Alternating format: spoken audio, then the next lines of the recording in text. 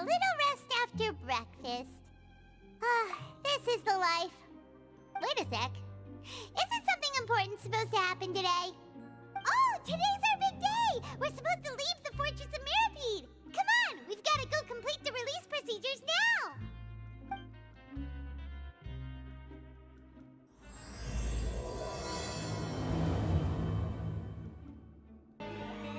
Please, sign here. This document will be effective immediately upon signing, and you two may exit the Fortress of Mirapede via the regular channels. It's been so long since we've been to the surface. Let's hurry up and... Huh? What's happening?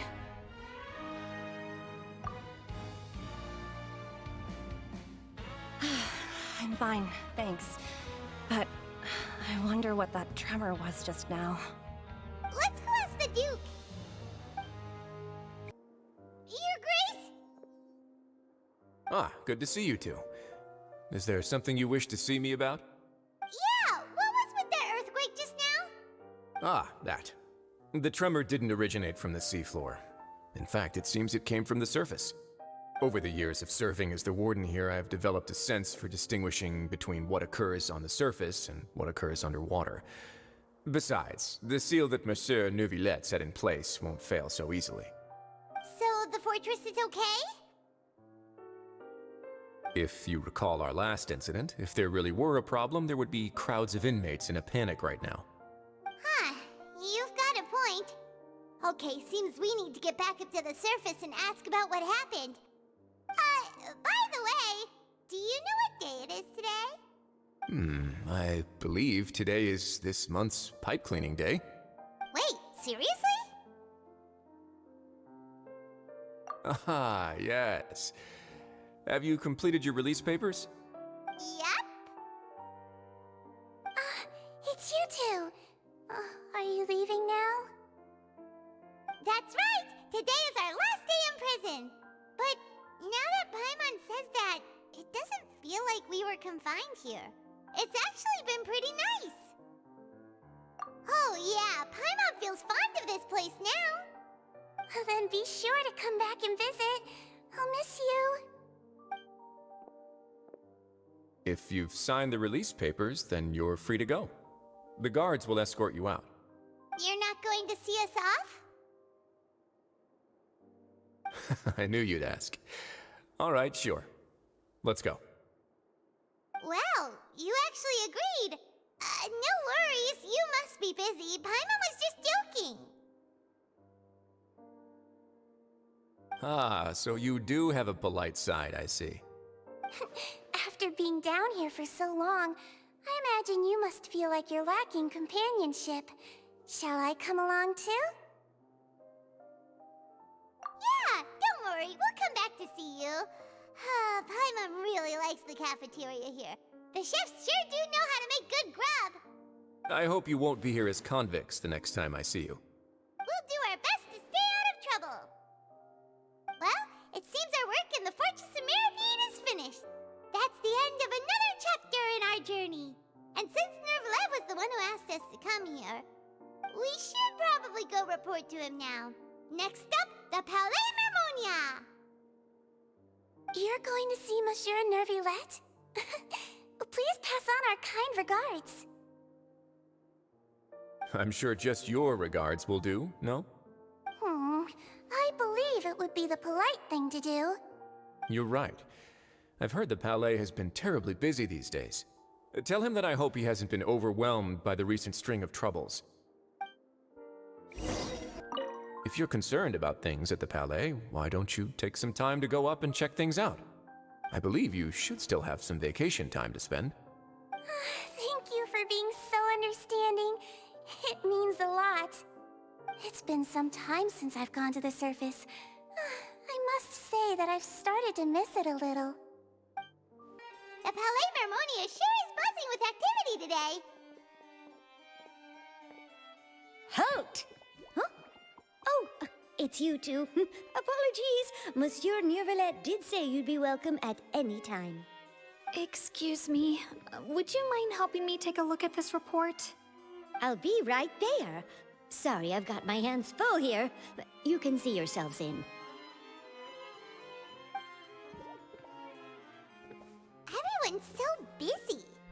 means a lot has been happening.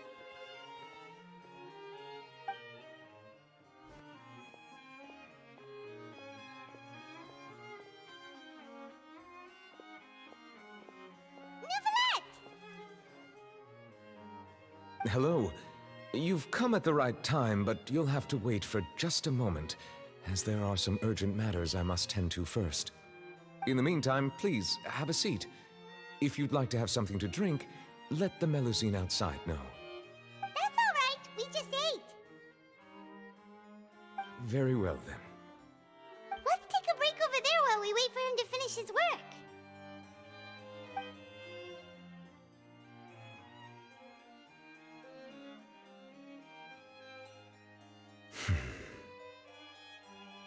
All right. That should wrap things up for now. Are you done with your work? Yes, sorry to keep you waiting. Today should be the day you were released from the Fortress of Meripede, and it appears that you've managed to complete all the release paperwork. That's right, and we came here to see you right away.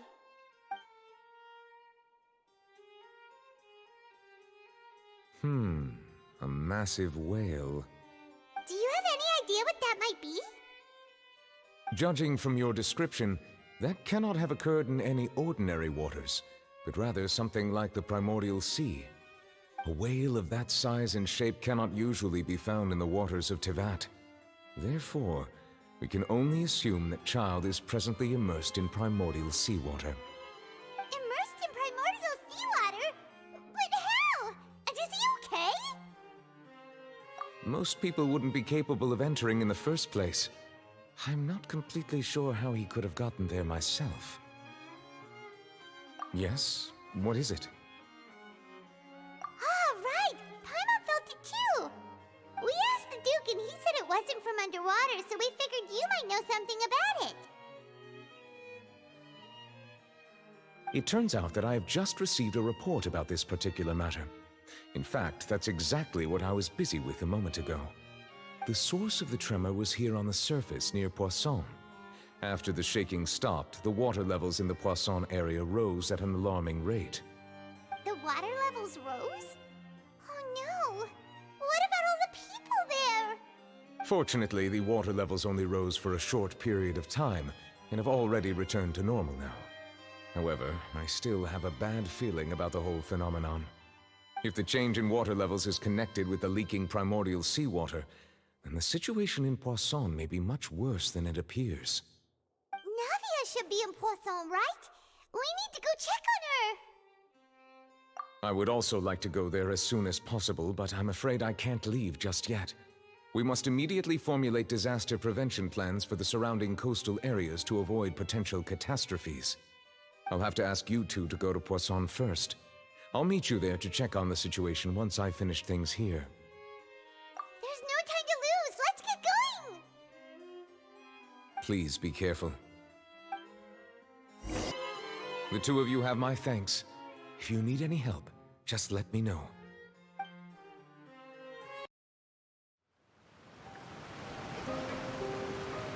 Oh no! What happened here?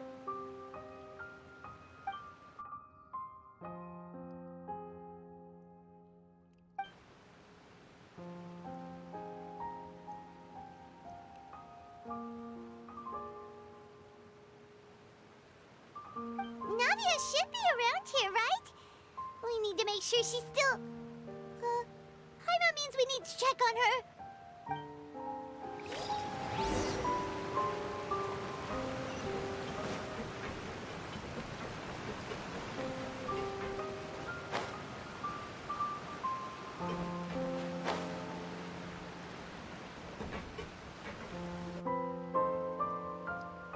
We haven't seen a single soul all the way here. Oh, this is getting scary. What will I ever do now? Look, there's someone on the roof over there. Just stay put! We're coming up! Watch your balance! All right, just hurry!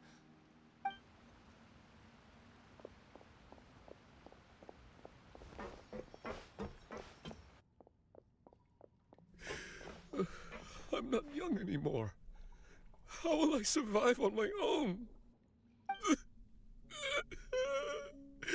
My Desiree!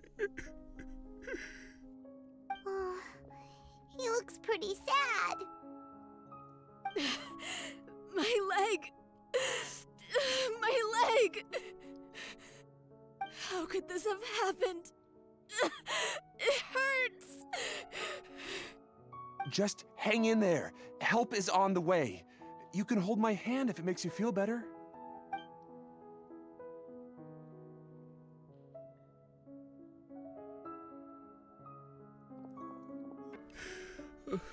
I'm not young anymore. How will I survive on my own? My Desiree! Ah! Don't move me! Don't move me! I'm scared. Give me some space! My leg! My leg! How could this have happened? It hurts! Just hang in there. Help is on the way. You can hold my hand if it makes you feel better. Oh, it's Navia. She's over there. Hey, Navia, are you okay?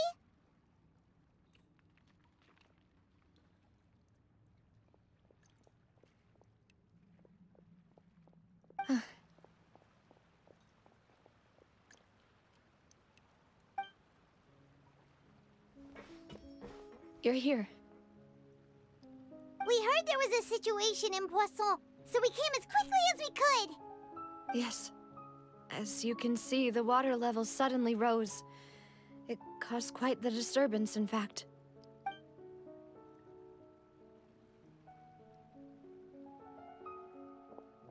Demoiselle! There was a wounded resident next to a building southeast of here. We've already transported him to safety, but we've run out of medical supplies. He's wounded? How badly? He fell, so it's probably a broken leg. He's pretty shaken up. When the water level rose, he desperately climbed up to the roof. Once the water receded and he saw the ground, he became terrified and eventually... He jumped down then. Find the leader of Squad 1 and tell him to take the wounded resident to see a doctor. He should know where to go. Understood. I'll take over his search and rescue mission in the meantime. All right, you'll be in charge.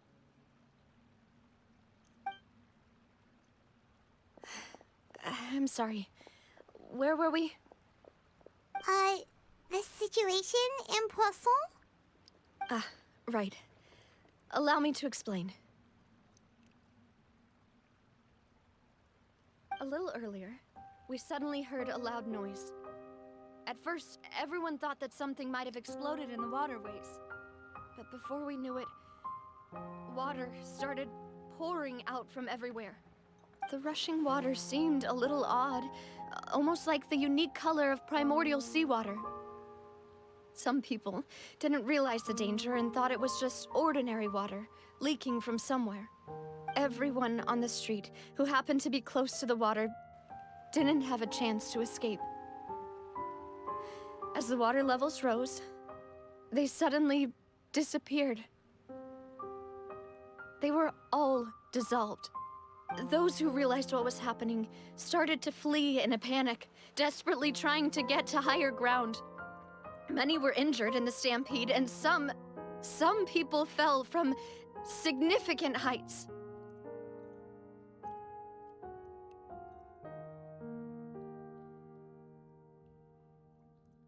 The Spina di Rosula initiated rescue operations as quickly as possible, but there have been a lot of casualties. Fortunately, the water began to recede after some time, and the chaos came to an end. The water that flooded the area contained primordial seawater, so the lower levels of Poisson are still hazardous. To ensure everyone's safety, I've asked the people there to leave as soon as possible. No one knows if this could happen again. All we can do for now is try our best to help evacuate the residents. We still haven't completed the head count, but we'll have some numbers soon. How awful. And all of this just came out of nowhere. It was quite frightening indeed. I only wish that everything that just happened was a bad dream. Is there any way we can help, Navia? Thank you for being so willing to help in a moment of crisis like this. You don't know how much it means to me. I really can't express how grateful I am.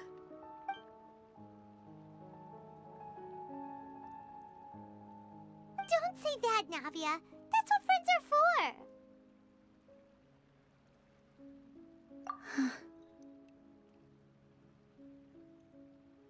Demoiselle! We've got a situation here! I'll be right there. Sorry, I need to go for now. And off she goes. Seems it might be a while before she can take a break.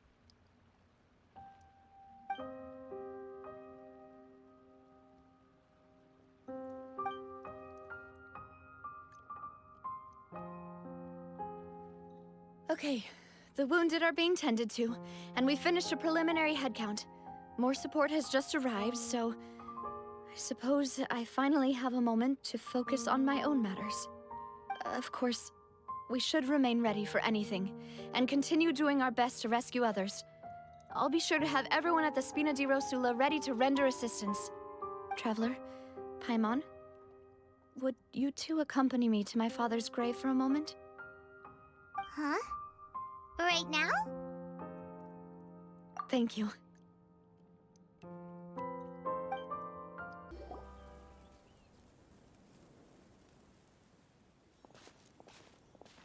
Not a lot of people here, huh? Well, given the time of day and the whole situation in Poisson, Paimon doesn't think there'd be a ton of people here visiting graves. Right. That's how things are now. The living are so exhausted that they've no strength to spare any words for the dead. Navia?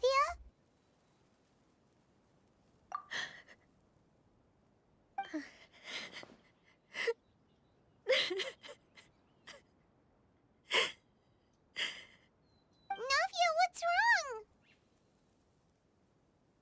Sorry. I just... Malus and Silver, they won't ever come back here again. What should I do, Papa? Huh? What happened to them?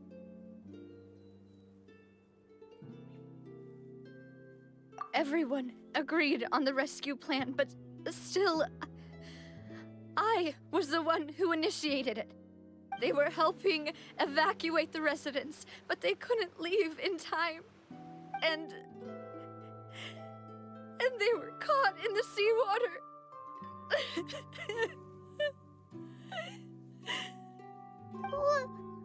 What should we do? I've known them for so long. And I know they weren't afraid. But I could at least hold a funeral for my father. And I know where he rests. But as for Malus and Silver, they're just gone. I just can't.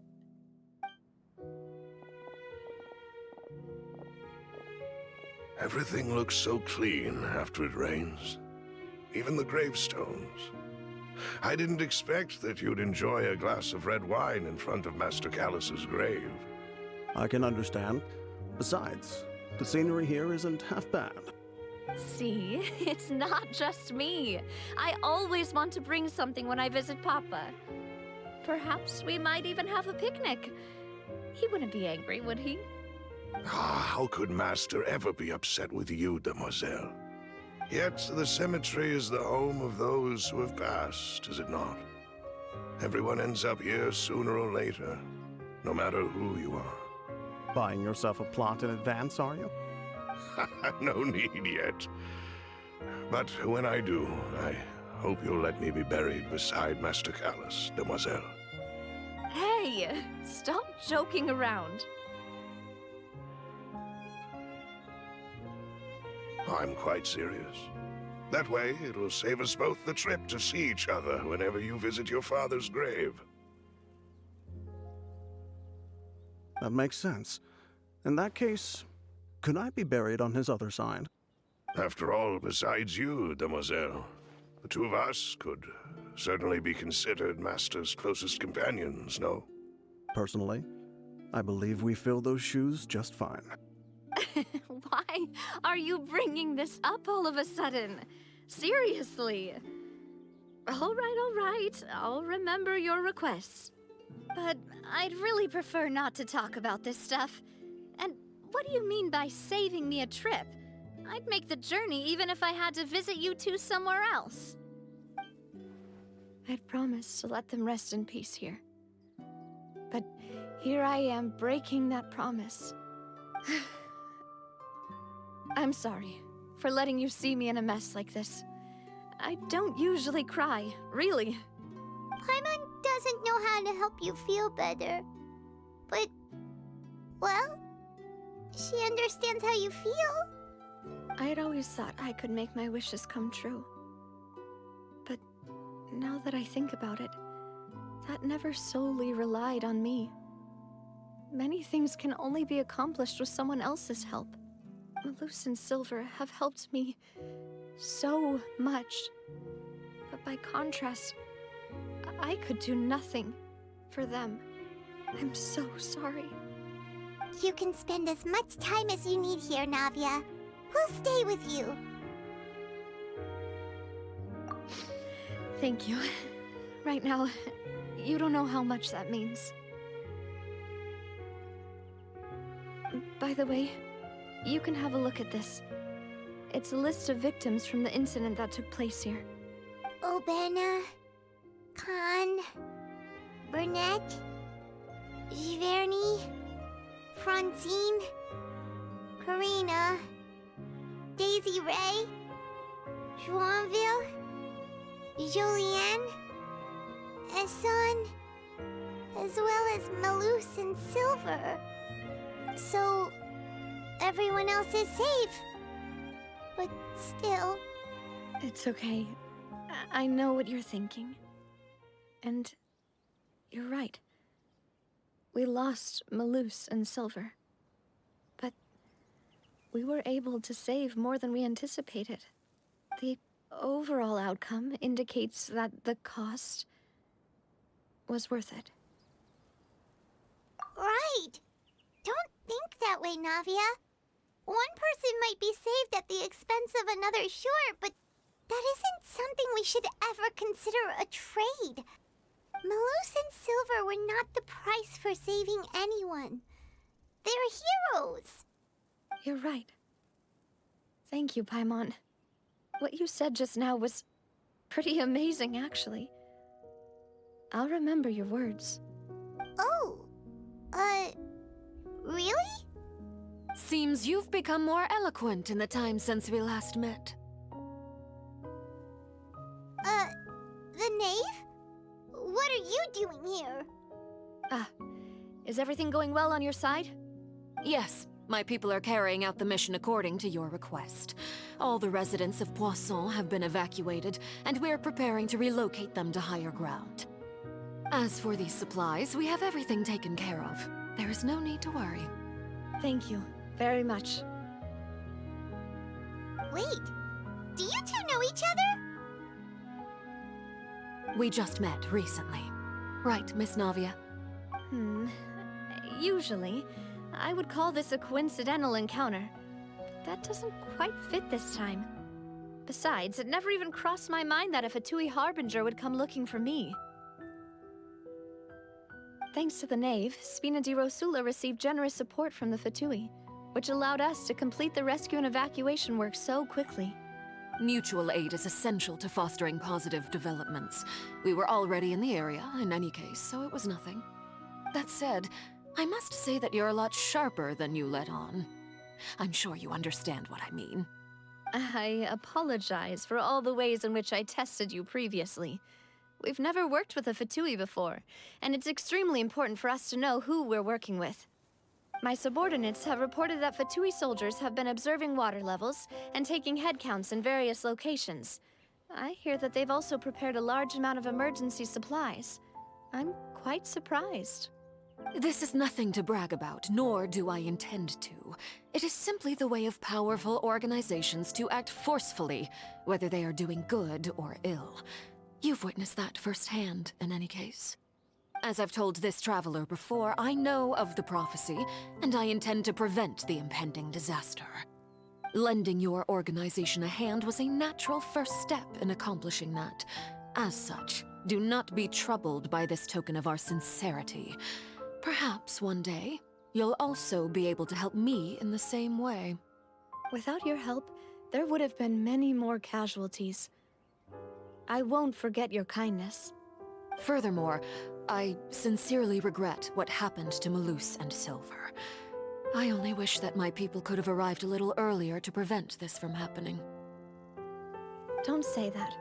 You and your subordinates did everything you could. As Paimon said, Malus and Silver didn't choose to sacrifice themselves for any specific person, and they weren't the price paid for other salvation.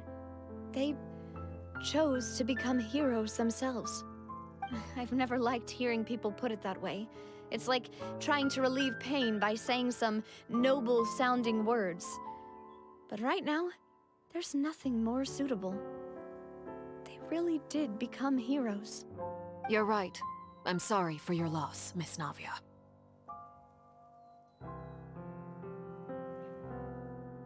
Water is life to Fontaine's people, and it also spells disaster. It's no wonder that people always say that prophecies represent fate. Fortunately, I've never been one for such opinions.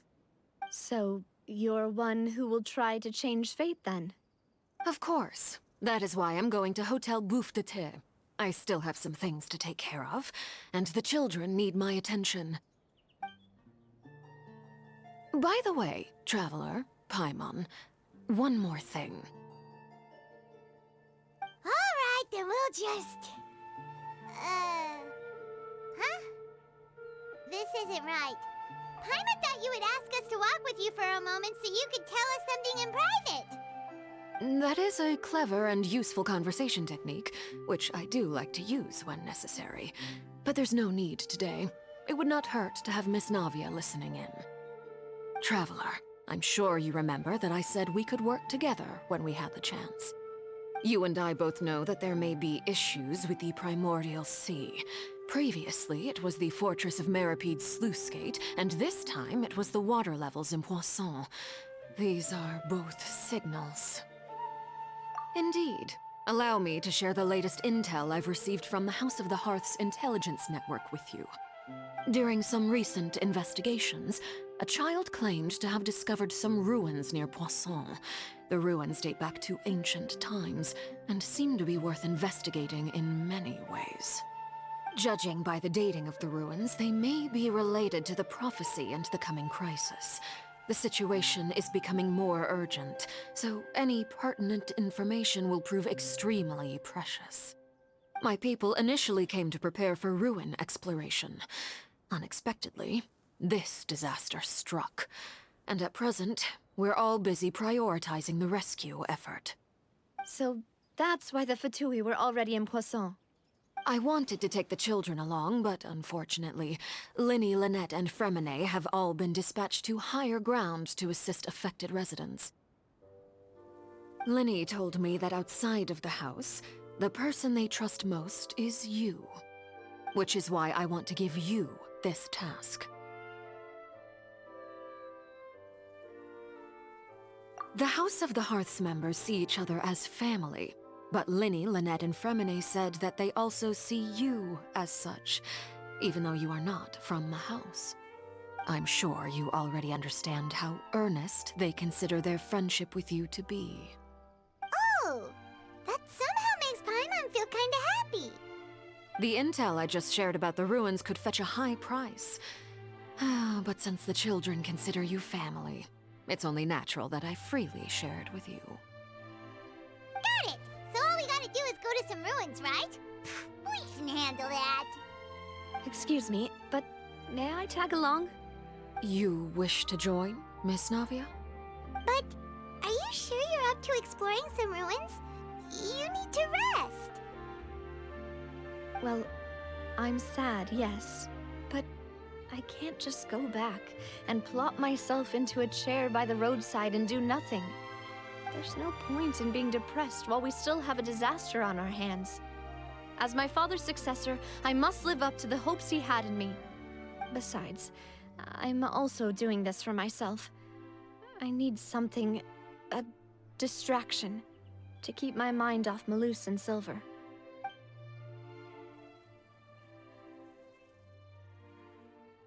Since you put it that way, I have no objections. What do you say, traveler? All right. The ruins are to the south of Poisson. Here's the map. Okay, the three of us will handle it. Come on, let's pack up and get going. So, are these the ruins the knave was talking about? Whoa, talk about old. They seem to be pretty ancient, all right. Let's go in and have a look. Just be careful.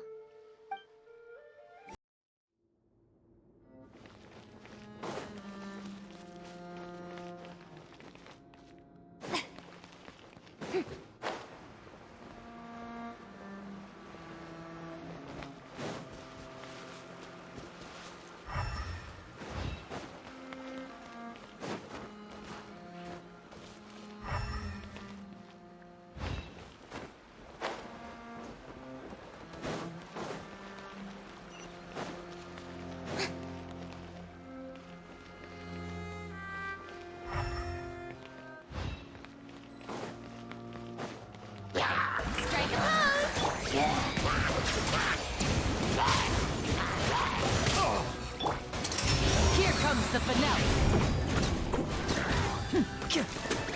Step right up.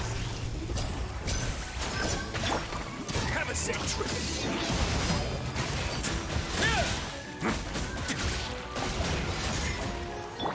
Time to shine! Let the mighty be humbled.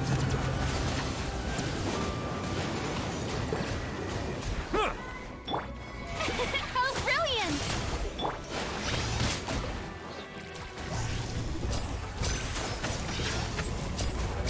Shit! Silence! Nada Kondala.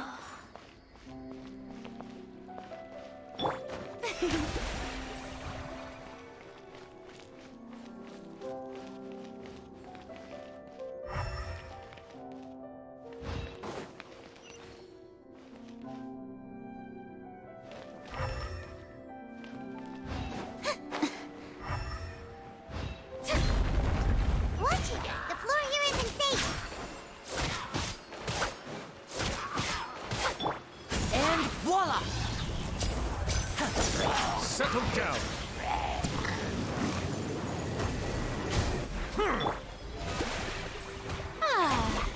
A moment, please.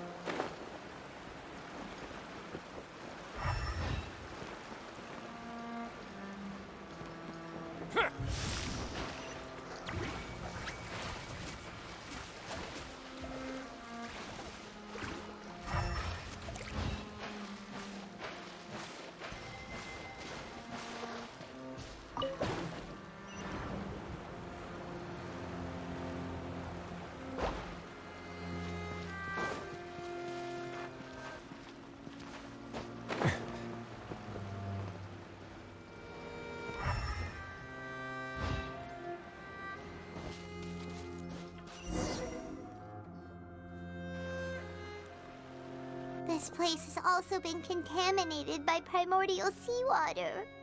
Yeah. And a lot of it, too. A Fontanian would most likely dissolve the moment they fell in. Right! You can't go down if there's primordial seawater. It's too dangerous, and it won't be any help for you to just stay here. Don't get my wrong. We're not saying you're useless. It's just that... No, you're right. I can't do anything in this situation. I'll leave this to you.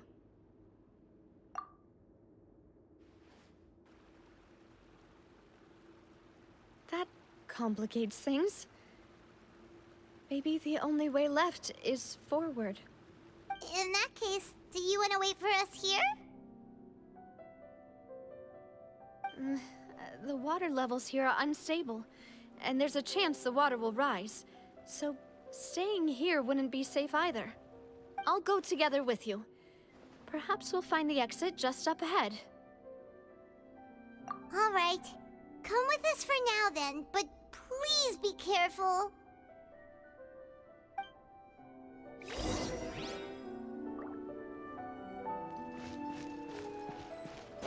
Oh no, it's a dead end! Let's try climbing over from the side.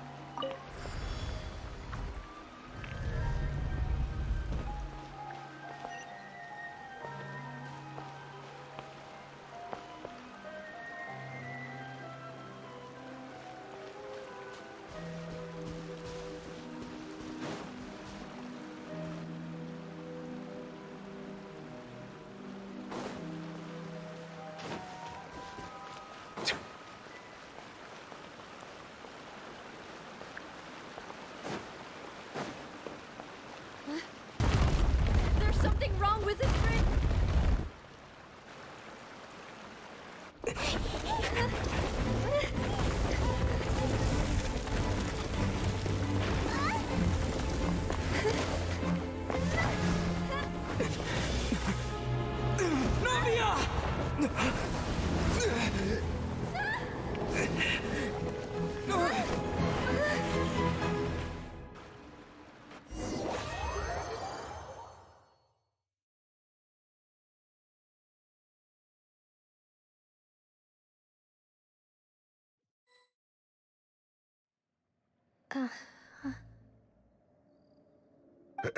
Demoiselle?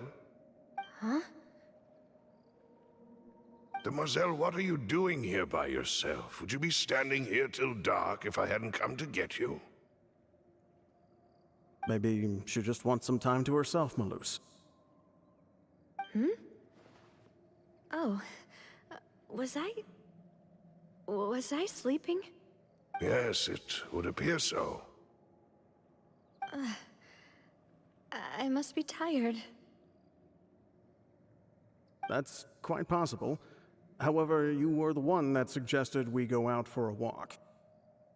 Oh, right. I nearly forgot. It must have slipped my mind when I dozed off. I haven't had a nap today yet. Have I? This is a familiar feeling, yet something's a little strange. Is something the matter, Demoiselle? Oh, no. No, I'm fine. I was just trying to recall why we came out for a walk. Do you remember Mr. Giverny? He'd requested our help before with foreign merchants who had a debt dispute with him, and we'd resolved the matter not long ago. We were headed to see how things were going with him at the moment. Ah, right. Yes. I remember now. Oh, Miss Navia. Ah, Mr. Malus. And Mr. Silver, too. It's good to see all of you. How have you been? I've been great. Thanks to your help, those bothersome merchants finally realized that I wasn't the one they were looking for. Why, I wasn't even the guarantor for that person. They were knocking at my door day and night. Even my neighbor, Obina, was getting fed up with them. Sometimes force is required to calm someone down and get them to listen to what you have to say. That's right. Oh, by the way, Burnett, what was it that you wanted to give to Miss Navia again? Oh, yes. One moment, I have it right here. Miss Navia, these are some flower seeds that I prepared. Please take them. They're a very good variety, and they'll become very big and beautiful once they bloom. I don't know what we would have done without your help, so this is a little token of our appreciation. I hope you won't refuse. Ah, did you cultivate them yourself? Thank you so much. I'll certainly take them. Malus, we do still have some empty flower pots at home, right? Why, we can have as many pots as you'd like, demoiselle. Perfect. In that case, we'll swap out some of the decorative plants for some of Mrs. Burnett's flowers. Very well. Wait. Something seems to be off here. Excuse me, madam. If I'm not mistaken, your name is Burnett, correct? That's right. Is something wrong? No, it's nothing. This is the first time we've ever met, but your name seemed familiar to me. I must have heard it when I was discussing things with your husband previously. I've heard this name before. Sometime recently, I'm sure of it. And why are there so few people around here? Where did everyone go? We must mind the time, demoiselle. We still have important things to attend to today. Huh? We do? Like what? Well, now, did you forget? Miss Navia, here you are. I've been looking for you. Please, come to the Opera House. Your trial is about to begin. My trial? Wait, why would I need to go to the Opera House? Yes, she's right, demoiselle. It's just about time now, so we should get going. Oh? All right then.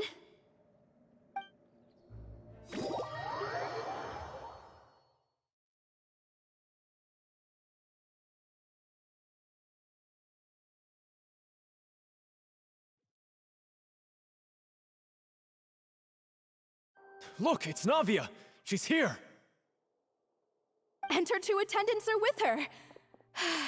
Goodness, everyone's finally here. There sure are a lot of people here to see the trial. And they all seem to be oddly excited about something. I even know some of these people. Karina, Desiree, Joyville, Jolien, Essen. Why are so many people here? And why do I have no recollection of this case? And as for the judge... huh? Where's Monsieur Neuvillette? Please sit in the defendant's seat. Don't worry, Silver and I shall accompany you. All right. But are you sure you can stand behind me? Typically, it wouldn't be allowed, but today is an exception.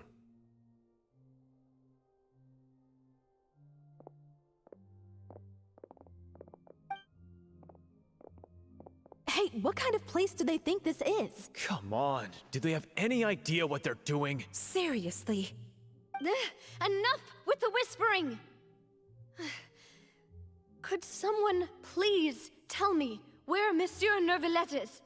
And why I'm standing trial? My dear Miss Navia, Have you not yet realized what you've done? In that case, allow me to explain. As all here know, you are Master Callus's successor, the head of the Spina di Rosula, someone held in high regard by every soul in Poisson.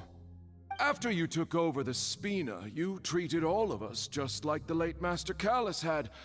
If anyone in need reached out to you for help, you responded. Not only you, but your butler, your subordinates, nearly everyone in the Spina di Rosula fought for the well-being of those in Poisson. Wait a moment. Aren't you just proving that I'm a good person? Yes, correct. Absolutely right. And that is why you stand accused. You have helped so many people get through so many difficulties. You are one with us. We are inseparable. We are one big family, all of us who are from Poisson, inextricably linked. And with you being so important, we couldn't possibly do without you. Therefore, this fair and honorable court shall declare you guilty, and you shall stay here. You will be together with us forever. Huh? What are you saying? Everything you have said is correct. I have indeed done a lot for my hometown, and I would be willing to be with you all, but what is the purpose of having me stand here like this? What is there to discuss? Ah, well, if that's what you think, then I have no further comments.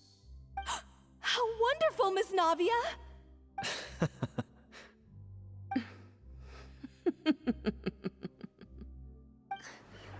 I know all these people. Why are they laughing? I seem to remember now. Yes, I get it. This trial is... Wait just a moment. This isn't right! Malus? What was that, Mr. Malus? Our conclusion is very clear and unanimous. Let the court judge her now. She's guilty! Stay here, Navia! You're one of us! Demoiselle, don't admit guilt. This trial means to keep you here forever. I wish to exercise my right to defend Our Lady. Mr. Joinville, you only know of Navia's goodness, but nothing of her utterly independent mind. She was born a free and independent spirit. She has never been tied down by anything. Indeed, even the death of Master Callus couldn't stop her. Her actions cannot serve as proof that she identifies herself as part of any group. She merely acted as an individual, extending her hand to help others. Please do not mistake her actions as being otherwise. Really? As an individual, you say? Don't forget, we are all Fontanians here. This is the nation of justice, the nation of Hydro! Even if Miss Navia only voluntarily rendered her assistance, that doesn't change the fact that her beautiful soul must return to everyone. Water accepts all, blends with all. It will surely accept her kindness. Everything is measured here in the nation of Hydro, and in the end, everyone shall meld together. Thus, when a unanimous opinion emerges, that opinion represents justice. Now I speak for everyone. Our opinion is consistent. Navia should stay. We and Navia are one. And you would call this justice? Preposterous. You are merely jealous that Demoiselle still has a chance to exist as an individual. Have you forgotten how much you all once longed to become individuals, to become independent? Do you mean to defy our justice? If your justice is flawed, then why should we acknowledge it? As you said, we can also have our own justice. Silver and I shall defend Demoiselle. And that is how we will enforce justice. Ugh, my head... it hurts. Demoiselle. Silver, it hurts. My head is spinning. All I can see is stars swirling in front of me. I remember now. Everything that seemed odd from the very beginning.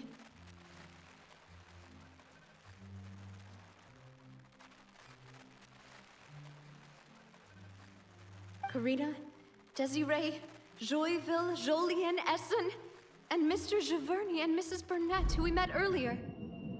Even Malus and Silver. I don't want to admit it, but they're all dead. Don't be afraid, and don't admit guilt. We will protect you to the very end. Absurd! Who are you to say that she cannot be judged? We are the majority, and in the nation of trials, the majority is absolute justice. We are the will of all. Don't let them escape! We shall keep Navia here with us! Mr. Malus and Mr. Silver, must you be so stubborn? How could the two of you possibly hope to stand against the collective? Do not resist. This judgment is fair and just. Navia belongs to us. After all that happened, she should not be left alone in Poisson. What are you saying? No more excuses! She says we're jealous. Jealous? How could she possibly be an independent individual? What's with these people? Who's jealous of her? She belongs to us! Miss Navia, she... Silence! That's...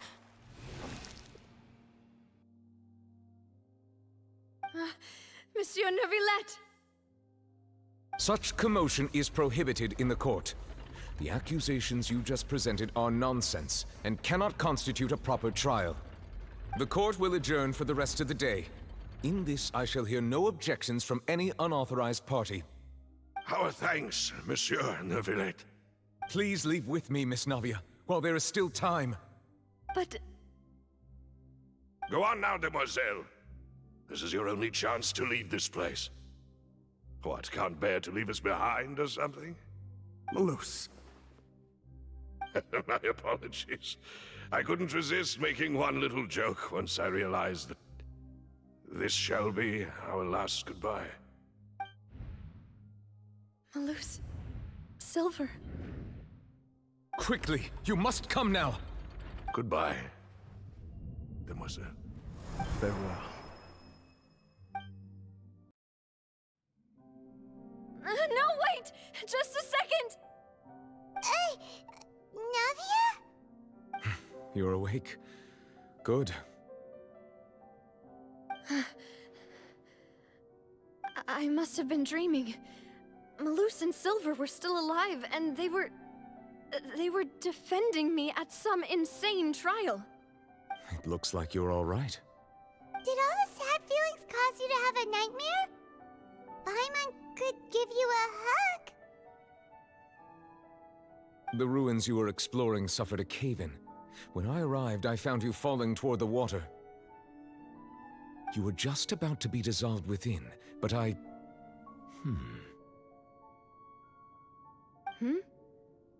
What is it? I think I saw 2 Oceanids protecting you. It was only for a moment, perhaps even a fraction of a second, but they gave me the chance to retrieve you. Were it not for their intervention, I would not have been able to rescue you before your consciousness dissipated. Wait, did you say Oceanids? You mean like what happened with Vache? Perhaps those 2 Oceanids were the people you saw in your dream. I always told them that they didn't have to protect me. To think that they'd keep doing so even after death.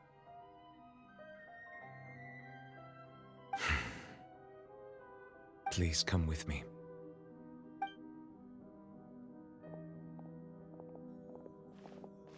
Neuvillette, are you okay? Oh, I am quite all right. Perhaps there's something we could chat about? Why do you look so stiff all of a sudden? Oh, Paimon! Paimon knows. You're the type who feels awkward when there's nothing to talk about, right?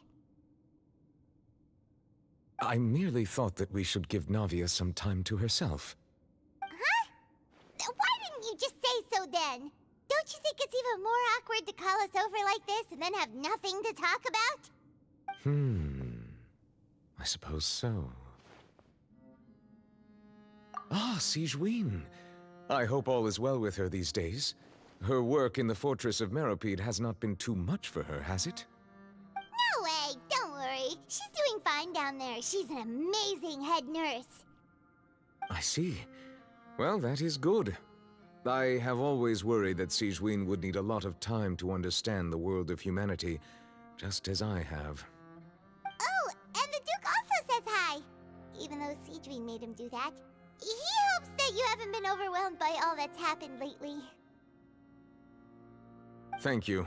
I have indeed been busy lately, and I also hope that everything is going well in the Fortress of Meropide. He still doesn't know what to talk about. Let's chat about something else then. So, Neverlet, you're probably quite the swimmer, huh? Yes, of course. This isn't going anywhere. Let's try something else. How did you find these ruins? Did the knave tell you? Yes, in fact. I had arranged to meet you in Poisson, but when I arrived, I discovered that the Fatui were helping the residents evacuate. They had even transported a large quantity of supplies to the area. Amid my astonishment, I ran into the knave, and we had a chat. She informed me that she had asked you to investigate the ancient ruins here. Yeah, we originally planned to meet up with you, but we thought you might still be busy with all those official documents. We didn't think exploring the ruins would take very long, and who would have thought you'd wrap things up so quickly?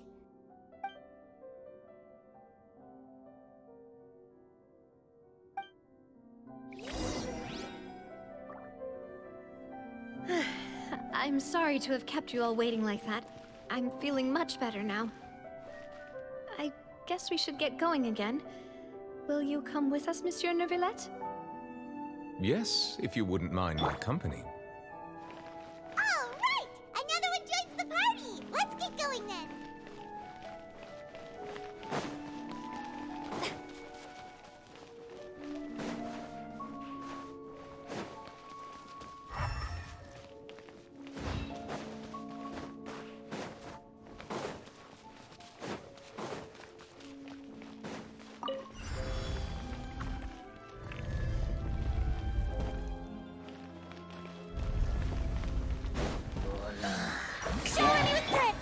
Way now.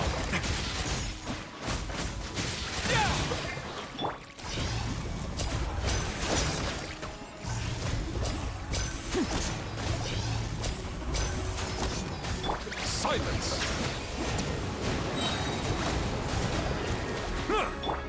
Let the world collide! Am I...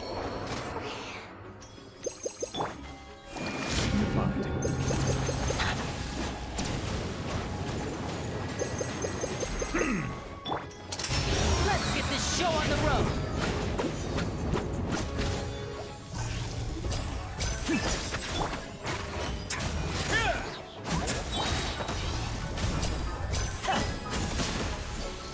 Settle down. Dada Kondala.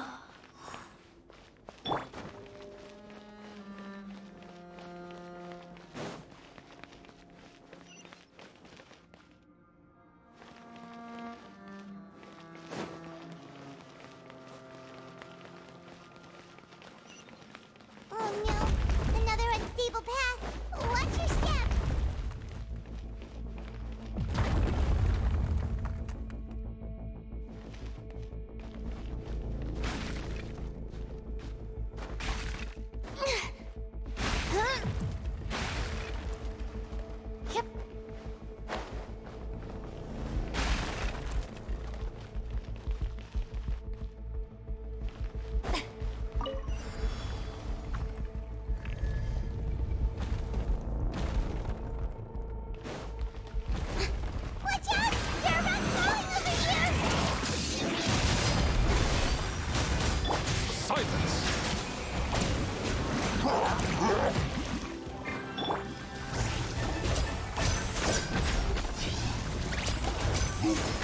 Now disappear! Settle down!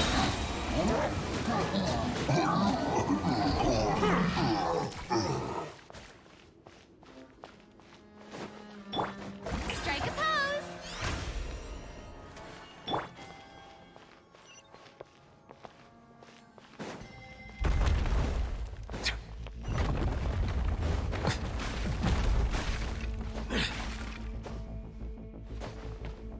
It seems we're almost at the top.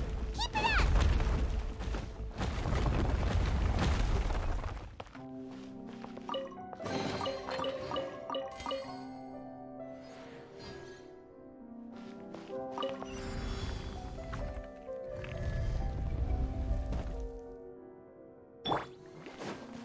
Yeah. Time to shine! May I present... Here comes the finale.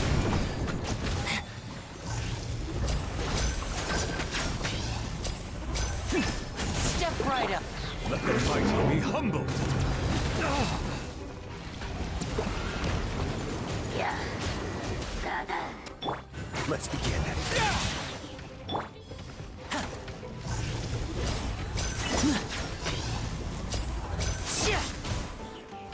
Silence!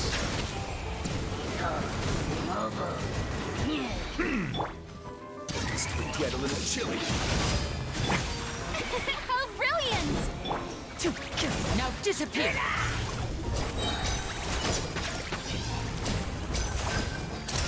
Let's get this show on the road! Magic can't cheat death, you know. Bow your head. Yeah.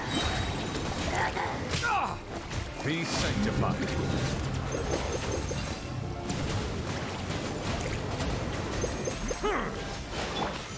Let my name echo in song! Yoo-hoo!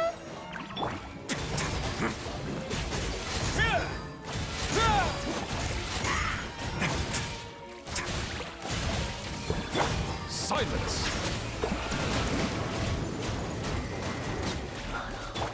And voila!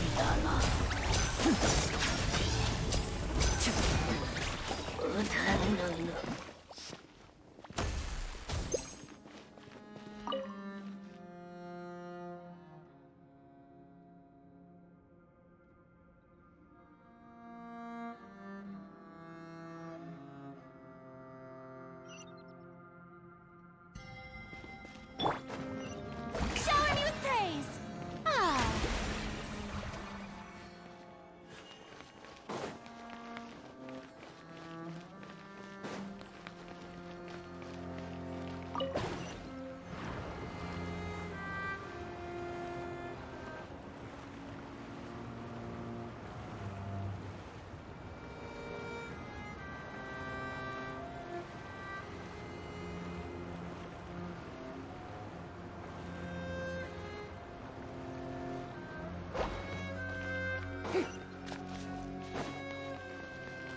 May I present?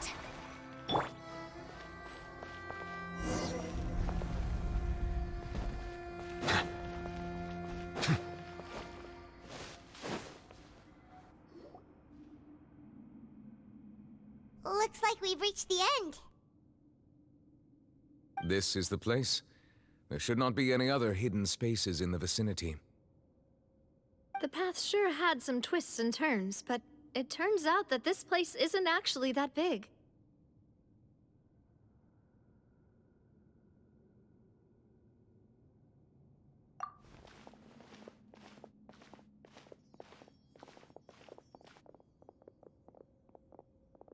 Stone slates?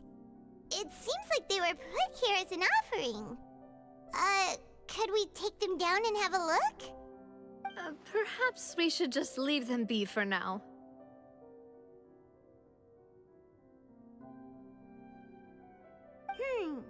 There are 4 locations in total, but only 3 stone slates. The slate that should be in the first empty spot is missing. The surrounding walls also show signs of damage.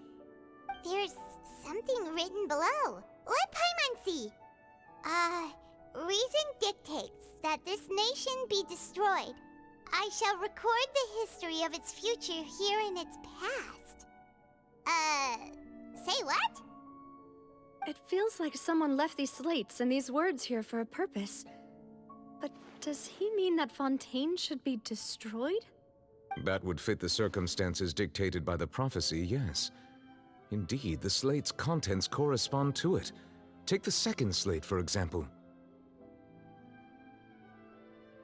There's a person kneeling here. She seems so dedicated. And there's a whole bunch of other people behind her doing the same. She's facing this... what is this? Some kind of island in the sky? And is that Lady Furina in the third image? Did the Hydro Archon fall into the water? And is that a ring of people around her? Paimon doesn't quite get it. Are they all in the water? The fourth image. I know this one. This exactly matches the content of the prophecy. The people will all be dissolved into the waters, and only the Hydro Archon will remain, weeping on her throne.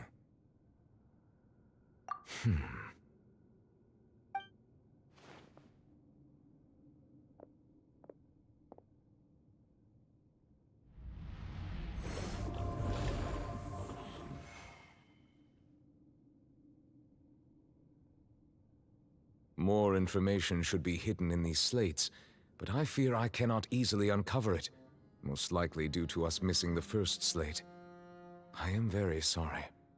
Don't blame yourself, Monsieur Neuvillette. Deciphering ancient stone slates isn't one of your duties. Ooh, Paimon's getting the chills just looking at these slates. This says that it's the history of the future, right? That means the prophecy's sure to come true. I really hope it doesn't mean that. Still, Paimon feels like these images are kind of weird when you look at them together.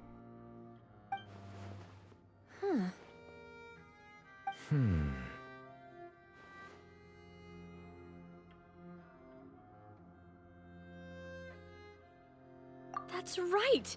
If the images are in chronological order, shouldn't the fourth, the waters drowning Fontaine, come before the third, where the Hydro Archon herself falls into the water? And yet the order is reversed here.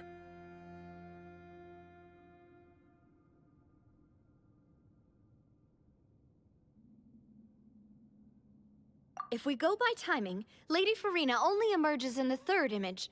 That means that the person in the second image might be the previous Hydro Archon. Egeria, then. I had never met her, but her appearance here does match the records. The previous Archon kneeling before the floating island in the skies, as if confessing a sin. Did she herself commit that sin? And if not, why would she be in such a posture? Also, I'm still wondering why these ancient stone slates are here at all. Judging from their contents, could this place be the origin of the prophecy? Does that mean that someone, or some people, once saw these slates?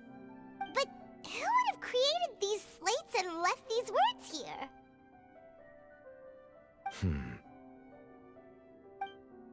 It seems that any further clues will have to come from Furina. In that case, there's no time to lose. There's nothing else to be gained here, so let's head back first. Yeah, we better get somewhere safe for now.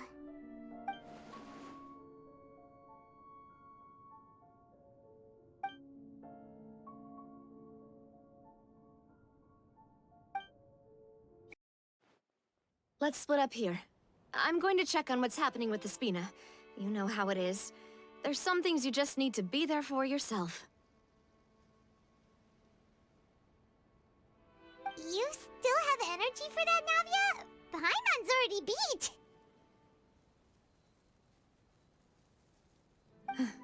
Just head back to the Fleuve Cendre and have a rest then. Thanks for keeping me company all this time. I'll depart as well. Thanks for your hard work today. Rest well, everyone. Traveler, I will go talk to Furina tomorrow morning to ask about the stone slates. I'm sure that you're concerned about this matter as well. If you have time, drop by my office. I will share the results of our discussion with you. Are you really gonna talk to her about this directly? Will that be a problem? Paimon's getting a little scared now that it's come to this.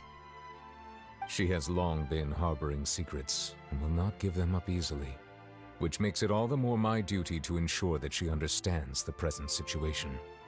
Alright, we'll leave it in your hands then. You're probably the best person to talk to her anyway. I will be carefully considering my words tonight. Traveler, Paimon, our safe house at the Fleuve Cendre is always open to you as ever, so please don't think you're an imposition.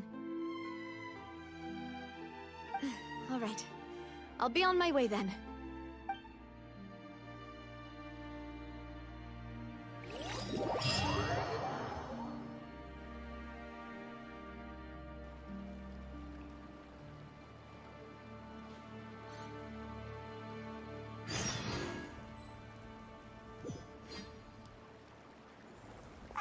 We're finally back! Welcome back. We've got a special menu prepared for you two tonight. Yay! And there's good food too! Navi, no, the boss is the best. Ooh, desserts! Nice, these are all Paimon's! Paimon's already starting to forget what happened today. Oh, that voice. Is that who I think it is? Huh? It's you two. What are you doing in Fontaine?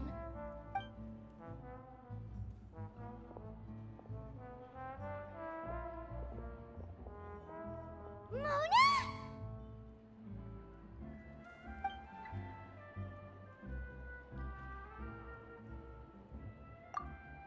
Seriously, nobody just uses a scry glass whenever they've got time to just see who they'll meet on the road. Still, we didn't expect to see you here. Wait, you're not a Fontanian, are you, Mona? Well, I have some business to attend to here, so I booked a hotel in the city. I was just out for a stroll when I bumped into you. Quite unexpectedly, if I might add. Why did you think I was from Fontaine, though? Is that because Magistus doesn't sound much like a Mondstadt surname? Yeah, let's go with that. Well, I used to have my own surname, which was, well, some other thing. Either way, the old hag told me when she took me as her disciple that the first step to being a great astrologist's pupil was to change that name. There was nothing for it, really. She really is amazing at astrology, so I changed my name to what it is now according to her wishes. To my surprise, however, Magistus is not the name of some ancient house or clan. It isn't? Nope. Although it is used by us in place of surnames, it generally just means great. Wow! Imagine including a boast in your name. Wait, are you gonna have to put that into your genealogy as well? I reckon so. In any case, I'd give my disciple a name like this as well, if I were to take one. Astromancer Barbeloth Trismegistus. Whoa, that's a long one. Does it also mean great or something? My name means Mona the Great Astrologist. As for the old hag, hers is, in plain speech, the thrice-as-great Scholar of the Stars. Just take it as a title specific to astrologists. Thrice as great? That's so petty. I know, right? That's just how she is. She used to call herself Magistus, actually, but when she took me in, she changed her name to Trismegistus. Talk about excessive. Magistus is thus the calling card of our school, so to speak, which makes it about the same as a surname. It's all right if you don't get it. You can look into it further should you need to study astrology more deeply. That sounds terrible! But anyway, you're not Fontanian, are you, Mona? You're from Mondstadt, right? Well, I was born in Mondstadt, yes. My parents migrated to Dornman Port, and I traveled with the old hag for a while, after which I settled down in Mondstadt City. Oh, that's a good thing then. At least we know you won't be dissolved by Fontaine's waters. Speaking of that, I'm sure you're aware that a bunch of things have happened here in Fontaine, right? I know you're not a local, but I'd avoid getting too close to any water that looks strange all the same. There's something ominous about it. Well, the water, I mean.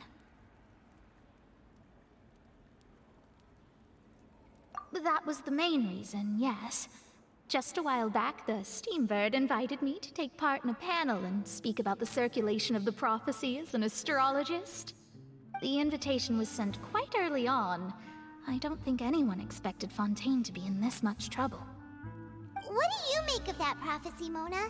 Just tell us what you think as an astrologist.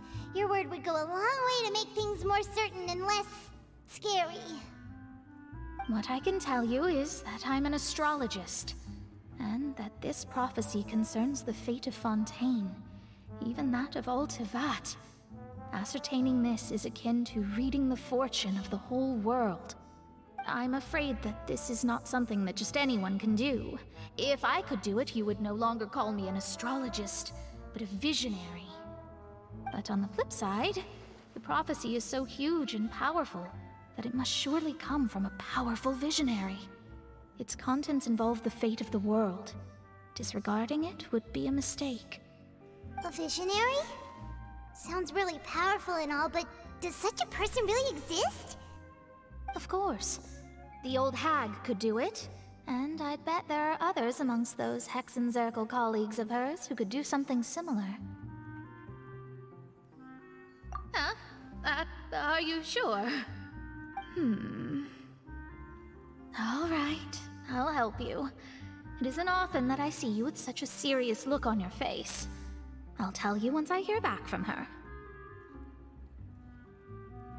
Thanks, Mona. You're amazing as always.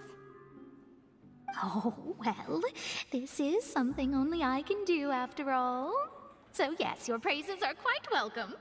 That's the greatest of astrologists for you! Of all the people we know, you know the star's the best! Indeed. That's the spirit. Oh, sorry. I came to see what all the commotion was about. If there's anything you need, do not hesitate to inform the Spina di Rosula. Oh, whoops. Guess we were getting a little too carried away there. Well, I'll go tend to my own business now. If I receive any news, I'll be sure to come find you two again. And there she goes, quick as rushing water. And here we are with the Spina guy giving us suspicious looks. If Paimon hadn't spoken for you, it'd be you getting all the weird looks! Huh, the things Paimon does for you! That's more like it.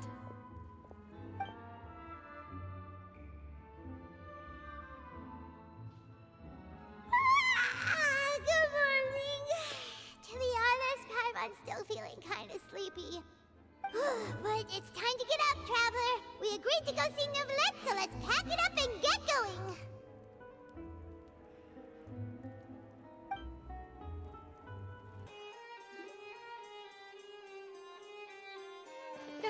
You're here! Finally! Is something wrong? Monsieur Neuvillette and Lady Furina, they seem to have gotten into a dispute. Please go see for yourself.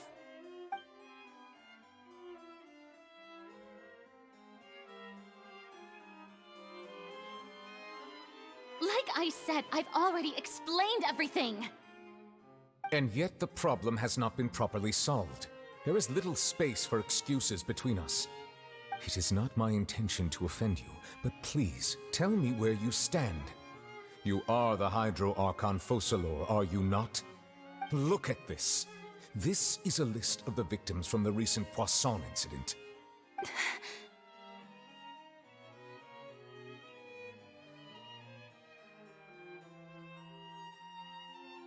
You mean... they're all... We did not arrive in time to avert this disaster. And I will not have it happen again. I will say this once more. You must tell me everything you know. Yesterday, I found 3 stone slates in some ancient ruins near Poisson. Do you know anything about those? Seriously?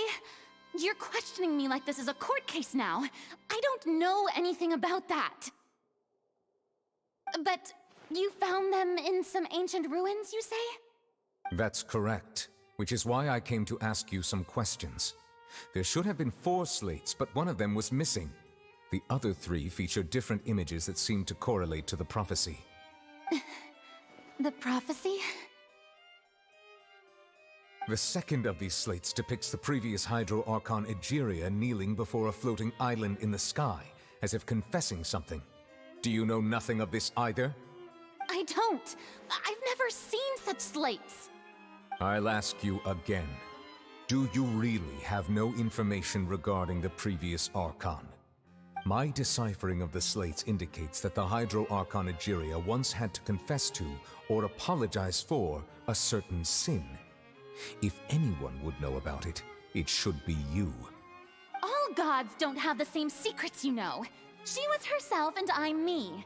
Is it really so strange that I know nothing?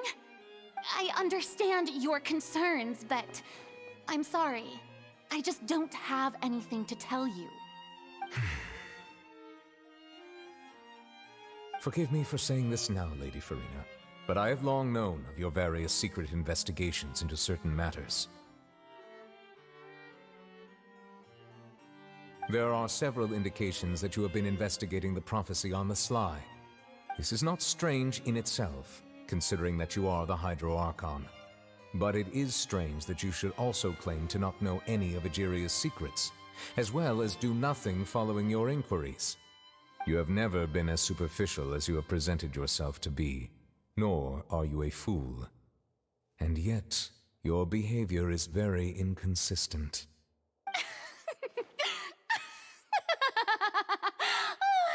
So you've been watching me all this time, have you? I didn't think you were that type. You... Well, since you know about my secret investigations, then you should know I'm actually working to take care of it. There's no point questioning or suspecting me. You're the Eudix, but you're still my subordinate. You should be following my lead. Just trust in me, you're Archon, and do as I say. Never mind whether you can truly convince yourself to or not. It'll all turn out fine. That's all I have to say. We do not discuss this matter again. Oh, the opera's about to start. Toodles!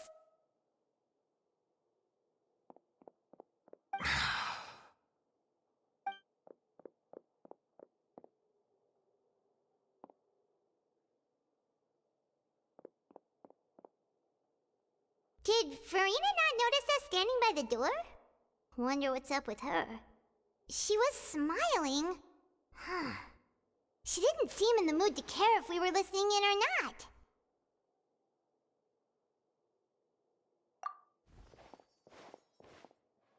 I assume you've been outside for a while now? Oh! You noticed! Seems Furina didn't even realize we were here. She was in a great panic, though I cannot discern the reason. Our discussion reached impasses time and again, a state of affairs that we cannot allow to continue.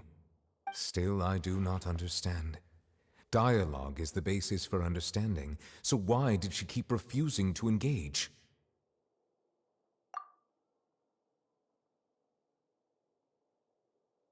Everyone in her inner circle has noticed that she is hiding some secret.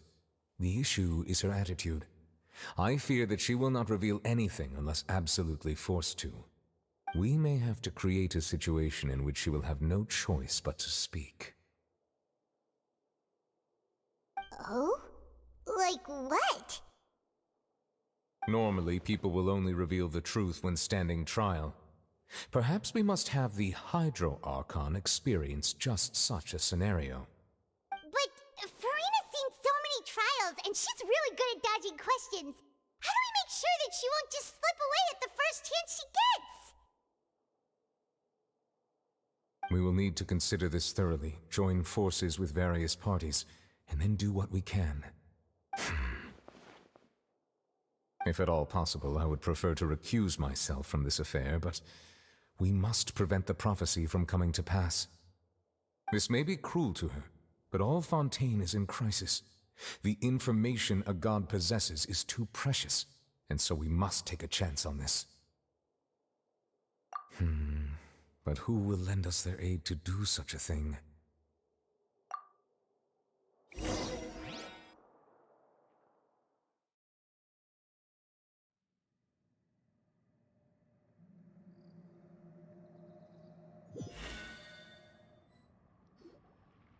Well, that's everyone, huh? Speaking of which, it was pretty smart of you to think of hiding here. Poisson was just involved in a disaster, so it's presently devoid of people. That naturally makes it the best choice. And here you are drinking tea like it's the most natural thing in the world, huh? That's what families should do. Sit and enjoy a leisurely time together. It's nice to enjoy tea here, you know? Care for a cup? Lend me your ears, everyone. Or perhaps one of you might like to start us off. How about you, friend? Me? No, I don't think I can. Then, how about you, good sir? I fear that I will cause the mood on this boat to become as somber as it is in court. Well then, I guess we're lucky we've got a local like me to organize things. Wonderful, the spotlight at last. I guess I'll be facilitating things from here. That was a little long-winded, don't you think? Oh, you might be right. Anyway, to cut to the chase, our friend here, the Traveler, has brought us together to discuss something. As for what that is, well, let's start by saying that we'll be pooling our efforts together to create a series of traps. Oh, how intriguing. Well, it's just an expression, really. One that I just learned from Chlorand, and used on the spot. So, let's invite her to explain in detail. A round of applause, please.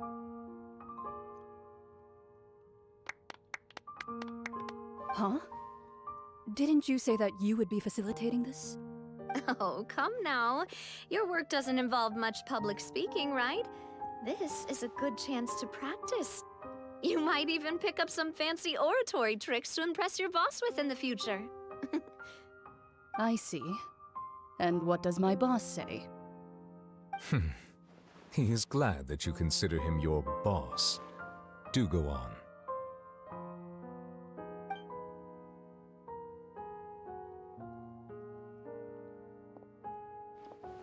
In that case, do any of you have experience hunting? Not that I recall. Fremine and I once used a wooden stick in a basket to catch wild rabbits when we were younger. As for Lynette, oh, right. You were sick that day, weren't you? I've also gone diving to catch some fish before. Does that count?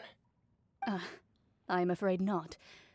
You may or may not have heard, but Fontaine once played host to a group known as the Marechaussee Hunters. Though that was their name, they did not hunt animals, but rather various monsters left behind by the ancient dynasty of King Remus. Today, Fontaine's monster population has already thinned greatly, so the hunters have blended back into society, taking up arms in other lines of work. They even left a unique methodology of hunting in their wake. A trap comprises of the following components: bait, a trigger, and a containment device. Sometimes a lethal implement will also be necessary to deal with the prey.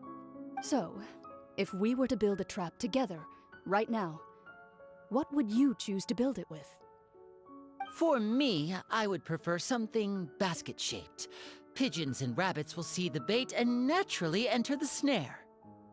Our line of work requires a deft hand, and we're some of the best in the industry, so you can count on our techniques.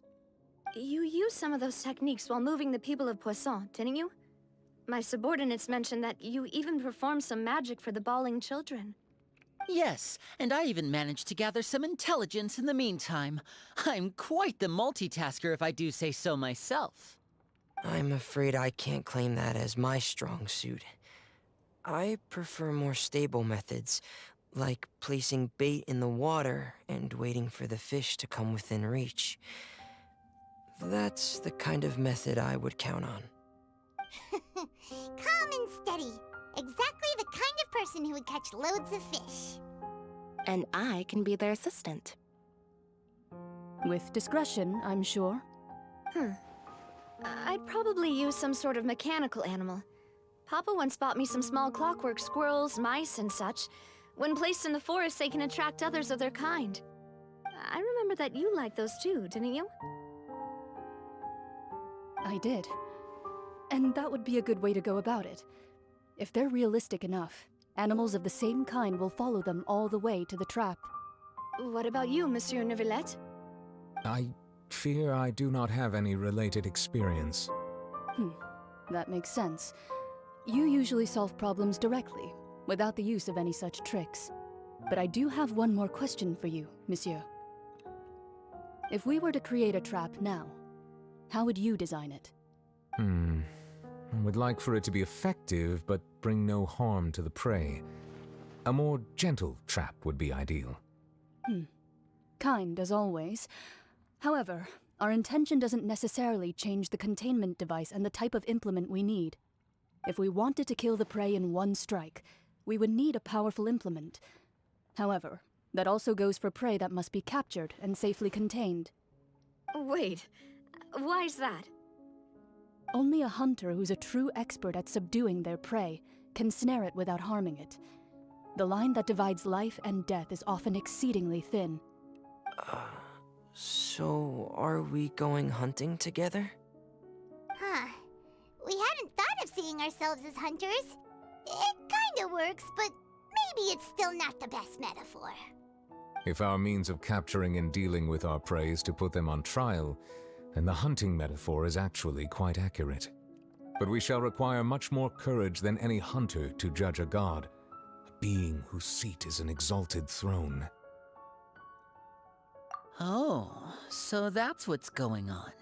Sounds very interesting.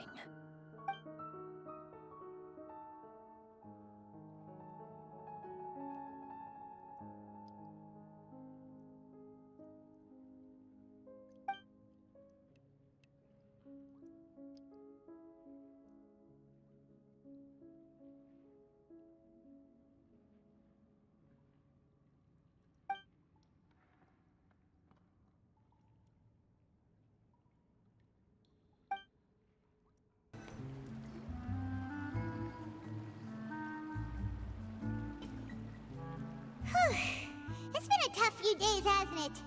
So much has been happening. Paimon didn't think the meetings would go on for so long, but everyone seemed pretty fired up, huh? Paimon thought they'd be at least a little frightened. Well, Fremine was, now that Paimon thinks about it, but everyone else just looked a little surprised. Well... It's hard to say. Paimon doesn't have any experience with this sort of thing. But with you around, Paimon sure will do great. After all, you're the most reliable person in the world, aren't you? Did you just pour some tea? Paimon didn't notice you doing that at all. Then what's that? Paimon's never seen that cup before. Don't be frightened. I'm just joining you two for tea. I merely refrained from saying anything till now. Who's that voice? But there's no one here. Aw, have you forgotten me already? Wait, you are familiar. You're the voice we heard from the sky in Sumeru. The voice from the sky, I fear that description is wrong. Though, not completely wrong. You're feeling lost now, just as you were feeling previously. I sensed that confusion and thus came to you. Guiding people is an irresistible hobby of mine, after all. Consider me a passerby, just accepting a commission from my friend's disciple on a whim.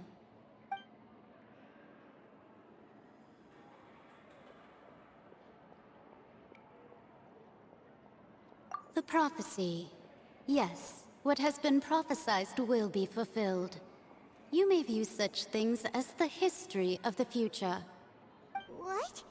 Then is there any way we can stop it? I believe you have witnessed a failed attempt with your own eyes. Can everything in Teyvat so easily be changed? Ah, so you've caught on. Just as prophecies are usually only the future as seen from the perspectives of the gods, could things be happening in hidden corners where the gods' gaze does not fall?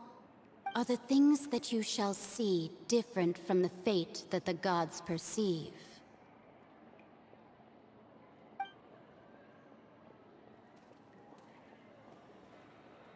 What is she talking about? It all sounds really impressive and important and stuff, but it also sounds kind of scary.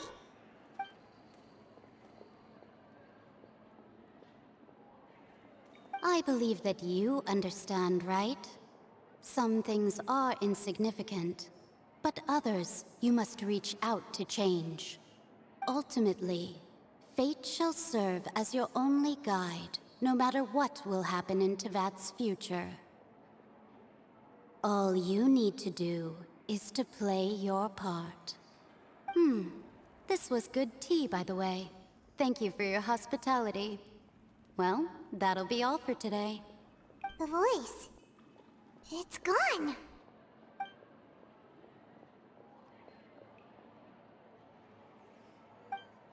What?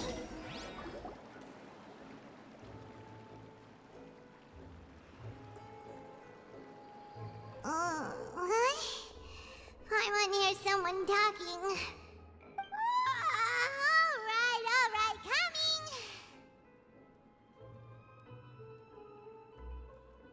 Hey, it's you who's getting lazy, okay? Well, I see I've walked in on some lively banter. Luna! Fine, just fine. I went to take part in that Steambird panel. It turned out to be more interesting than I expected. Not all Fontanians are pessimistic about this. One journalist mentioned that sitting around and waiting for the end to come would be wrong, and that they should make their own rescue preparations. I agreed, so we had a brief chat with her. Did she have pink hair by any chance? Why, yes, it was Charlotte. You remember her, right? That daredevil journalist? I'm in full support of her view.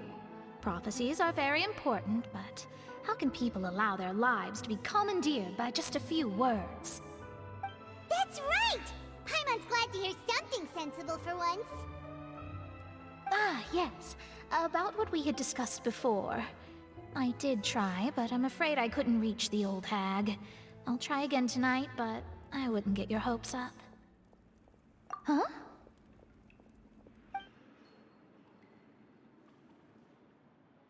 Goodness gracious. Are you serious? She said that even the god's gaze has blind spots. Pretty bold if you ask Paimon.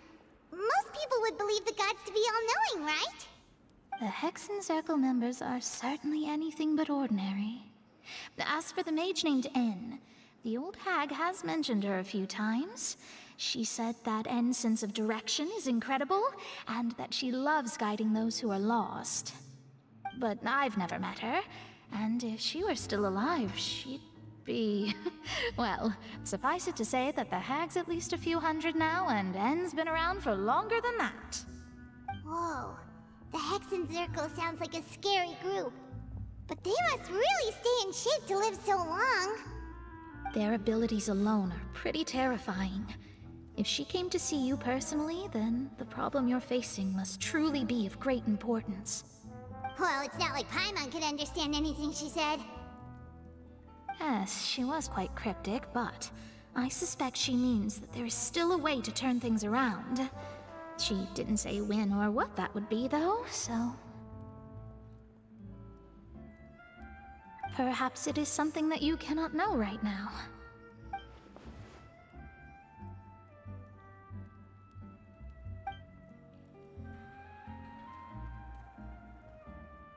Traveler, Paimon, are you two all right? Oh, we're fine. We're just a little down right now. It kind of feels like the end is coming, you know? I see. I feel that same sense of desperation, too. I guess you could consider me someone who has often witnessed fate. So far as I have seen, it cannot be swayed. But even so, I still hope for, and believe in, miracles. Astrology is eternal and rational, but fate may not be. It is cruel, but it can also be beautiful. Perhaps that's what En was trying to tell you. Not to lose heart, and to believe that what you are seeing playing out before you is not yet set in stone. I did originally think of steering clear of all this, but I couldn't. Even if this is all futile, I still wish to help everyone.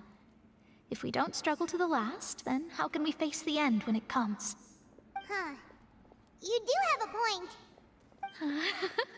There I go, talking about astrological principles again. Sorry about that. The moment I start talking about work-related stuff... I need to get going. It was worth trying to comfort you, even if only a little. I believe that you'll help those who are struggling in the same way I did. I suppose that might be why we always seem to meet by coincidence. Paimon feels kinda moved by what Mona said, but also kinda sad too. Hey, Traveler, Paimon suddenly feels like going outside for a walk. Let's go!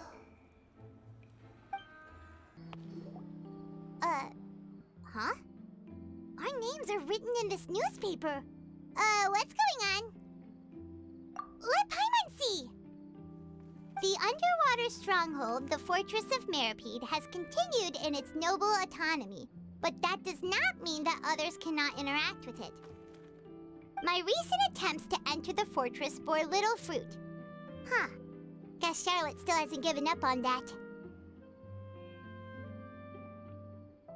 Thus, did an Outlander friend become the focus of this report, a blonde adventurer with their white fairy legends trailing in their wake. It is said that this mysterious traveler once visited the underwater fortress. So while the fortress's interior remains a mystery behind closed doors, do not fear, for the tales of the traveler contain surprises in spades. Journalist Charlotte's biggest scoop yet, the Traveler's Trail, World Walker. Huh. Charlotte took so many awesome photos of us and we never even noticed her.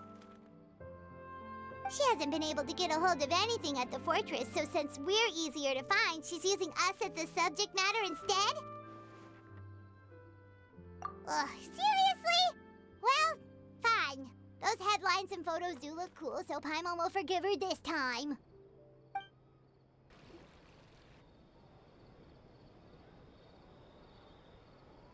We're here! Paimon's hungry. Should we go in and get something to eat?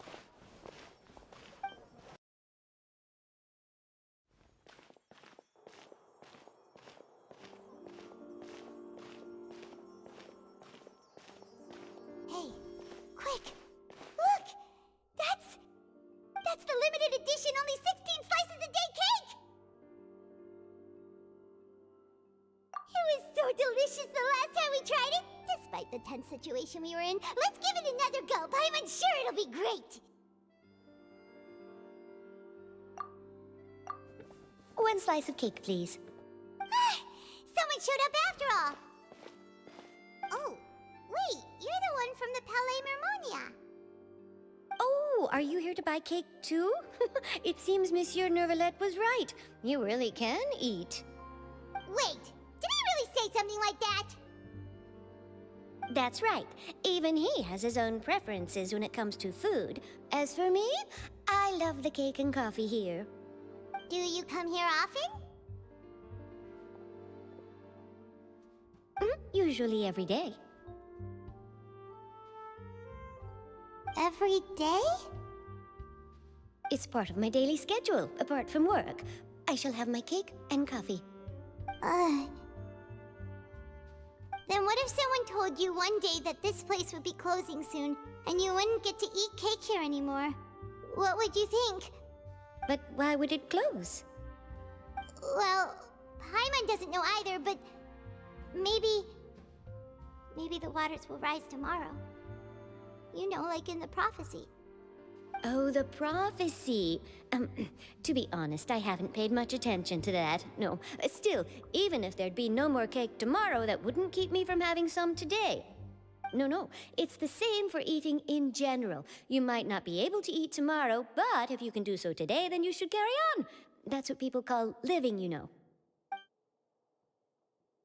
Huh. Don't be sad. Excuse me, could I have 2 more slices of cake to go? These 2 slices are for you. Sijuin said that this kind of expression you're making is what humans call being sad. Oh, you know Sijuin? I sure do. She was born before me, and she sometimes comes to the surface to teach us things about humans. She said that humans are creatures that are saddened easily, yes, and you can only lift their spirits by feeding them delicious food. So please try the cakes here. I've got something else to do, so I'll be going now. You two try to stay in a good mood after eating, all right? Bye.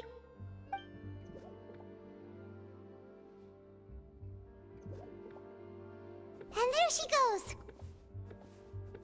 All right, let's dig in. Paimon's sure this cake will be delicious.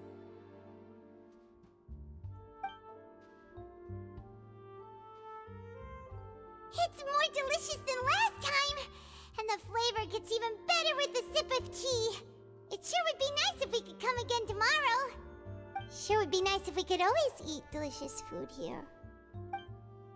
Oh, we're near the Steambird office. Let's go look for Charlotte and have a chat. Wow! If it isn't the Traveler and Paimon! Oh, have you seen the article I wrote about you? Ha! You've got some nerve! You just used us to make some quick mora! Oh, you needn't worry about that. I heard that you were in Poisson some time back, so I sent you a letter to discuss just that. It appears you didn't receive it, though. It's all right, though. I've set aside the amount intended for you. I've even set the table with some food. Really? Oh, you're the best! You're almost a little too easy to win over, Paimon. If I were a journalist with ulterior motives, you'd be in trouble now, you know. Oh, Paimon knows you're not like that. Still, what brings you here all of a sudden? Were you looking for me?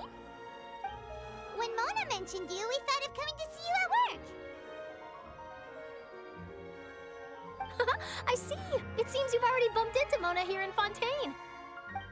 So she mentioned me? What did she say? She said that you're a real daredevil of a journalist. Nice.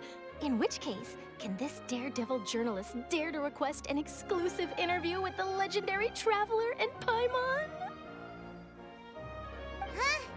So your article in the paper today doesn't count? Oh, of course it doesn't. That was more like live photography. What I'd like to do is dive deeper and ask you to talk about the things you've seen and experienced. Yeah, are we even qualified enough? Why not? If I say you're worth an interview, then you're worth it. But not right now, of course. I'll need a few days to prepare. Oh, in that case, we'll just chat when you have the time then? Oh, so that's a yes? Ooh, splendid! I'll tell the editor-in-chief immediately. I'll have to apply for lighting, a venue, some props, and... Whew, so much to get done now. Talk to you later. Wait, Charlotte, Paimon's still got a question for you. And what's that? If, just for example, Fontaine were to be flooded tomorrow, what would you do today? Huh, that's the prophecy you're talking about, isn't it? I mean, I do hear about it often, but I've never once thought that the day could be tomorrow. If you're seriously asking, then I might try and think of a way to leave Fontaine. Oh, but I'm still a journalist first and foremost. That means I have a duty to be reporting from the scene. And secondly, I wouldn't forsake my homeland that easily. From what I've seen, most people don't know what they'd do should the worst come to pass. In truth, it might be better just to behave like normal rather than worry over such an end. So in all likelihood, I'd probably still be prepping at the office for that interview of ours. I know what you're thinking. That sounds a bit sad, but I've always believed that it's best to do what you enjoy. Just think about it. If this nation really were to be suddenly destroyed tomorrow, but I still successfully finish an exclusive interview with a truly unique person, then the story I would wind up writing would truly be timeless. And then do you know what I'd do? Well, I'd write that story, send it for printing, and use messenger pigeons to get copies out to the various nations as soon as possible. I'm not a dreamer, nor am I a workaholic, but I do love my job, and I'd be proud of leaving such an article behind. I guess you could say that I was born to be a journalist. But anyway, that's my answer. And on that note, I'll get back to my preparations. That's so nice. All of a sudden, Paimon actually kinda envies her. Anyway, let's go and take a look at the sea, shall we?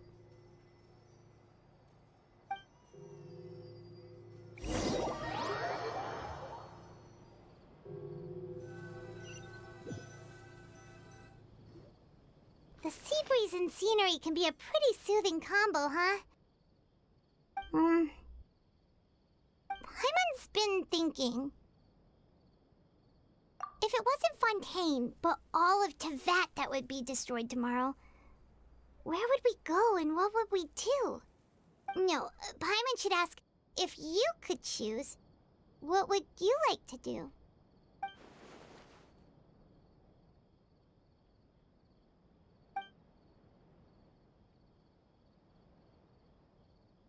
We've always been moving to the next destination, so we haven't spent much time thinking about these kinds of things. We didn't have to either, with us always being on the road and whatnot.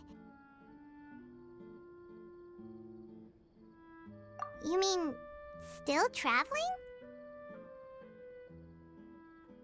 Huh. Wait, isn't that what we've always been doing?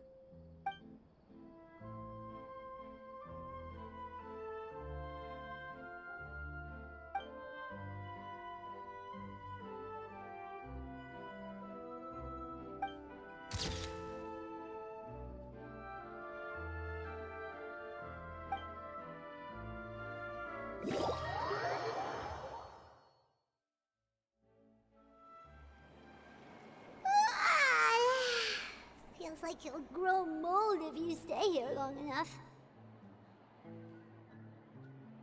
But it's still better than the Fortress of Mirapede, that's for sure. It's not only damp there, but salty too. Ah, so the two of you are still here. Wonderful. Oh, you're from the Palais Mermonia, aren't you? Yes, I'm Isadora. Monsieur Nervilad sent me to look for you two before. I heard that afterward you went to the Fortress of Meropide. Not at all. I'm well aware that you're friends of his. Actually, I'm here to pass along a message from him. Yes, inside the Opera House. The Maréchaussée Phantom has declared the incident a small-scale riot. A riot? Well, that said, I don't personally think it was that serious. Lady Furina was watching a performance at the Opera House, and while she was resting during an intermission, some other audience members suddenly started harassing her, loudly accusing her of doing nothing about the prophecy crisis. And before she could respond, others started to join in.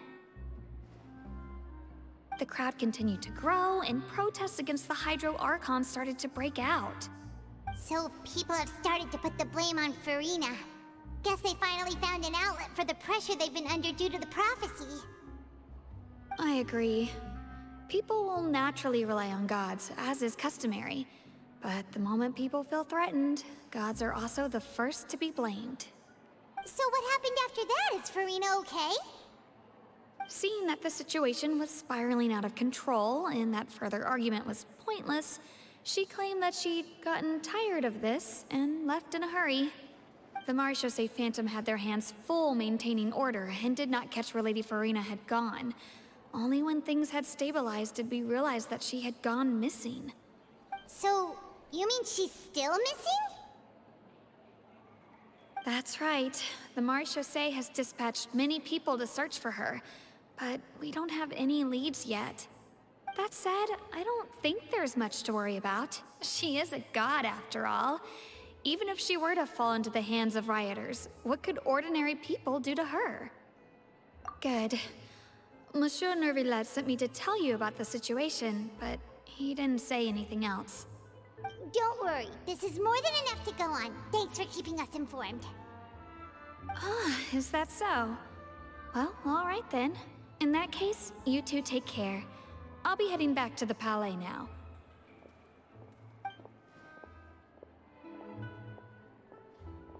Well, sounds like we should hurry over to Poisson then.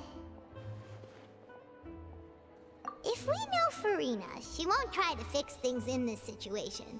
Instead, she'll look for a place to wait out the heat. And, as we also know, she may be loud and dramatic, but she doesn't have a heart of stone. When Nervillet was talking to her in the Palais Mermonia, and she heard about Poisson, she couldn't hide her sadness and remorse. It would be hard for her to ignore being accused by the public today. Paimon thinks Furina's probably taken the opportunity to slip away to Poisson and try to relieve the sense of guilt that she's feeling. Huh. Well, what do you think? Paimon knows the answer, of course, but Paimon can do the analysis to back it up, too. Cool, huh? In that case, there's not a moment to lose. Poisson, here we come! Guess all the survivors must have evacuated already. All that's left here are signs of devastation. Could Furina really be here? Let's try to find her as soon as possible.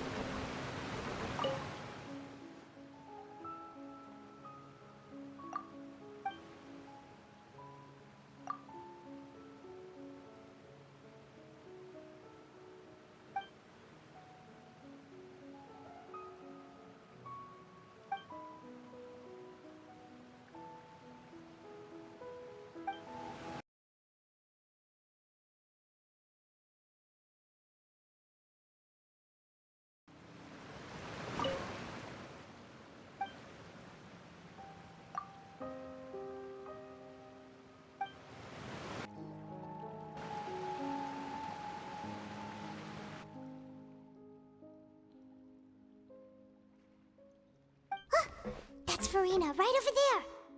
She really is here all on her own.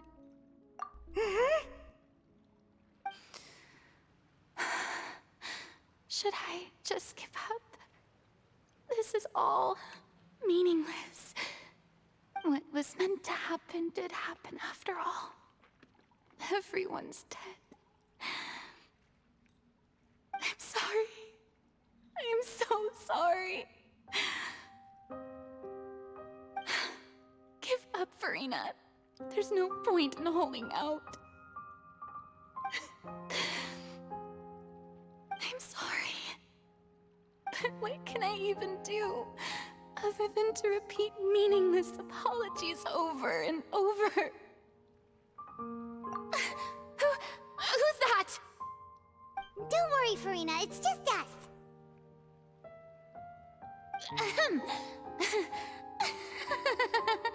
So it is you, blonde traveler from another land. Why, I almost thought you were someone from that mob of my ignorant subjects, come to kneel and beg for my forgiveness. Furina, you were crying just now, weren't you? The tear stains on your face are obvious. What do you mean, tear stains? Oh, I remember. The show at the Opera House earlier this morning was so moving. I'm still trying to process it. Who did that uncivilized rabble think they were, disturbing my enjoyment of the arts? They even dare to tout their Archon! I must teach them a lesson. I can just imagine their twisted and frustrated faces once they realize that I'm nowhere to be found. Oh, and I'm sure Nouvellette and those people from the Maréchaussée Phantom are freaking out right next to them, too.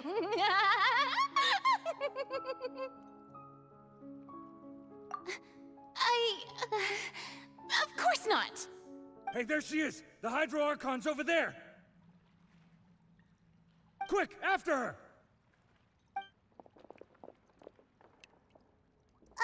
Furina, those people seem to be after you. They are? They're just some rabid fans who want to cut the line because they haven't been able to meet me in person, aren't they? That's against the rules. I can't let them get their way. Furina just ran off! Quick, we have to catch up with her!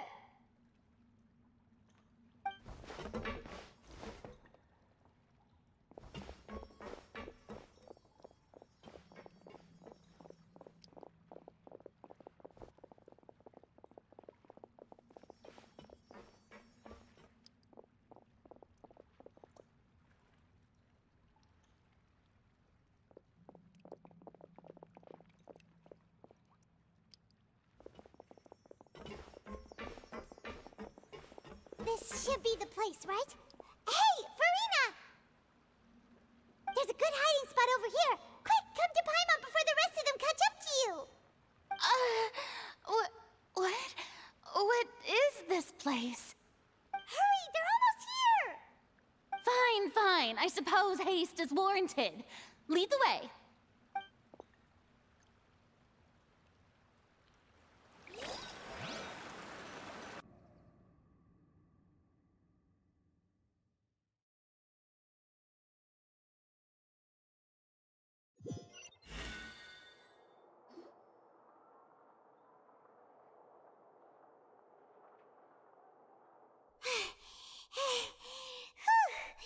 Paimon's exhausted.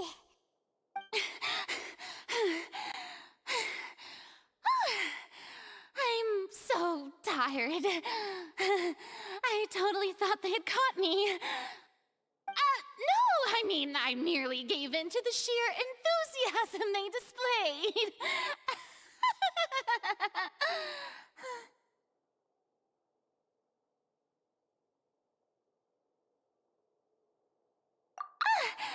You're right. Yep, that's a good girl.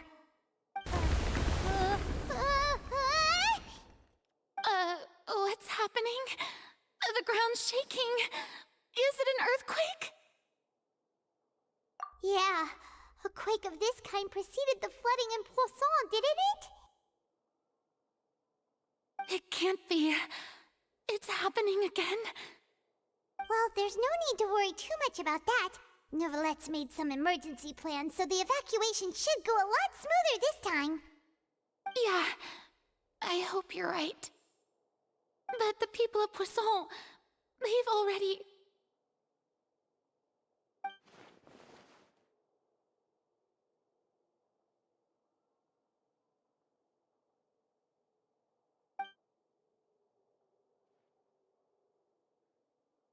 It's true. I've been investigating the prophecy for hundreds of years. I once had informants all over Tevat, searching for clues and feeding information back to me. I've tried all kinds of ways, too, to hold back the sea. Anything to keep the coastline from advancing. But all my efforts proved to be futile in the end. Really, the truth has been clear to me for a very long time. We cannot make an enemy of the divine. No matter what we do, the will of the heavenly principles will have its way, and the prophecy shall be fulfilled. Give up. I do love the sound of that phrase. It would mean finally coming to terms with fate, but also for me to finally be free. Indeed. I've thought about giving up so many times, especially after we almost lost Poisson. Fate is really unreasonable, isn't it? It has no heart and obeys no rules. The prophecy has only just started to come true, and so many people have already lost their lives. But just now, it all became clear to me. I still don't have the right to come to terms with fate on behalf of everyone else. As long as the final moment hasn't come, it's still not too late. Don't worry. I will keep hope alive for everyone until the very end. Well, that's enough for now. I got the impulse to play the stricken maiden, but honestly, considering my rank and station, that wasn't a good fit at all. Don't take any of what I just said seriously.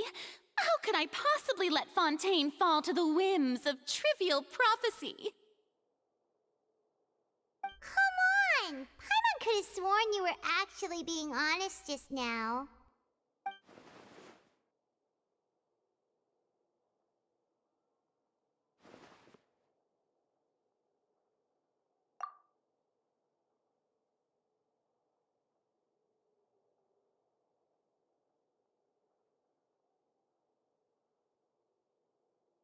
Share my burden. That's impossible. It was fated right from the start that this would be my duty alone.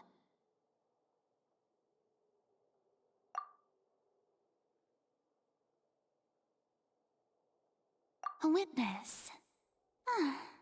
Yes, I've heard that you came to Tevat from beyond the stars, yes. In other words, you never belonged here. And if Tevat is, in its entirety, a show on a stage, then you're just a spectator, aren't you? If that's the case...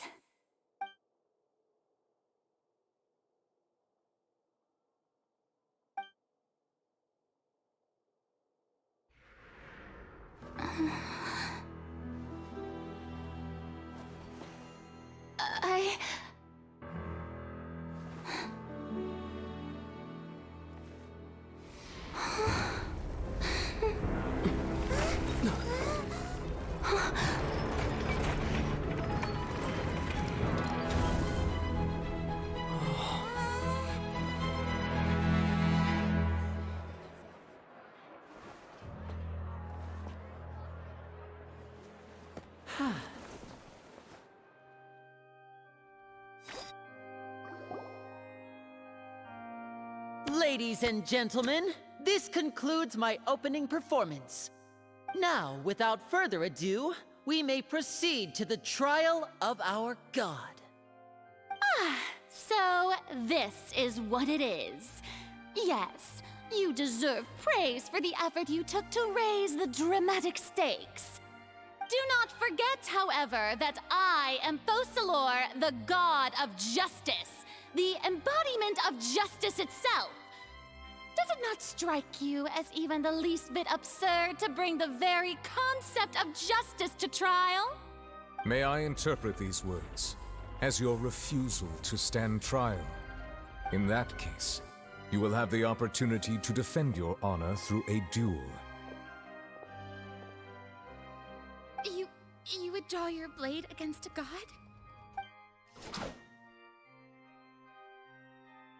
I see. It seems like you have made up your mind.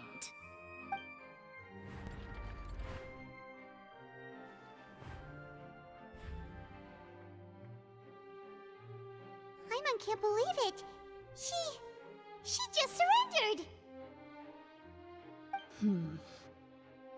What the heck is going on? Did I just see an Archon surrender to a human? Wow, how utterly humiliating. Lady Furina, what is the meaning of this? It would seem that there has been a misunderstanding. To be clear, the raising of both hands is not always an indication of surrender. Looking for excuses again, huh? raise my hands just now to indicate my acceptance of the trial. No duel shall be necessary. I will admit that I've been running away for a long time. I'm sorry, everyone.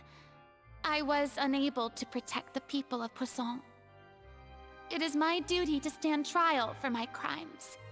You are not the only ones to be disappointed in me. I, too, am exceedingly disappointed in myself. But now, it is time for the Hydro Archon to show you her courage and resolve. I, Furina, will use this trial to show the world the true meaning of justice! This time, I will protect you. Applaud and rejoice! One of the most outrageous and fantastical arcs known to the opera epiclese is now unfolding before your eyes. Mark my words, this shall be one of the most exhilarating and brilliant shows ever to grace the stage of Fontaine! The trial of the Hydro Archon, Focalor, will now begin! Woohoo! Oh, now we're making history! Why does it feel like Furina just took over the whole thing? Like, come on! Didn't she just get forced to stand trial for her crimes? Also, even though she's still acting super dramatic, she is taking this seriously this time, right? All right, then. Who will be my opponent in this trial? The court asks the prosecutor to please take the stand. Is that so? Very well. Then please speak, witness of Tivat, my accuser and fated opponent.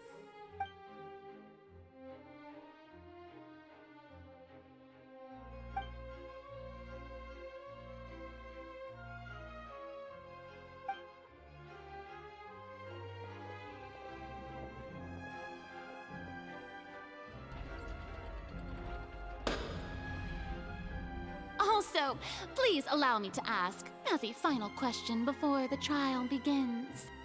Just how much work did you do to force me onto this stage? Well, we did do a lot of prep after the meeting that day.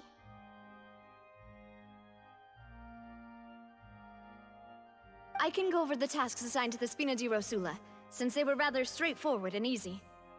Navia, the president of the Spina di Rosula. Most of the people who participated in the disturbance this morning were my subordinates. They changed into plain clothes and came to the Opera House as regular audience members, waiting for the perfect opportunity to incite insurrection against you. The people's resentment against their Archon has been building as more and more of the prophecy is fulfilled. A spark was all we needed to turn smoldering anger into a flame. Moreover, according to our understanding and analysis of you, when something like that occurred, you would likely flee the scene and head to Poisson by yourself. So, we arranged for a second group to lie in wait there. So, you mean, the ones who scoured the settlement for me were also from the Spina? And their goal was to force you to step into the giant magic box so you may personally participate in the greatest magic performance in all of Fontainian history. That's right. That house was a magic box, rather than someone's residence. As the super ultimate version of the setup that I used when I first performed at the Opera Epiclese, the volume of the box was increased by a whole order of magnitude, and the distance it traversed was the entire gap between Poisson and Areneas. Its cargo, of course, was an Archon instead of a human. My thanks, Furina. Without your help, we could never have pulled off such an extraordinary performance. You're welcome? Of course, this performance was only made possible with Father's support. The House of the Hearth spent a massive amount of labor in Mora to pull this off. We had to select a location, construct the giant magic box, dig a tunnel, and open up a path through the water. It was a lot of work for all of us. So, in other words, The earthquake that we felt within the giant magic box was just a normal tremor from the transportation of the whole house? That's right. It wasn't a sign of another disaster to come. Then, I can guess Nervillette and Cloran's parts. You gathered a crowd, prepared a stage, and made sure that the champion duelist would be immediately ready for a fight. Also that as soon as I appeared on the stage, the trial may commence without a hitch. Am I right? Yes, that is correct. Well, Clorand, I must commend you for your courage. Only the most outstanding champion duelist in all of Fontaine would accept a duel with an Archon without flinching. Thank you. As for you, Traveler, I suppose your role was to keep me distracted with conversation once you found me in Poisson. You'd make sure that I didn't notice anything amiss before revealing yourself as my prosecutor once we'd arrived onto the stage. Oh?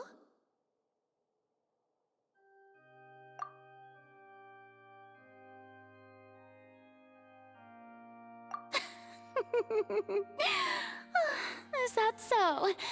Then I suppose I must have missed my final chance. It's fine. It matters not. What's done is done. The stage is already set, so there's no reason to disappoint the audience. Let's see this trial through to the very end.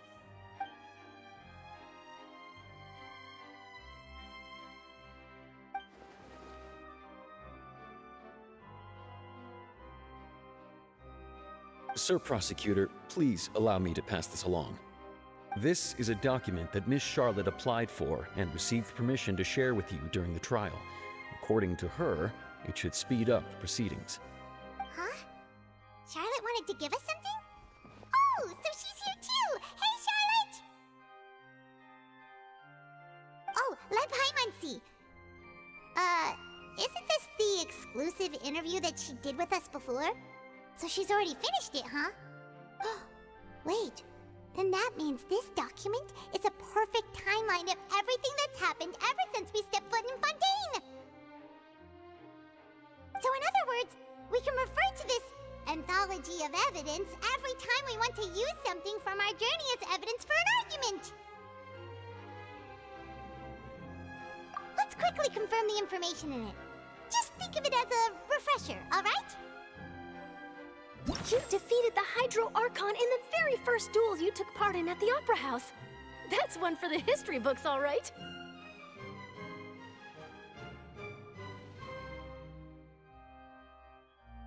I didn't think that you'd wind up getting to the bottom of the case I'd been following all this time. I guess you could also see this as a happy coincidence.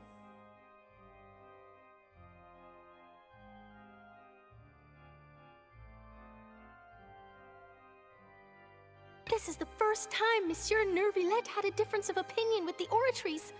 Even the Hydro Archon can't figure it out. A Fatui Harbinger. She's an extraordinary person. Her instinct must mean something.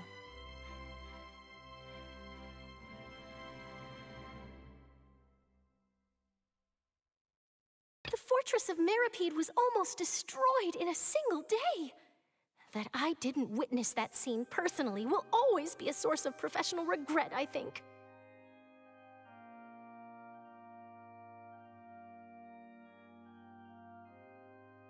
According to Monsieur Nervillette, both Child and that whale should have been in the primordial sea at that time. I nearly lost my awesome friend Navia. To be honest, that still gives me shivers.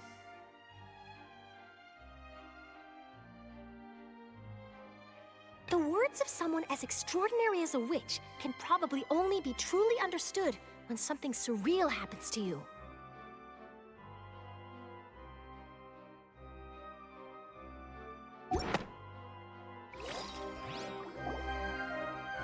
The prosecution and the defense are both in position. The trial shall now begin. Oh, come on, Nervylette. There's no need to repeat all the unimportant legalese. Just fast forward to the part where the prosecution lays out my offenses. As the defendant and the lead actress of this performance, I still haven't even been informed of my supposed guilt in all of this. Of course, it is only natural for humans to struggle to understand the actions of a god. However, you will need more than that to convict me of a crime. That's true, but my charge here is unrelated to your conduct as an Archon. Instead, I would like to charge you as a fraud who's never been the Archon in the first place. Wait, what was that? Lady Furina's a fraud? Hey, I came here thinking that we were going to try the Hydro Archon for forsaking her duty, but did I hear that right? She's not our Archon at all? Charge accepted. Lady Furina, do you plead guilty to the charge?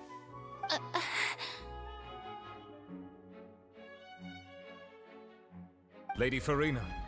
I plead not guilty. How can I be guilty?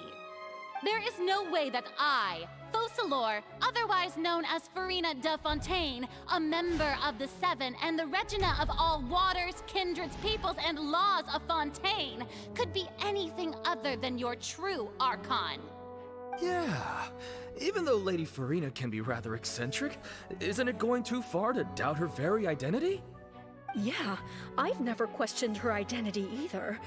Sure, Lady Furina can be super irresponsible, but what grounds does that prosecutor have to make such a huge claim? I have cause to believe that common sense will prevail in this case. Many of the members of the audience have known me as the Hydro Archon ever since they were born. There would be no fooling their memory. See? Even the Oratrice has decided to show me its favor. Are you sure you want to commit to a charge that will never be upheld? If you wish to drop the case, I can promise you as the God of Justice that you will not have to face trial for making a false accusation. We will treat everything that's happened as a dramatic spectacle and move on with our lives. What do you say to that? Huh. An argument with near impossible odds, huh? We have to not only refute Furina's claims, but also overturn the long-held beliefs of the people. Well, I tried to give you the chance to surrender. If you must persist, then let me ask. If you believe I'm not the Archon, then what manner of being do you think I am? And if I was not the Archon, then how did I manage to live for over 500 years?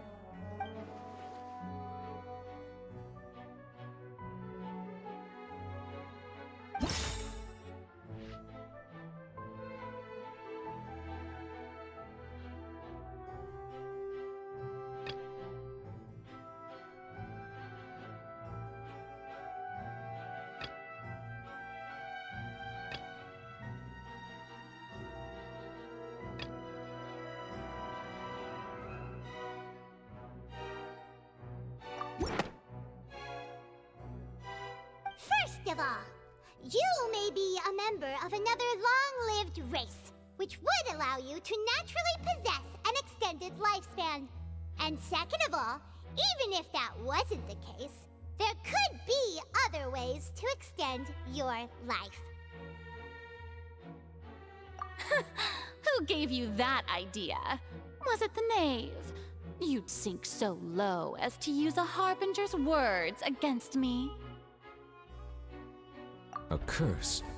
I once thought it possible that the aura of an Archon might naturally resemble a type of curse. But in light of this claim, perhaps what I sensed was not your divinity, but a curse after all. You sensed it too, huh, Nervylette? Lady Furina is actually a human? Well, it is true that it's extremely difficult to tell humans and gods apart just by looking at them. It's not impossible.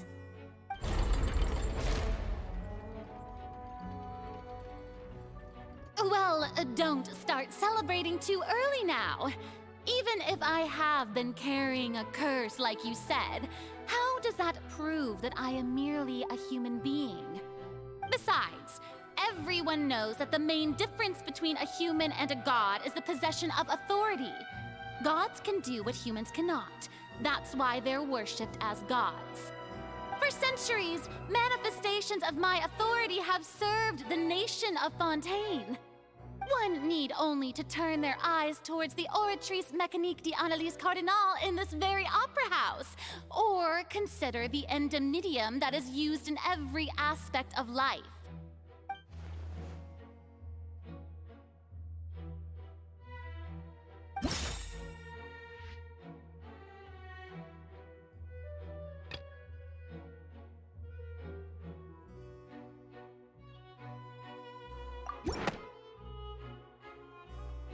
You tried to reference the Oratrice, but weren't you as confused as all the rest of us when the Oratrice declared Child to be guilty without any proof?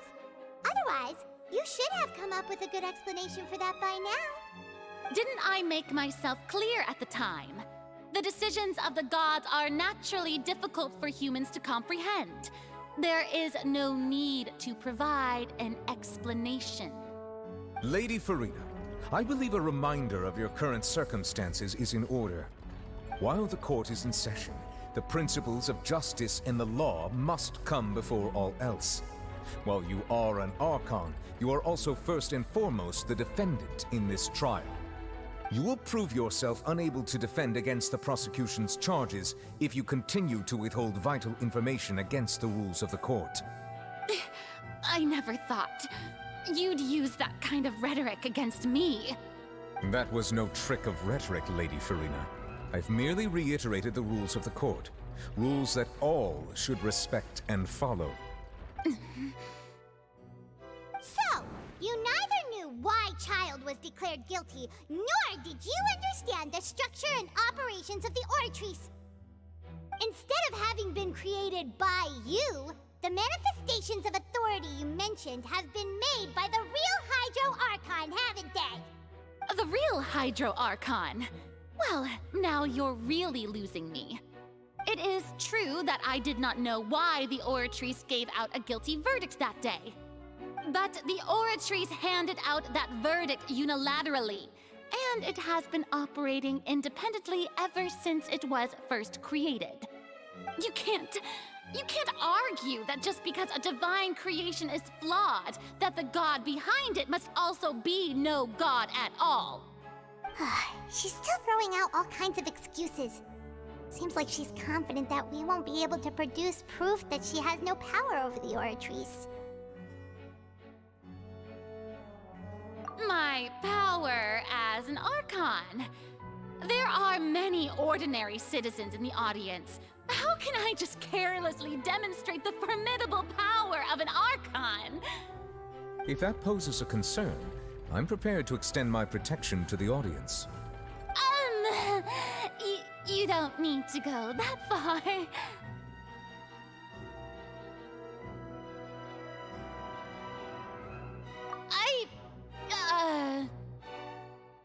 Aren't you the Hydro Archon? Or is it that you can't even wield the power of Hydro, much less the authority of a god?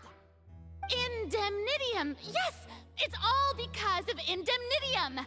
All Archons derive their power from the faith of the people, and I've converted the people's faith in justice into Indemnitium! Thus did I give up all of my divine power to provide everyone with energy for their daily lives. Have you ever seen a more magnanimous god? Isn't that a huge stretch? Yeah, no matter how generous an Archon can be, how could they give up all their power? Can a god with no power even still be called a god? It seems like nobody's buying Furina's excuse. Hey, come now, everyone. Please don't stare at me as if I was a liar. I'm still the same Furina you knew, right? The one that you loved. Shouldn't you want to believe in me? Please? You've got to believe me! If what the prosecutor said is true, she really has committed a grave offense.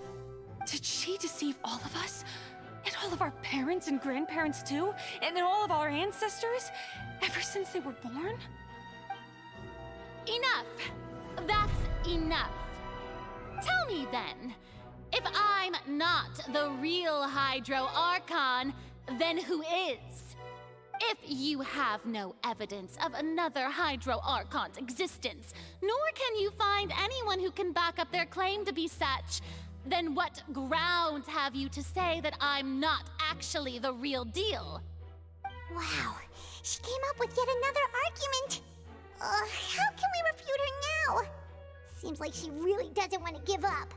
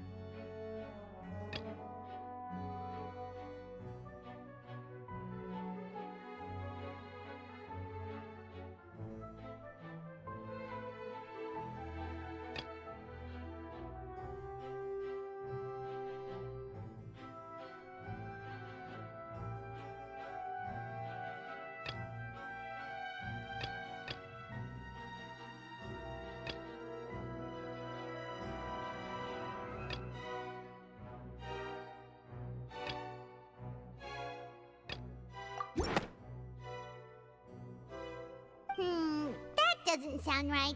Paimon doesn't think this clue can be used as compelling evidence to build our case.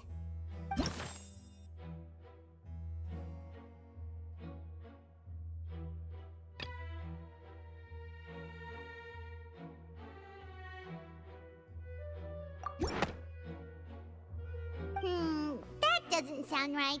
Paimon doesn't think this clue can be used as compelling evidence to build our case.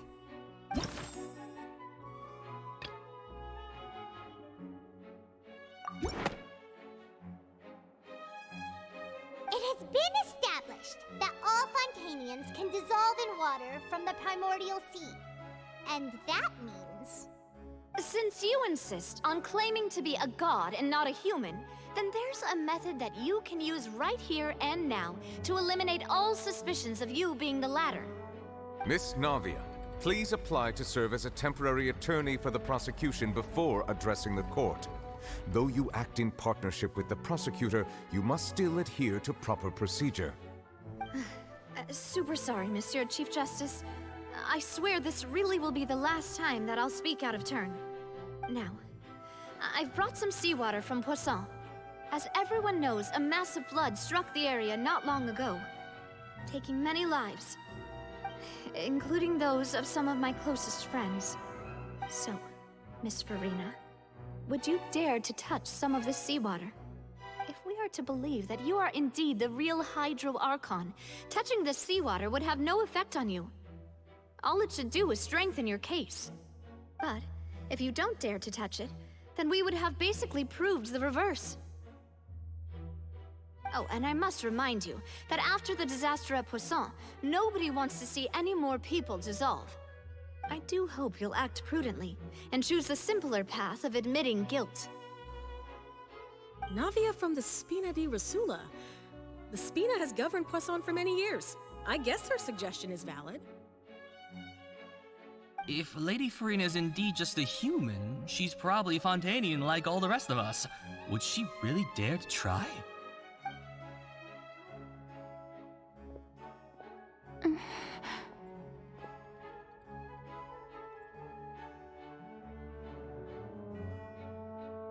Lady Furina, this test has been unilaterally proposed by the prosecution. As it falls outside the realm of standard court proceedings, you possess the right to decline participation. Well, of course he had to tell her that.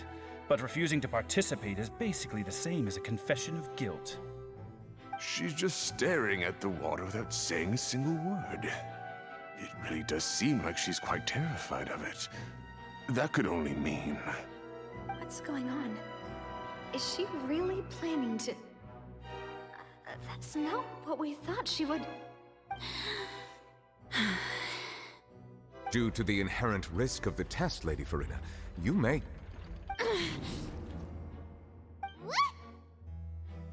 Hey!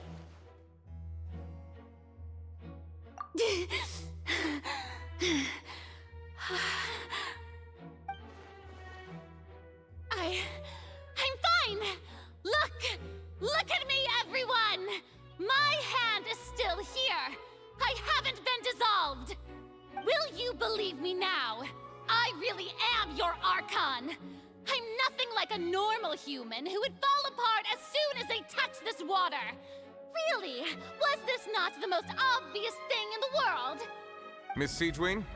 If you're present, Miss Siegewing, please come forward and attend to the defendant. Siegewing? Don't be nervous. It'll just take a few seconds. Let me see. That should be enough.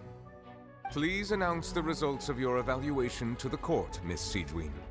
As everyone doubtlessly saw, Miss Furina was displaying symptoms of hyperventilation and flushed skin. These indicate that she was experiencing the adverse effects of exposure to primordial seawater.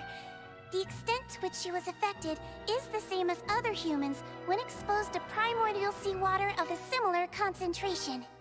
Thank you, Miss Siegewing. Lady Furina, you may return to the defendant's stand. Oh wait, what did she just say?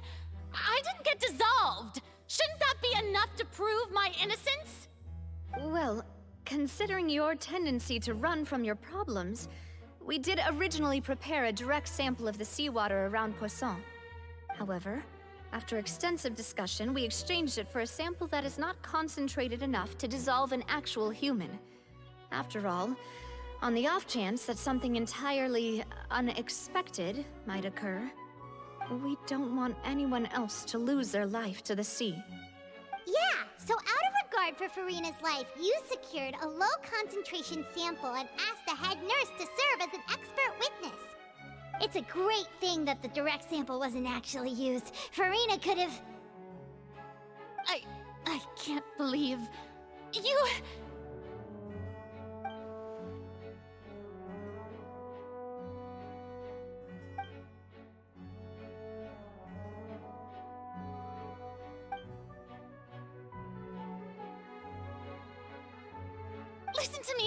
Listen to me, everyone! Please don't give me such cold and disdainful looks! What happened just now didn't prove a single thing! Think about it! How can you conclusively prove that an Archon can't also be affected by the primordial seawater? Also, if I was really just a human, why would I dare to just put my hand in that kind of water?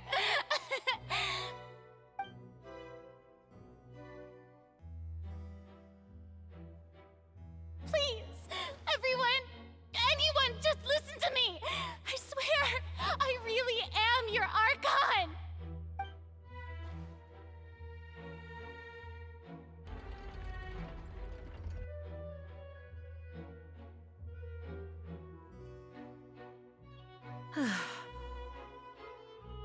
I don't think anything she says at this point will sway anyone. The odds are just too stacked against her now. With all the things that have been said, Paimon doesn't think there's any way left for Furina to win. I believe the time for arguments and presentation of evidence has come to an end. If there are no objections, we will move on to the final judgment.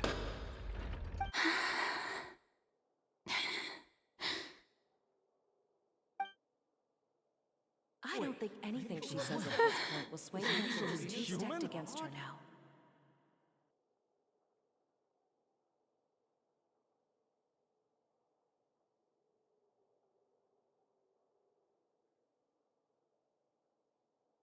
In my capacity as Chief Justice, I shall now render judgment on Furina's misrepresentation of herself as the Archon of Fontaine.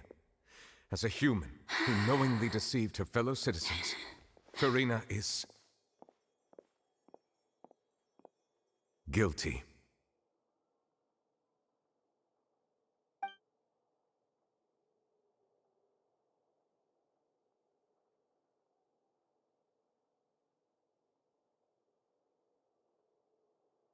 We shall now turn to the Oratrice Mécanique d'Analyse Cardinale to render the final verdict on the charges.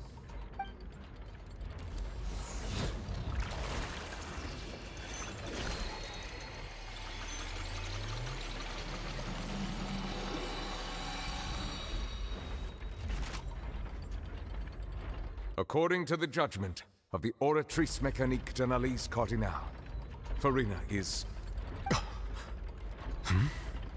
Well, what's wrong? What's the Oratrice's verdict?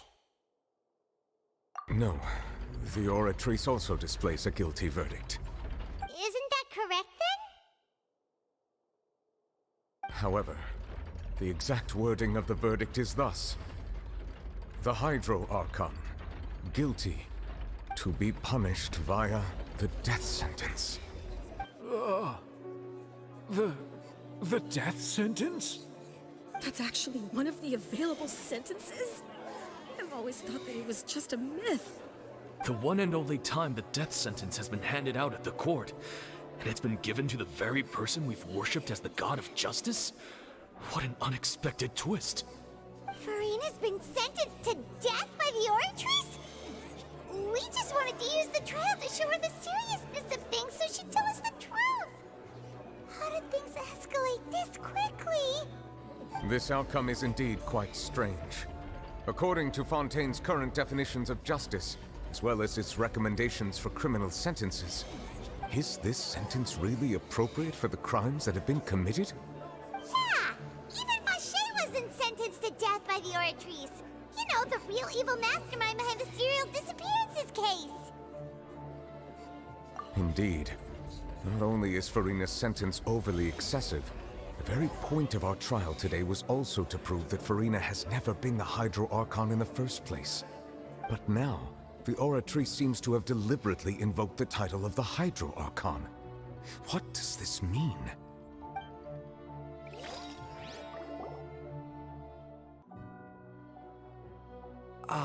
Excuse me, if I may interrupt. Is the trial still going? Fremine! You finally made it. I assume this means you've completed your mission? Mm-hmm. Any mission Father assigns to me will always be top priority.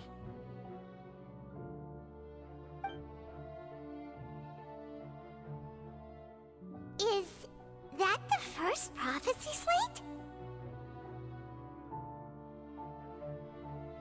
Huh. So the knave privately arranged for Fremine to try and find the missing slate. I looked everywhere and finally found it at the bottom of the sea. It took me a long time to get around some dangerous stretches of water. But has the trial already concluded? Then doesn't that mean I've come too late? Oh no. Father will be disappointed in me. Thank you for your hard work, Mr. Fremine. Please allow me to review the record left on the slate. Traveler, I believe that you have already seen the other existing slates, and would like you to come here and confirm their contents.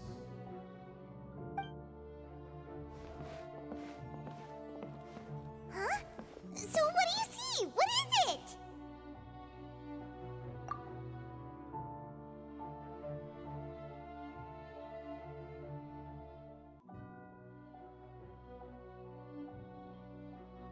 I believe I've now made sense of the Hydro Archon's crime.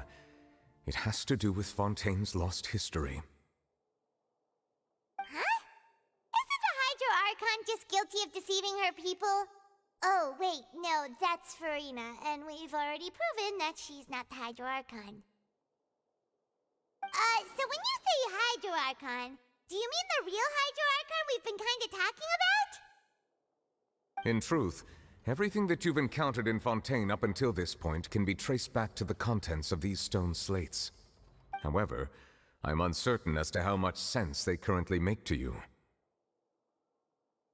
Okay, let's try to recall the contents of the other 3 stone slates. Paimon will do her best to help you remember.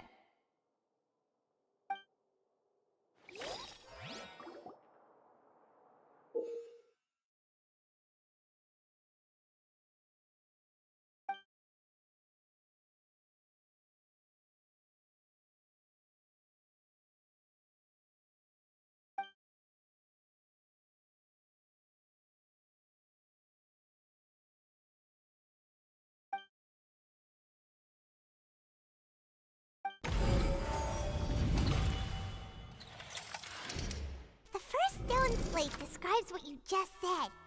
It seems to show the previous Hydro Archon using her divine power, and then the Oceanids turn into humans.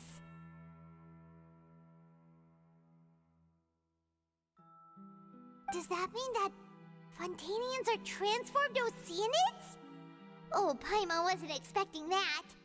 But if Oceanids can turn into humans, then perhaps this process can be reversed as well.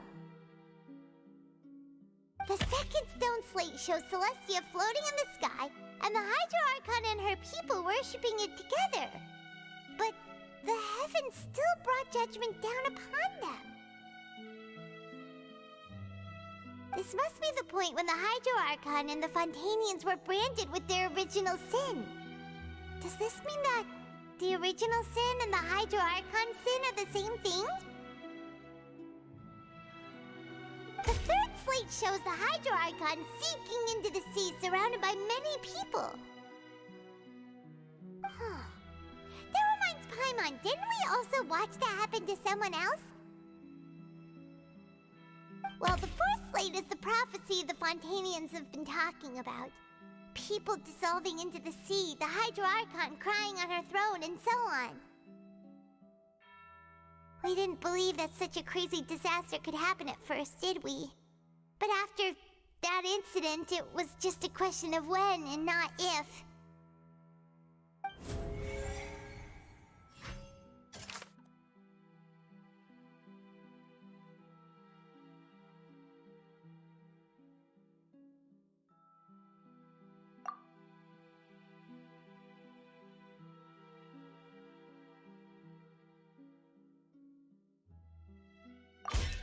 We know from the case of the serial disappearances of young women that Fontainians can be dissolved in primordial seawater, and the first stone slate tells us that long ago, the Hydro Archon used her power to turn Oceanids into humans. This might be the reason that Fontainians can dissolve.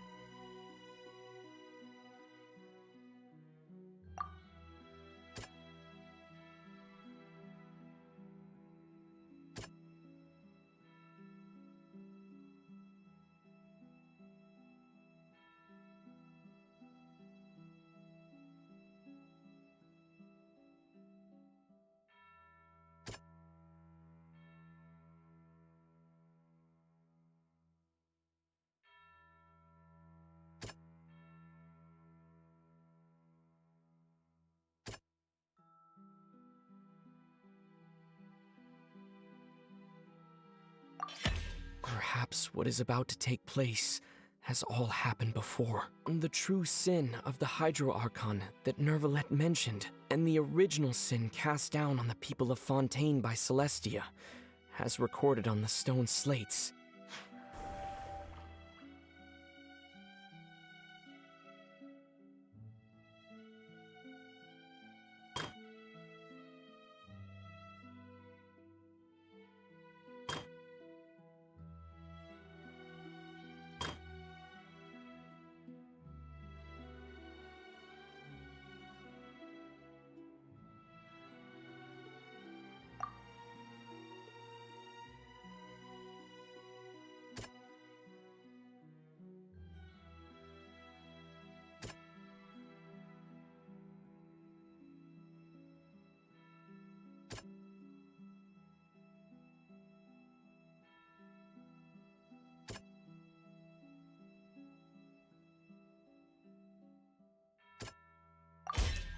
it's not as simple as falling into the sea. When Navia fell into the sea, her consciousness was subjected to judgment. The stone slates show the people gathered around the Hydro Archon in the sea. Could that be alluding to the same thing?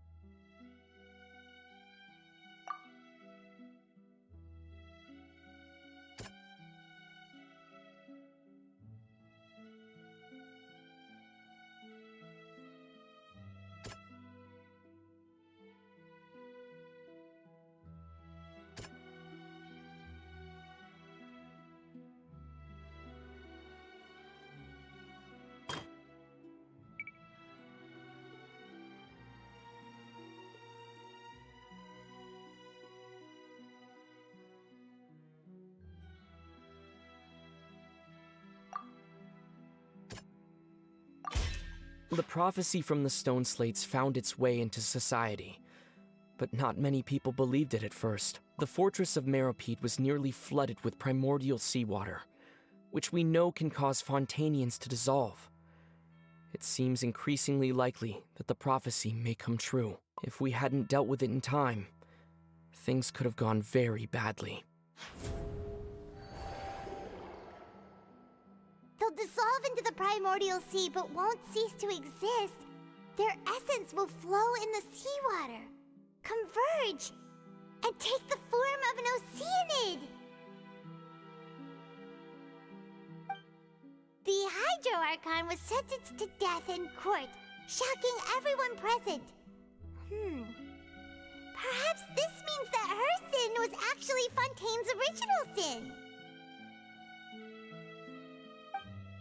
Navia fell into the water inside those ruins, and she nearly dissolved. She was surrounded by the people of Poisson in a court within her consciousness, and was forced to take part in a trial meant to make her stay. The eruption of the primordial sea at the fortress of Meropide was the surest sign that the prophecy was about to come to pass no matter what. The prophecy's contents can all be verified by recent events. If we combine what we know together, loads of truths should come to light.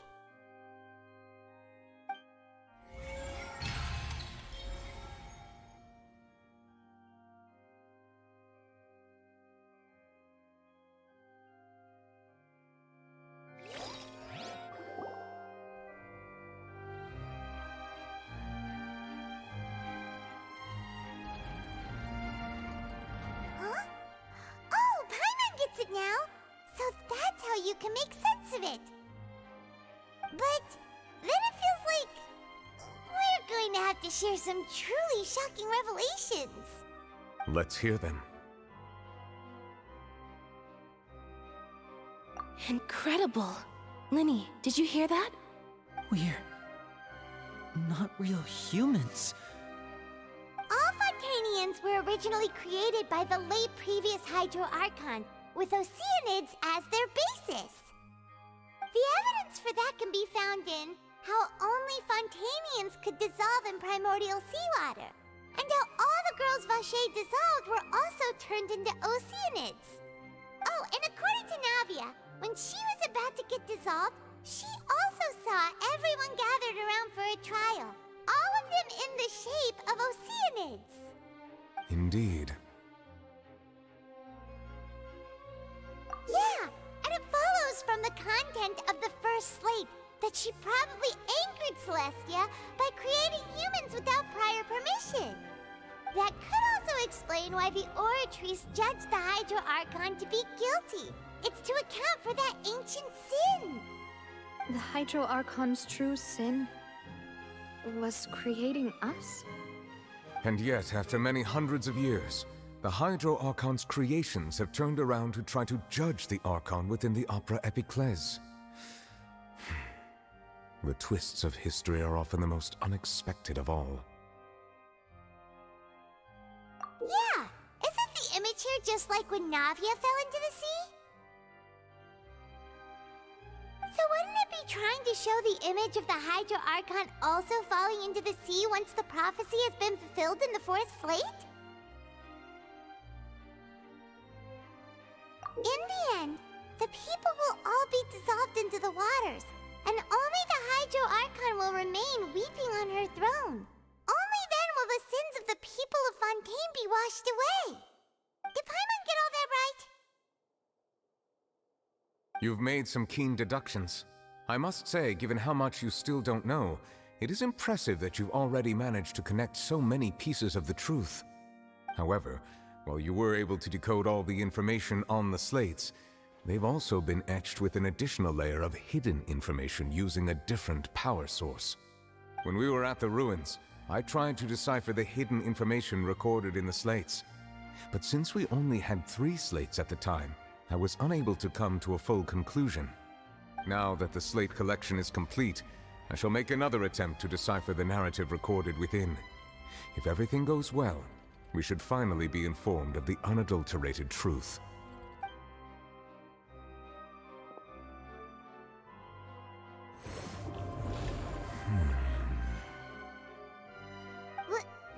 Well? Did you get it? I believe I should share this truth not only with you, but with all the people of Fontaine as well. I will try to briefly summarize it for you.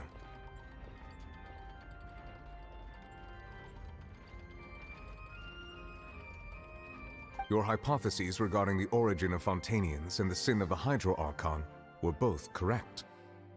In the Fontaine of old, the previous Hydro Archon sensed the yearning of her Oceanid familiars for life on land.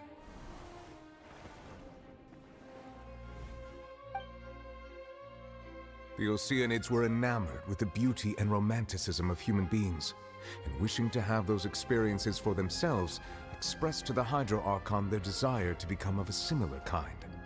However, even though water as an element is intricately linked with the power of life, the Hydro Archon, as one of the 7, did not possess the authority to create a new form of human life. Not one to give in, she eventually found a way to create permanent humanoid bodies for her familiars by appropriating the power of this planet's primordial sea. She poured primordial seawater into the Oceanids' blood vessels, creating humanoid mimics in the process. But if Fontainians were to ever come into direct contact with water from the primordial sea, the power within their bodies would escape these artificial restraints and return to the sea. As a result, their forms would collapse, and they would be reverted to their original forms as Oceanids.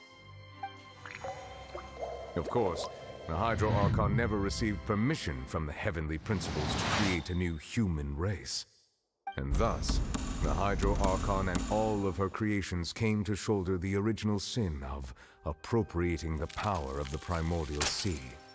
That is the true history of how the people of Fontaine first came into being. So we were all Oceanids before we turned into human beings? That's way too much information for me. I think I'm just going to pretend that I never heard a single thing. Wait, but if that's the truth, we can't let the Hydro Archon be sentenced to death. After all, her only sin was creating us. This really might be too much information for your regular Fontainian, but it does answer a lot of our questions. Alas, your hypothesis regarding the 3rd and 4th stone slates was inaccurate. The slates' respective positions are, in fact, correct.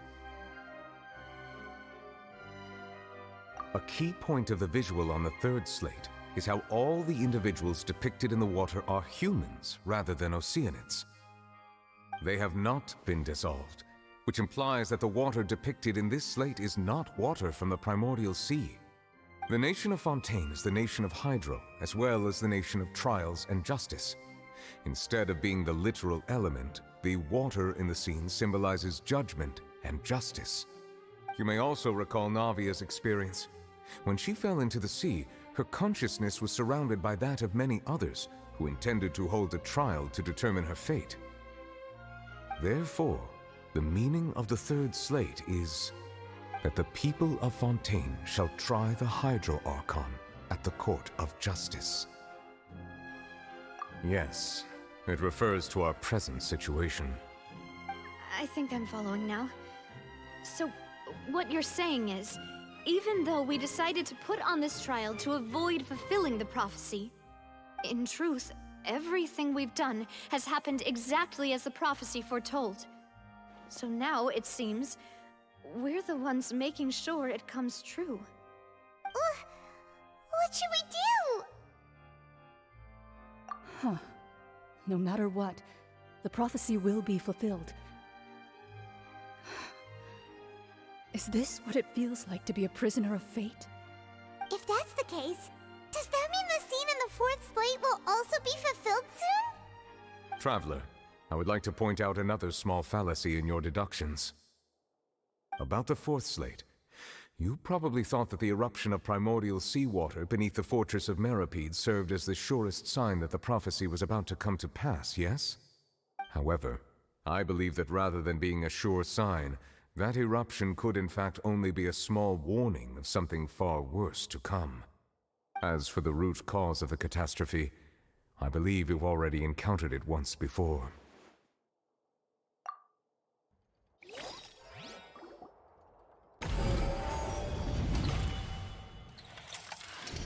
This eruption was just a small warning of the things to come. We must find the root cause of the disaster.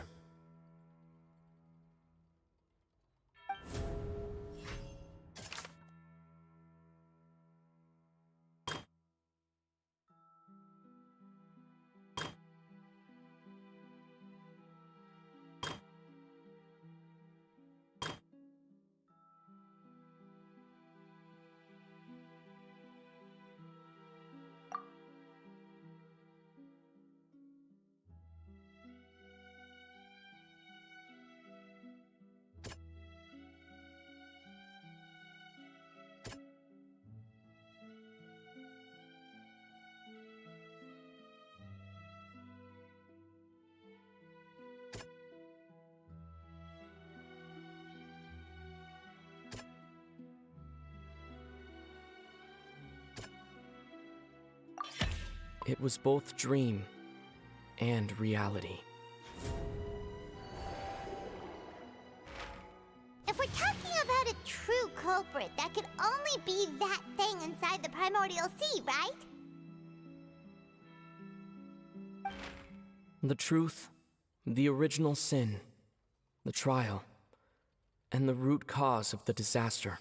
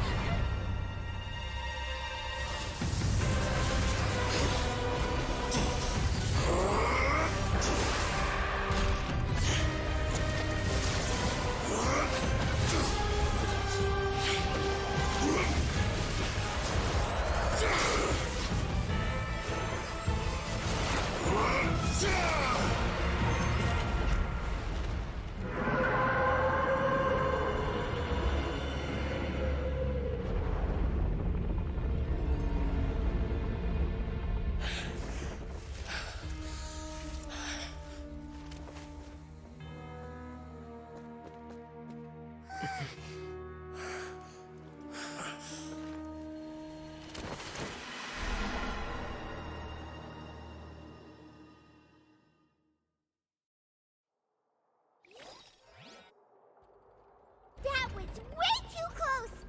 How did that thing just burst into the Opera House? Wait, was that the huge whale you saw in your dream? So we've met it at last. I understand very well why it has chosen to make an appearance here. That whale does not belong to Tevat. It is a monster that has traversed the stars, weeping all the while. It has been greedily consuming the energy from the planet's primordial sea, using it to grow. That is the main cause for the rising sea levels.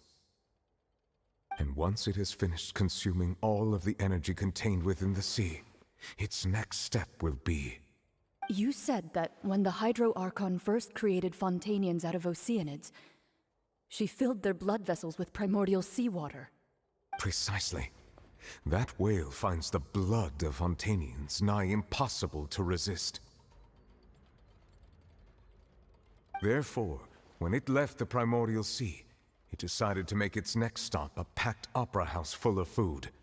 Food in the form of Fontanians. We just barely managed to push it back, right? In that case, won't it come back to target the people again once it's managed to recover its strength? That is correct. Indeed, it is more accurate to say that we should thank that Harbinger for buying us some time. Without him, the whale would have likely come onto land far sooner. From the way he looked, he must have been fighting the creature for quite a long time. That battle maniac. We've always known that he had a special connection with that whale, but we definitely didn't expect it to help us out like this.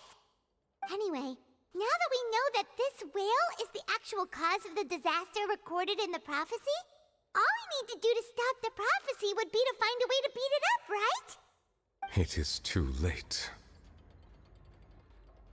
It had already absorbed too much of the primordial sea's energy before we could notice it. At this point, it has become practically integrated with the sea itself. Even if the entirety of Tevat were to be destroyed, it could still survive and swim off towards some other world. That's not something I will accept. We've already done everything we can, and we even found the true culprit. We've come so far. You can't just tell me that the last hurdle is some impossible foe. That's just not fair. Indeed, that's not how a grand performance should end. I'll fight it to the end, no matter what. So the prophecy will be fulfilled no matter what, huh?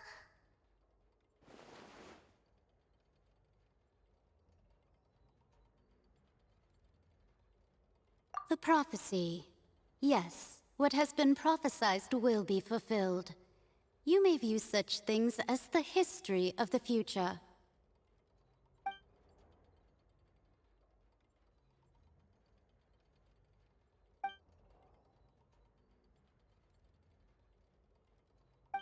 Just as prophecies are usually only the future as seen from the perspectives of the gods, could things be happening in hidden corners where the gods' gaze does not fall? Ultimately, fate shall serve as your only guide, no matter what will happen in Tevat's future.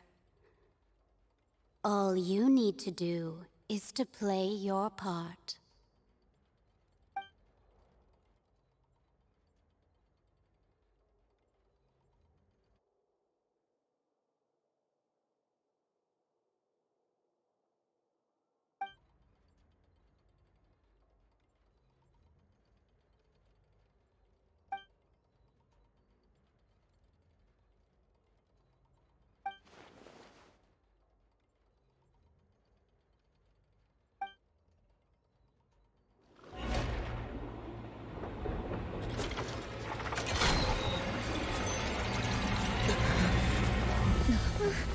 What's happening with the oratories? I believe it is preparing to carry out the death sentence.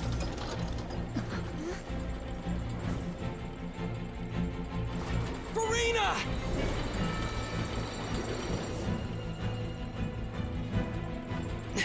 No, I still need answers.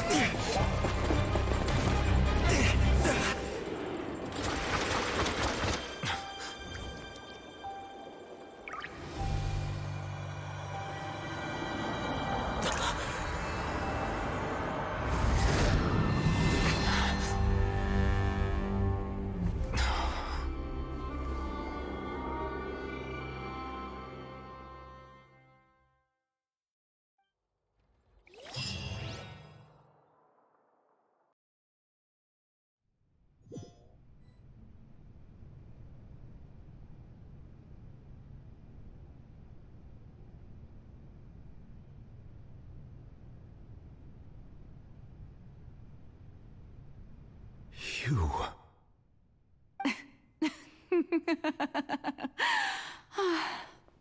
Sorry.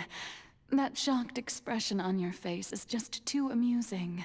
I couldn't help myself. You are not Furina.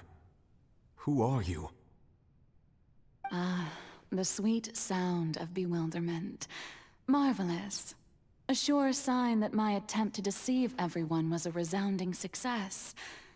But to answer your question, I am Focalor. You know, the god. Focalor? Why did you deceive us? Oh, that wasn't my goal, of course. Goodness, no. But I had to fool everyone else too, if I was to stand any chance of deceiving the heavenly principles. Deceiving the heavenly principles?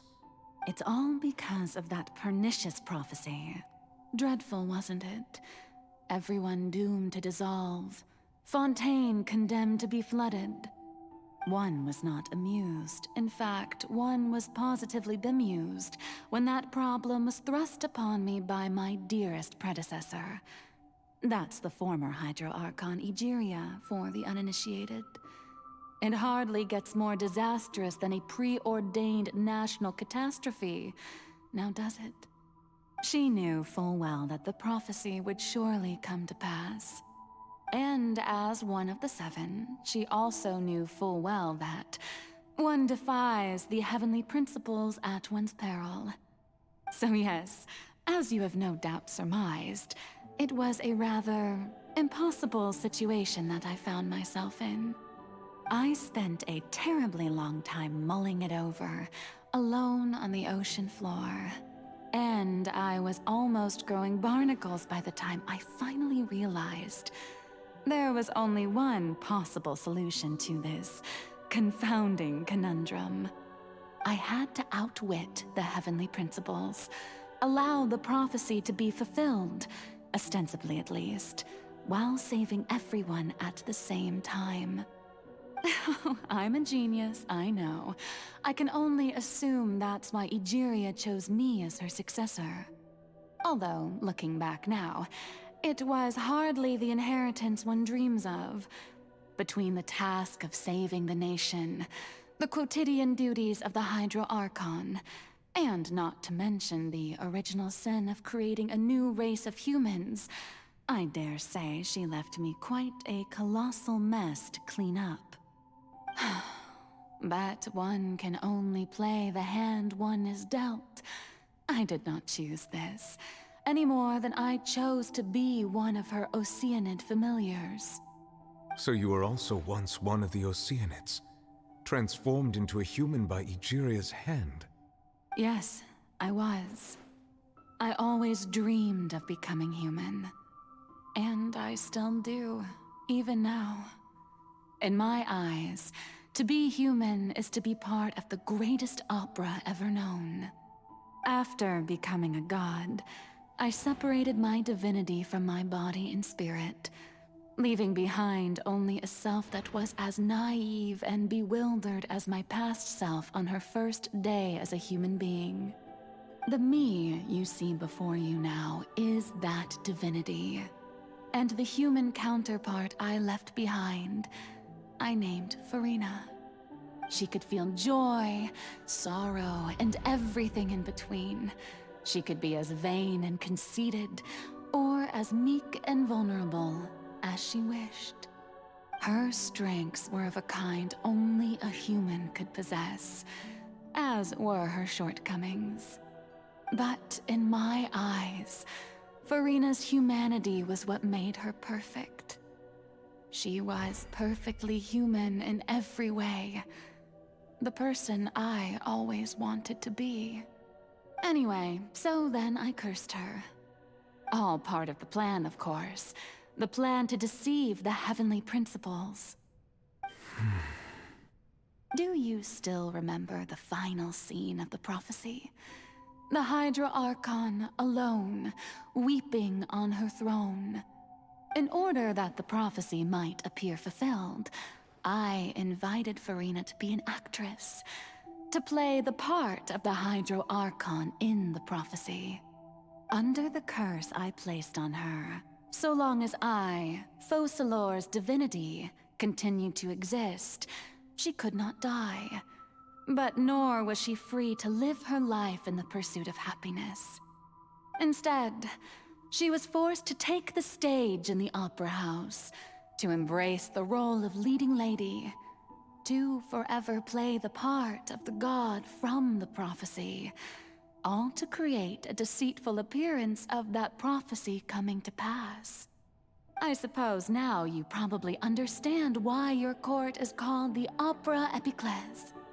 But Furina is only human, isn't she? Even though she has had a long life, her mind is no stronger than that of any other ordinary human being. I cannot begin to fathom what she has had to endure.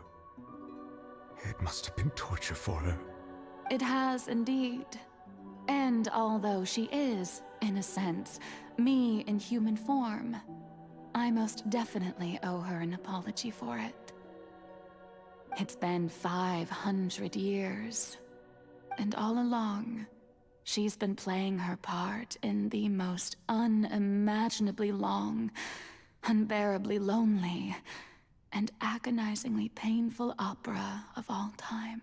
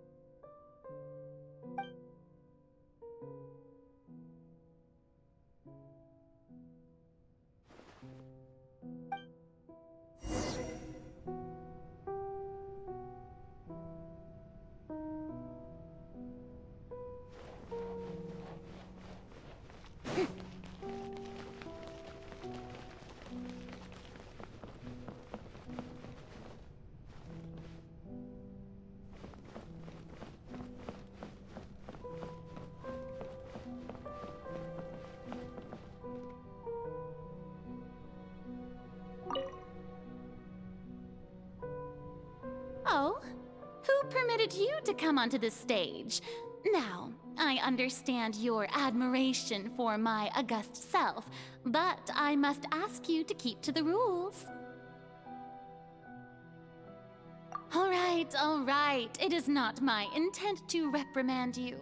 There is no need to state your name. Just be off with you. Do not distract me from my performance. Oh, do not jest. Can you not feel it?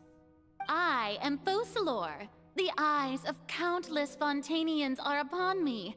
I must, at all times, display the utmost elegance and nobility.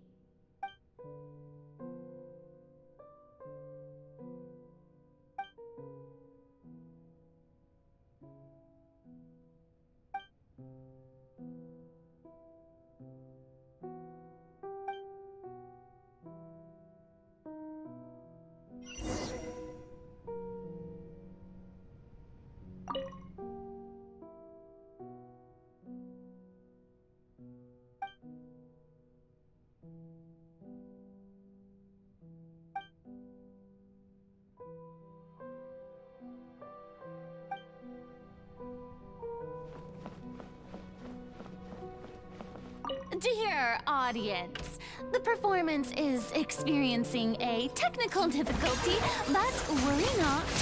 The guards shall resolve it soon enough.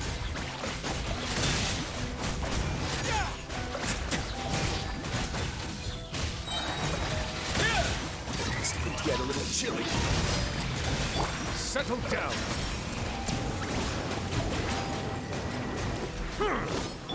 And voila!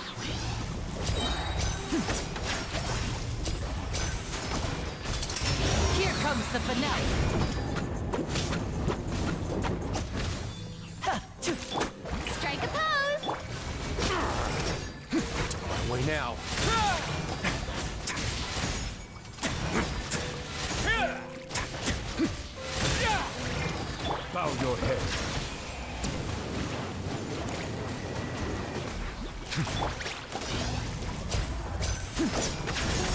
right up.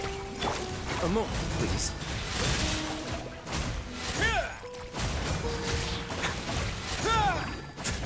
Silence!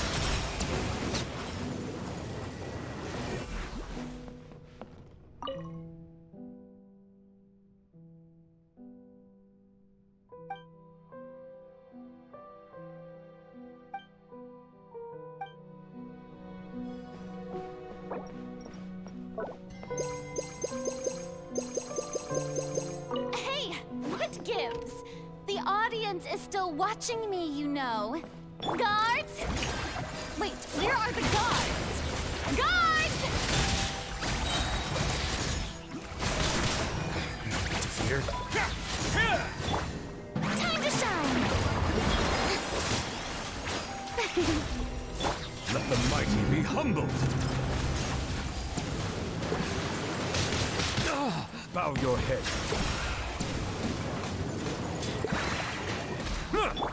Stay cool and face your guilt!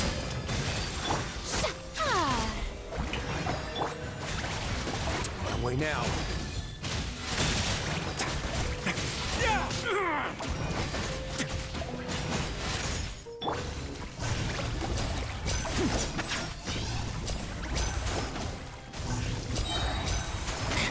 Now disappear! A round of applause!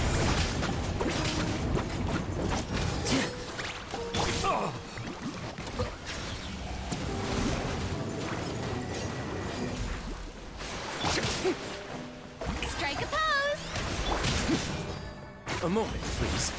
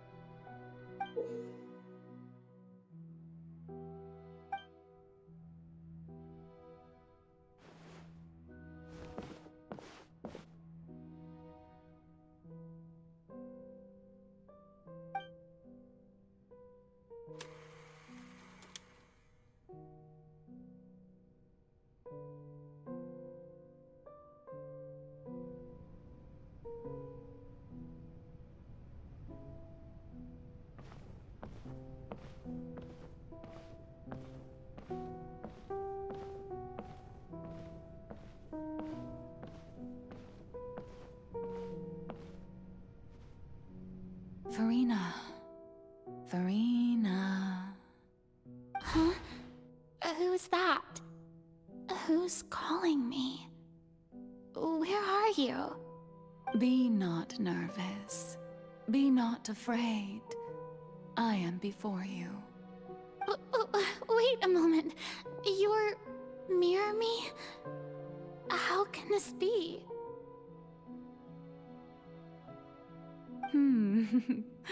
Mirror you, huh? You know what? That's not bad. Let's go with that. Mirror me. What do you wish to say? The prophecy. Have you heard of it?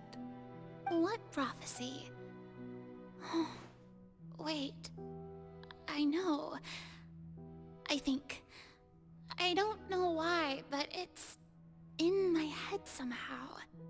The people will all be dissolved into the waters, and only the Hydro Archon will remain, weeping on her throne.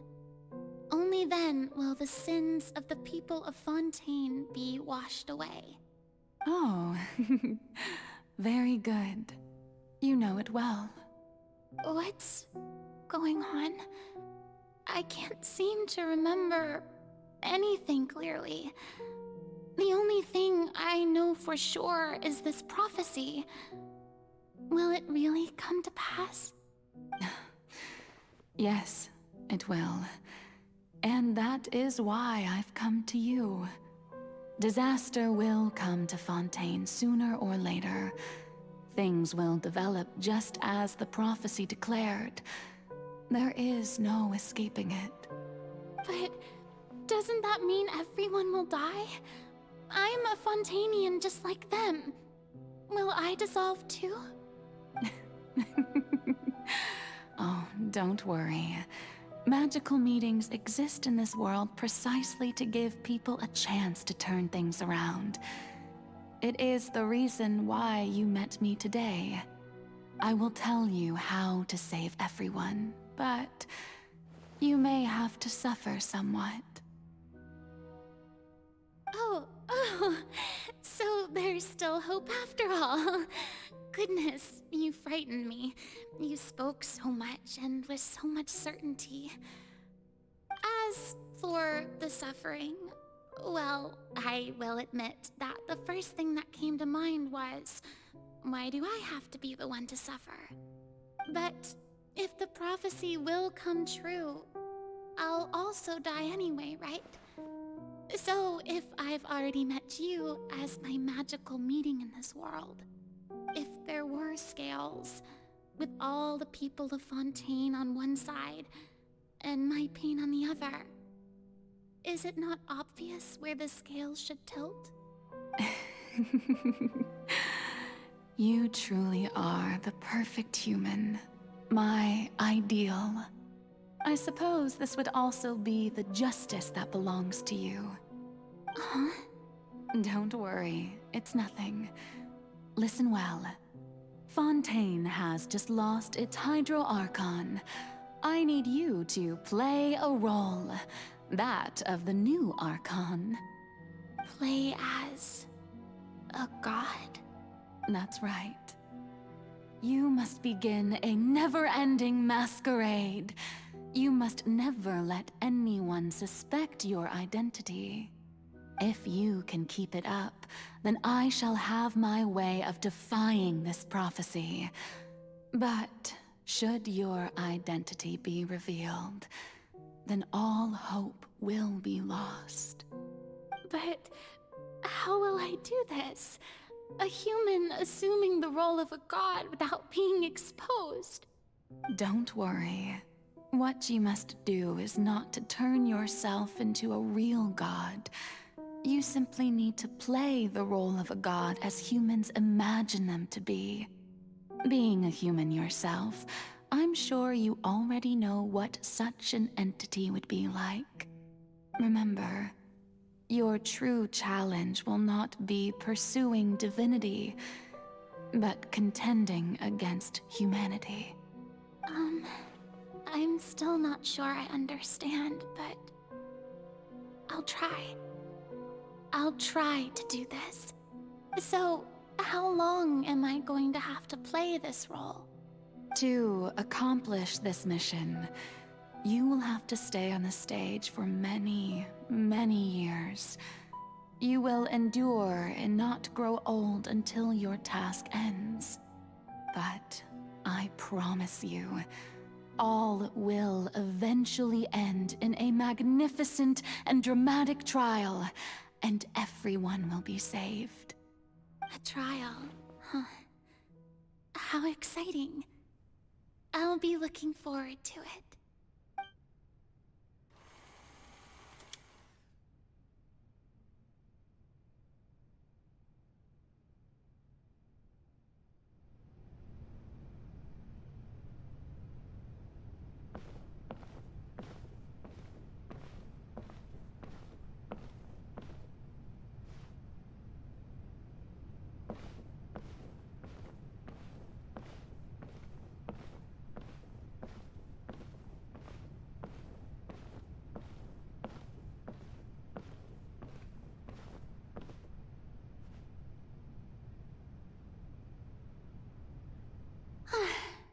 The Maison Cardinalise has announced my accession, but this is my first time facing the people. What should I say to most appear like a god?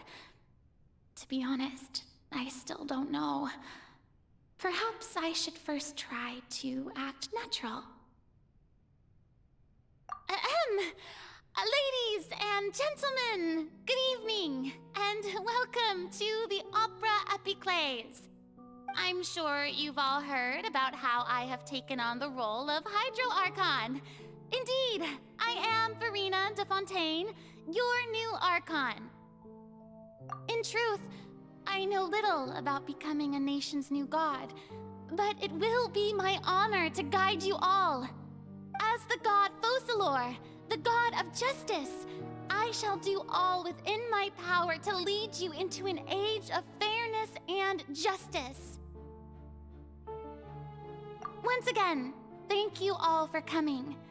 If you should have any questions or suggestions, please send them to the Maison Cardinalise. The future of Fontaine will require us to work together, after all. This should do it.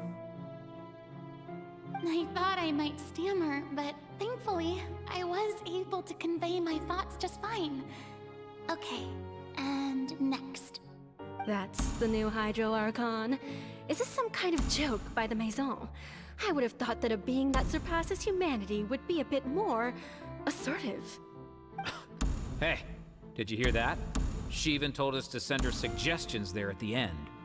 Shouldn't gods be all-powerful? She's being so modest. What's the difference between her and an ordinary person, then? If you ask me, perhaps the succession didn't actually happen. She might just be a Maison-back puppet. Wait, what's going on? Why is everyone suspecting me of being a fake? Oh, this is bad. If I get exposed here, there'll be no saving the people from the prophecy. Right.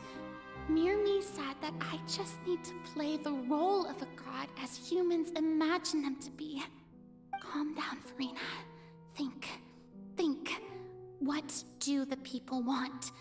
How would they imagine a god to speak and act? Assertive, with a strong sense of presence. One who can dispel all doubt. That is the character I'm fated to play.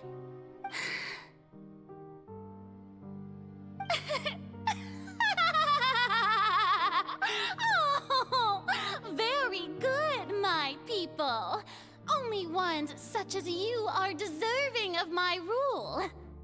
Now, I was wondering if some weak puppet were to one day come onto the stage and claim ownership of this opera house, would the children of Fontaine follow them? Well, it seems that you would all see right through them. Having passed my test, you are qualified to witness wondrous trials alongside my august self, here in this opera house. You may consider my previous act a door gift of sorts. I thought it was a debut that suited the atmosphere.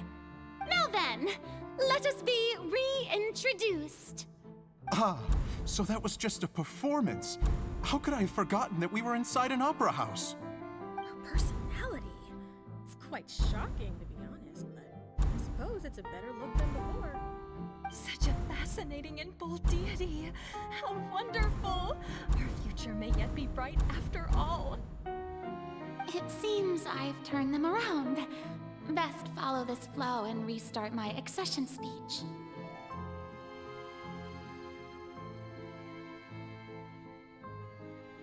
My dear people, whether you acknowledge me or not, whether you trust me or nay, I say to you, keep faith in your ardor for justice. We have heard it said that this nation's sins can no longer be washed away. Well, I say that justice is most fragrant when it blooms amid sin. The scales of justice should not weigh heavy in the hands of its god. On one side, it must carry fairness and justice. And on the other, praise and applause. May law be the prayer on our lips. May judgment be our worship. Let us light the fires and drink to the future of Fontaine. There is no trouble in this world that justice cannot solve. All that is needed is for you, my people, to believe in it, heart and soul. So long as I, the Archon Focalor, stand within the Opera Epiclese, so long as I stand before the Oratrice, I shall even judge the gods of this world!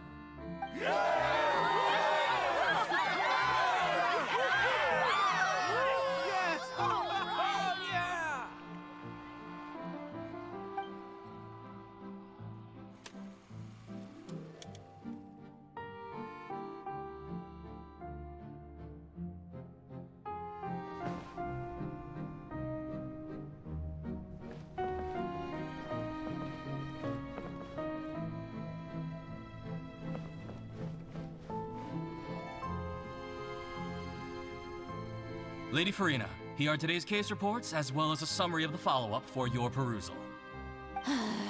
Come now, was I not just at the Opera House in person? Leave these kinds of things to Neuvillette. Besides, none of these trials were the one that I'm looking forward to the most. If I may be so impertinent, what kind of trial are you truly looking forward to? A magnificent, dramatic, and wondrous trial. A trial to end all things. How could you hope to understand? That's true. I fear I lack the ability to grasp your divine thought, Lady Archon. No need for fright, and do not take what I said before too seriously. Go now, do your duties. The trial I await. It will come one day.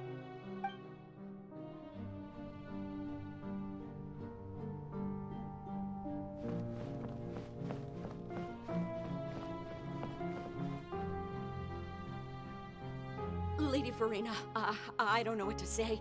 Thank you for agreeing to see me. No need to thank me.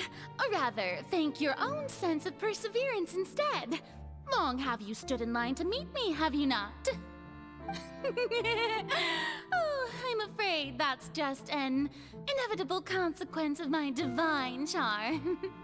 All right, Deoteria, is it? How is your son's illness? You remembered me, and you knew of my family, too. He is doing much better now. In fact, he is far more of an ardent believer than I. He was the one who forced me to seek an audience with you, and to bring your words back to him. Oh, good. Very good. If this should happen again in the future, please do not hesitate to come and tell me. Going down to citizens' homes every so often, while not usual practice, should serve as a fine change of pace. You're such a gentle and wise god. Thank you once again, on behalf of my son.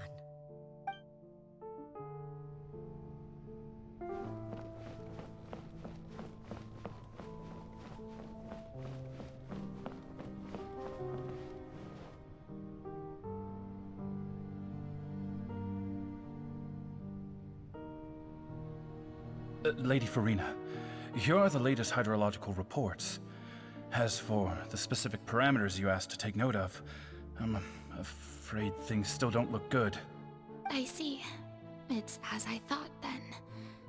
As your god, I did already expect this, but I wanted to see how far your human wisdom would allow you to analyze it. All manner of signs indicate that the prophecy will still come to pass. Forget it. That's not something you need to worry about right now. Well, as I understand it, the Fontaine Research Institute is also trying to find a way to counter the rising water levels. Really? Have they found anything? I'm afraid that they haven't found any effective solution thus far. Oh, is that so? Well, no wonder. This issue has reached the realm of the gods, after all. Still, their spirit is praiseworthy.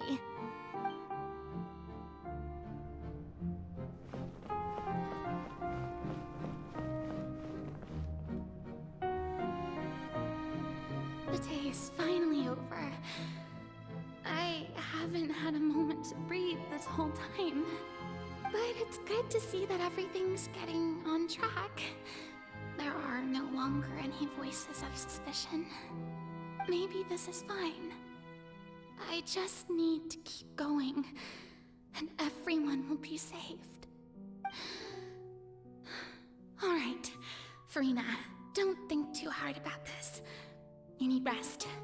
Tomorrow's a new day.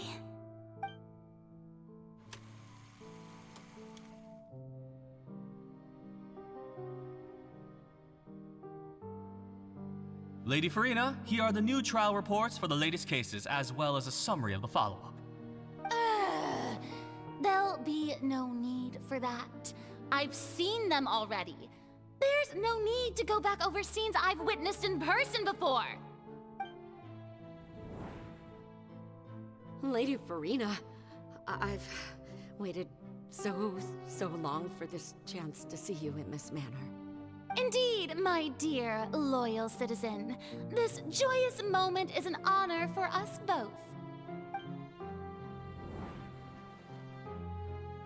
Lady Furina, we're detecting significant hydrological anomalies near Poisson. Understood. Keep monitoring. Keep me informed should anything come up at the Institute.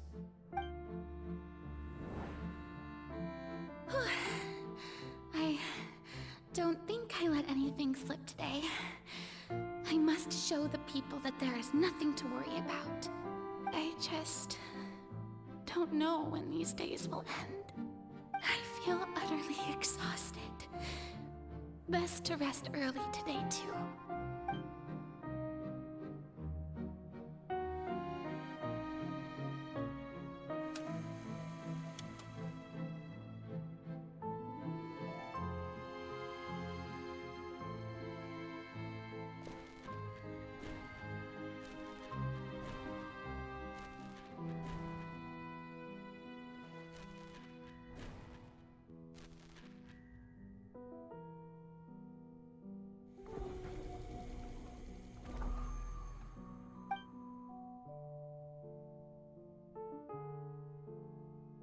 Lady Furina, it's like a dream being able to speak with you up close like this.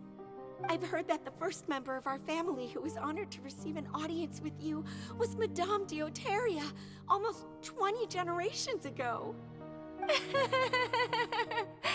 And what a fine family yours is indeed. It brings me great joy to meet such a faithful believer. A descendant of a line most ardent. Surely you exaggerate, Lady Furina. My lady? What is it, good citizen? Oh, are you crying? Oh, really now? I didn't even notice. This must be the overflow of hydro from my person. Well, can't quite help being the god whose dominion is the waters, can I? No wonder. No wonder. A manifestation of your power, then. Oh, Archon, I am honored to have witnessed it. Honored indeed.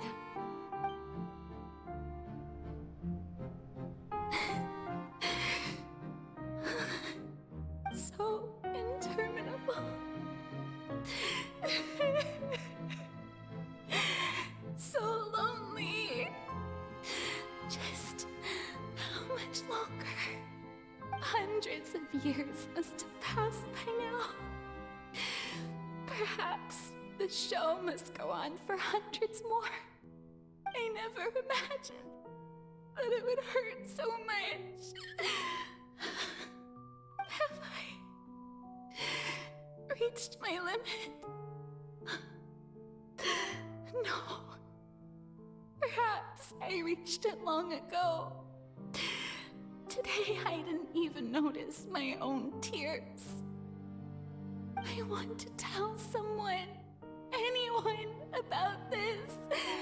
But would that not destroy all I've done so far?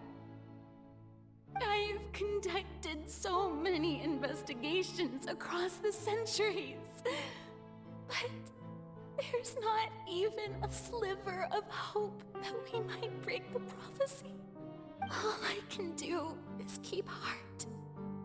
I must maintain this act. It is the only way to save Fontaine. Please, mirror me. You have to succeed.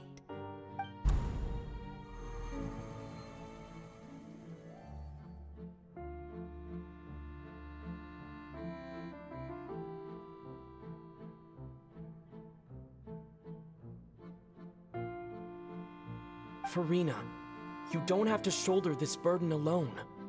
Although I don't know what you might be keeping from everyone. Your people are more than willing to share your burden with you.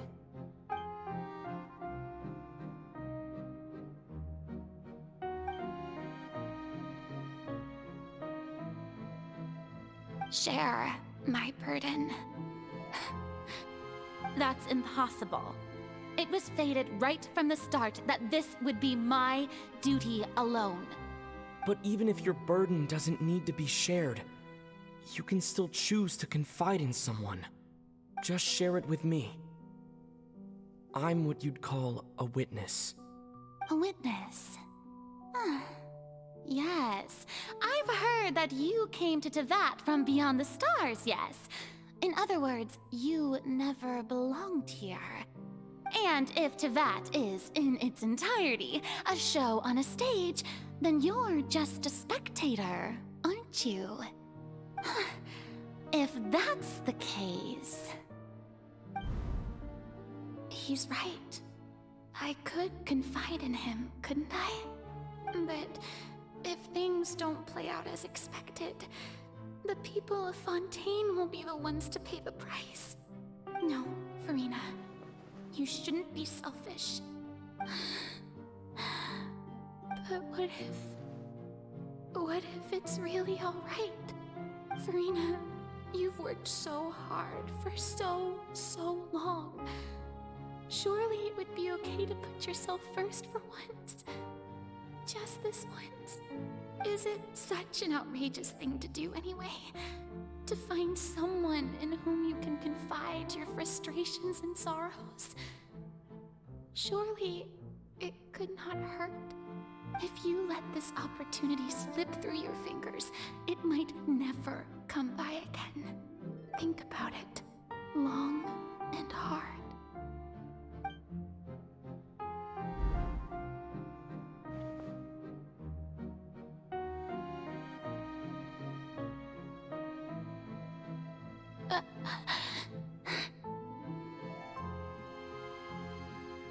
No, I have nothing to say. I am Furina, the Archon of Fontaine. Everything will surely get better. All you need to do, dear spectator, is to witness my performance until the curtains fall.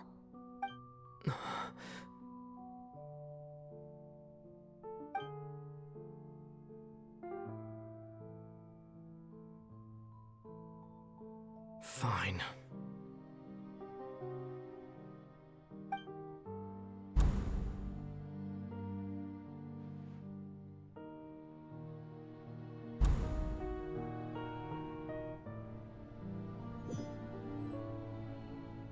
So even Furina doesn't know the truth? You've never once let her in on the full plan? Yes, it had to be done. To deceive the heavenly principles, you must first deceive yourself. She did very well. If she had let her resolve falter even once in these 5 centuries, Fontaine would have been doomed to the most tragic fate. It seems that trusting humanity was the right decision after all. I believe that I understand how your deception works, but that is only half the truth, is it not? How would you build on this foundation to save the people of Fontaine? That is the most important thing. Ah, good. Of course, the Iudex of Fontaine has pinpointed the crux of the issue. I'm sure you've long sensed that the Oratrice is no simple machine, yes? I've always suspected that it had its own consciousness. And Lenny did mention that he heard a human voice within the core chamber. It now seems that that person was you, hidden within the machine all along. Am I right? And then I became one with the oratories, taking Fontaine's gnosis with me. Yes, it would seem so, wouldn't it? Alas, your understanding of this device still lacks sufficient depth. In truth, it is no enactor of justice. It is, in fact, a device created to kill the god of justice. I beg your pardon? Oh, you have it. And to be more precise, not only will the oratories take down the god of justice, it will also take down the divine throne upon which she has been placed. I mean, did you think I would be the sort to enjoy peaceful repose while Furina suffered? My work over these last 500 years has been to constantly accumulate indemnitium within the oratories. But really, some have already discovered that only a small fraction of the energy generated by the device was ever used to provide power to Fontaine. The vast majority had to be, accumulated to enact this death sentence. It was all a part of your plan then? Both the trial and the sentence? Indeed. This power, accrued over 5 centuries, could have sustained Fontainians for millennia had it only been used for that purpose. Almost all of it has now been stored within the oratories. But only power of this magnitude could hope to destroy the Hydro Archon's divine throne, shaking the rules established by Celestia and breaking through the institution that is the Seven. So the Oratrice's call for death was for neither Furina nor Focalor, but for the Hydro Archon. The destruction of that divine throne. If I do not misunderstand your intent, you must be... Returning what's rightfully yours to you, of course. In other words, this was all done to return the authority of the Hydro Archon to the Hydro Dragon of this planet. But...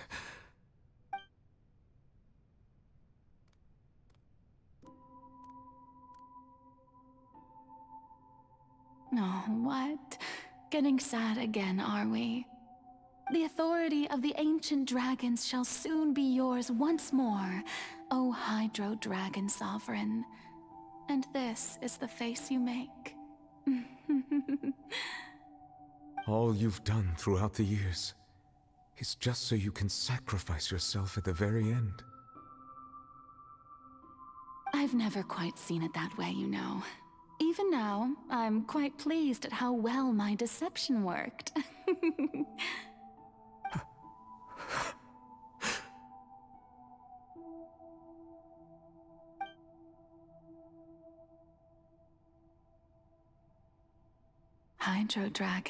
Hydro Dragon, don't cry. I must say, had it been within my rights, I would have loved to judge the heavenly principles themselves. Were they not guilty of essentially the same crime? Egeria stole the power of the primordial sea, and the heavenly principles stole the power you ancient dragons possessed. I, for my part, am the god of justice. And is it not just that your original powers should be returned to you? Speaking of justice, I have always believed that justice lies in the process of pursuing human existence itself. So, if the theft of the primordial sea's might was Fontaine's original sin, then, leaving matters of procedural right and wrong aside, the descent of the Fontainians as humans and their right to exist in this world would be Fontaine's original justice. In other words, existence was Egeria's justice, and to me, justice is the continuation of that existence. rectifying the prophecy and ensuring that Fontaine's people shall live on. That should be the justice enthroned over all others. At this point, we, whether it be myself or all other Fontainians, have shouldered the burden of this sin for far too long. Iudex Nervillet, the highest judge in our land, when you regain your full power as an elemental sovereign, what verdict shall you pass upon us? So when I was invited to the court of Fontaine to serve as Iudex, I see now that that was your idea too. At last, I now understand the true purpose behind this position. In the beginning, I was uninterested in human existence. But these 5 centuries of living alongside them have gradually brought about mutual understanding between us. And I have even attempted to feel as they feel. You are a devious one, Focalors. Things being as they are, surely you know that I could never declare them to be guilty.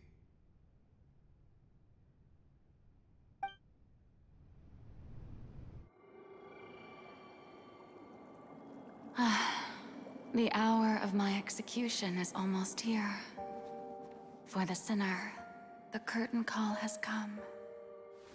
I know I may not sound it, but faced with death, I find myself a little afraid. Perhaps this is one thing both gods and humans have in common.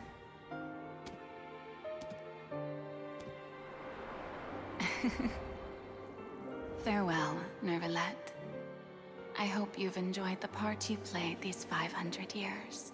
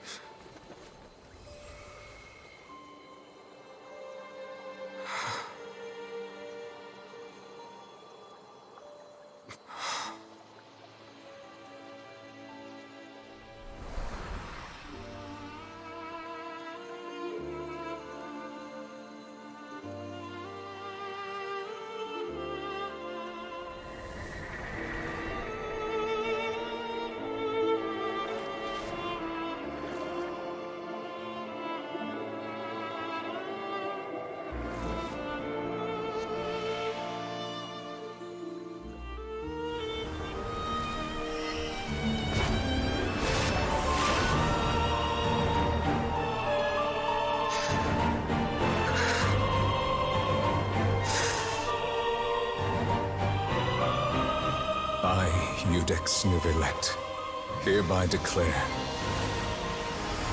people of Fontaine, your sins are forgiven.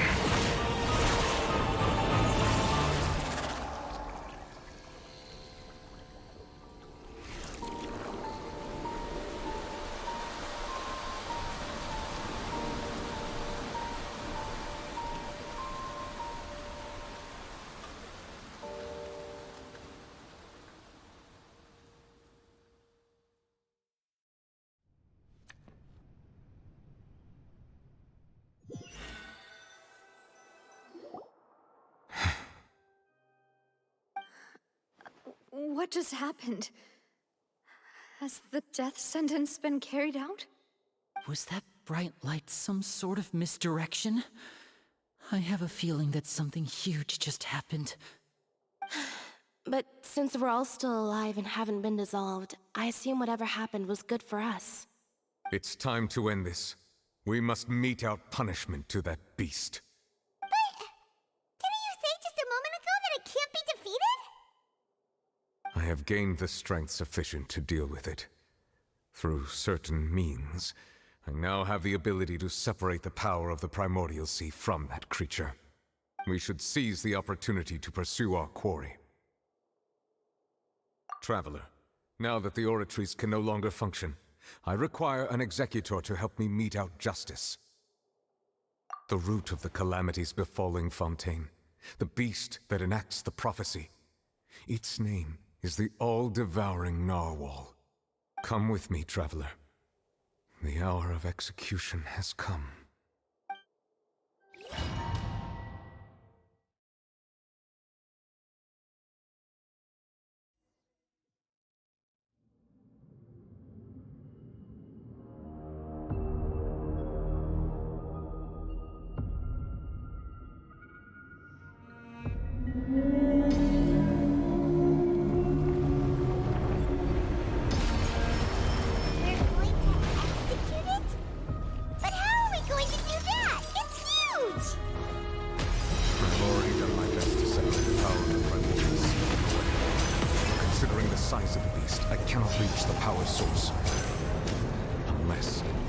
Find a way to attack it from within. I shall share a part of the ancient dragon. I shall look for an opening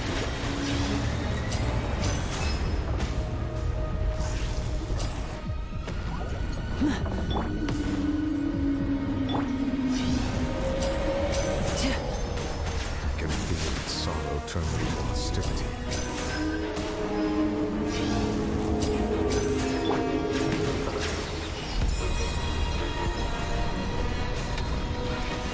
Tides beckon.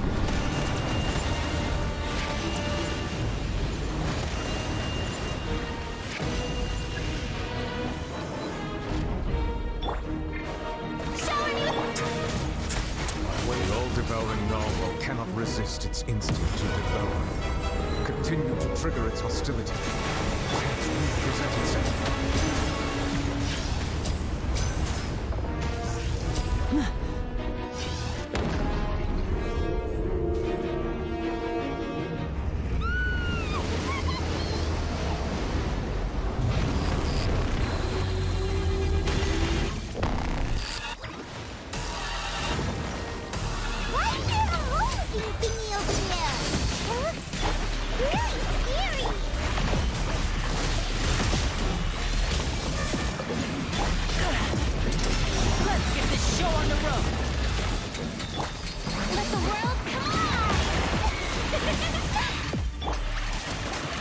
I have granted you my protection.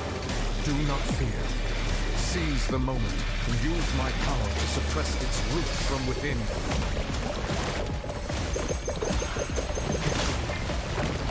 An oversight on my part.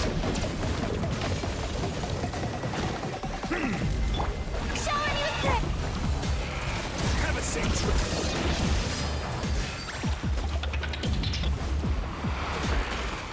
Manifest the authority of the ancient dragons. Witness the might of the primordial sea.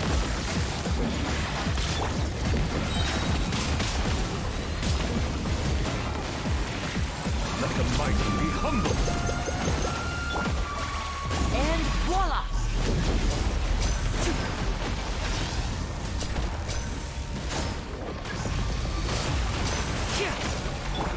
Let's begin. A moment, please.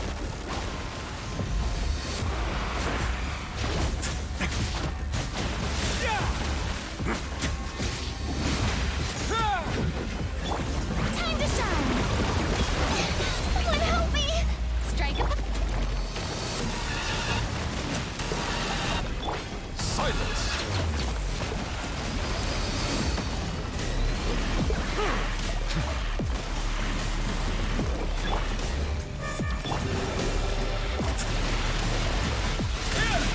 Let's begin. Yoo-hoo! Ah.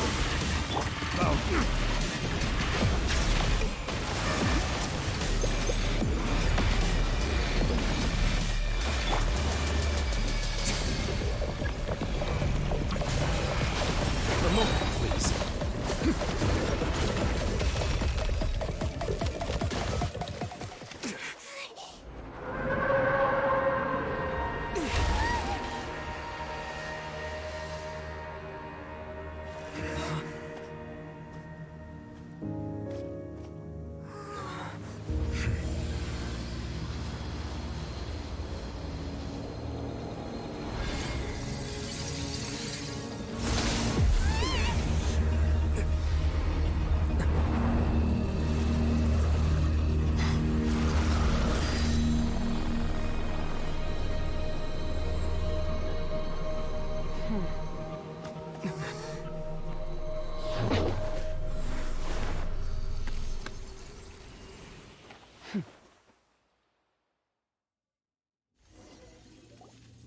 Thanks for helping with the cleanup.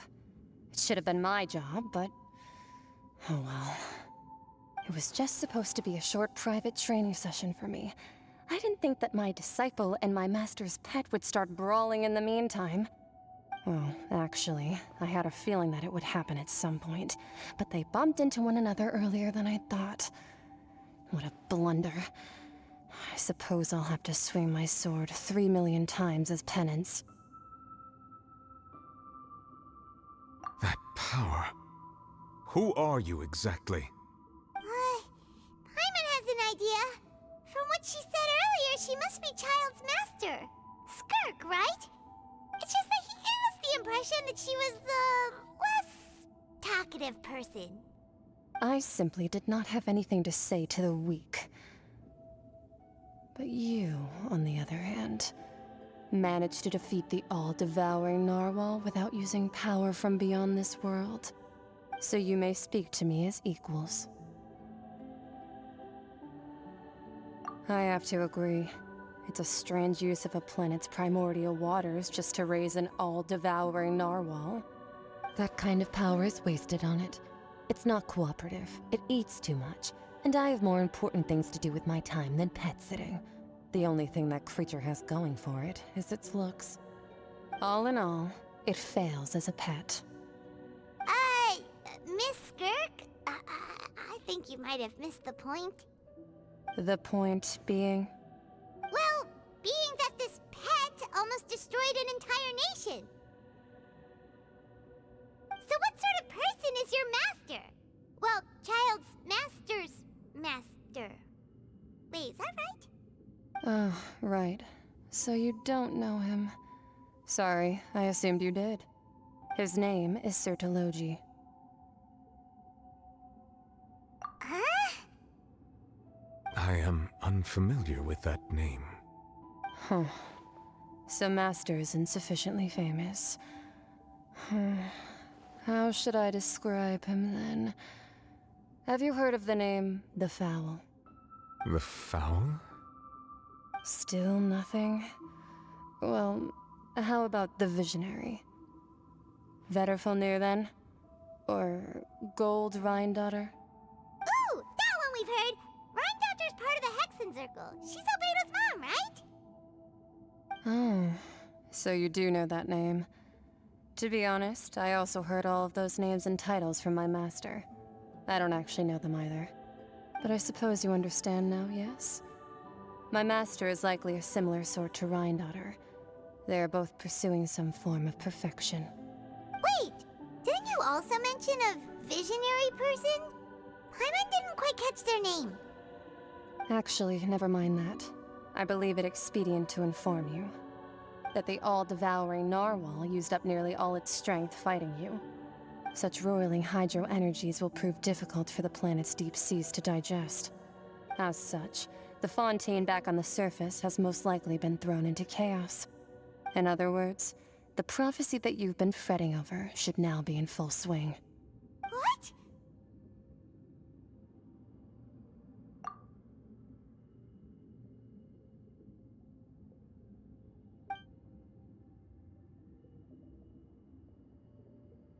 Not to worry.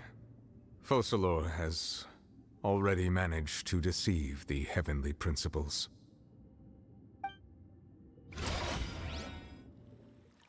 In the end, the people will all be dissolved into the waters, and only Furina will remain, weeping on her throne.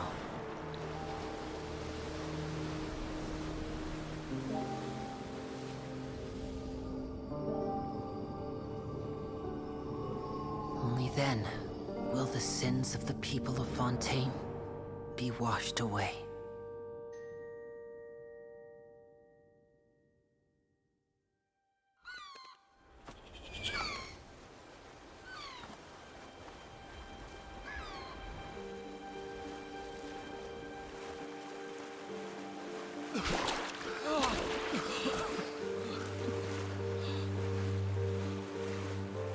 Hey!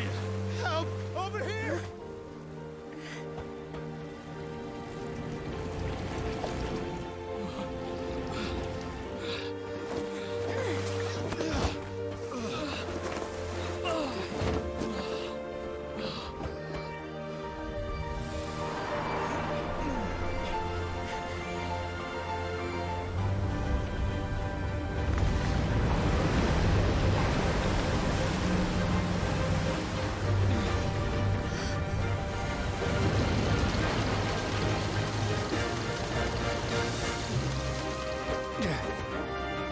Guardians initiate emergency rescue!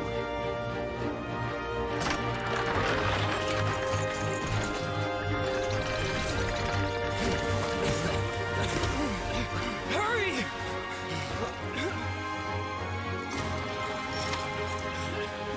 Hey, lend a hand!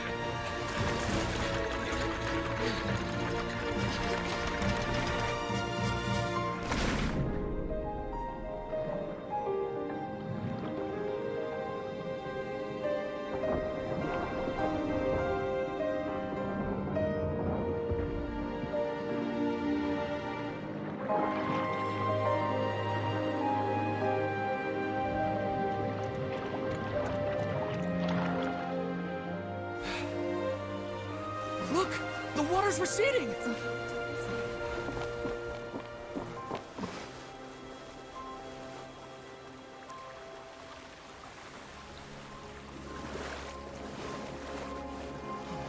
It's a miracle! Water's receding. We didn't dissolve. The prophecy was wrong. The prophecy was wrong.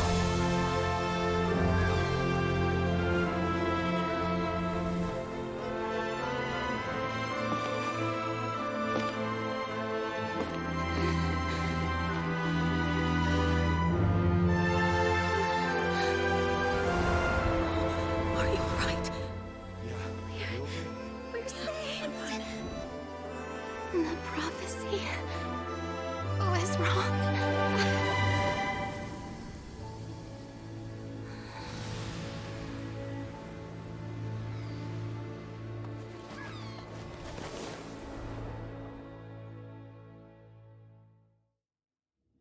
Word of advice.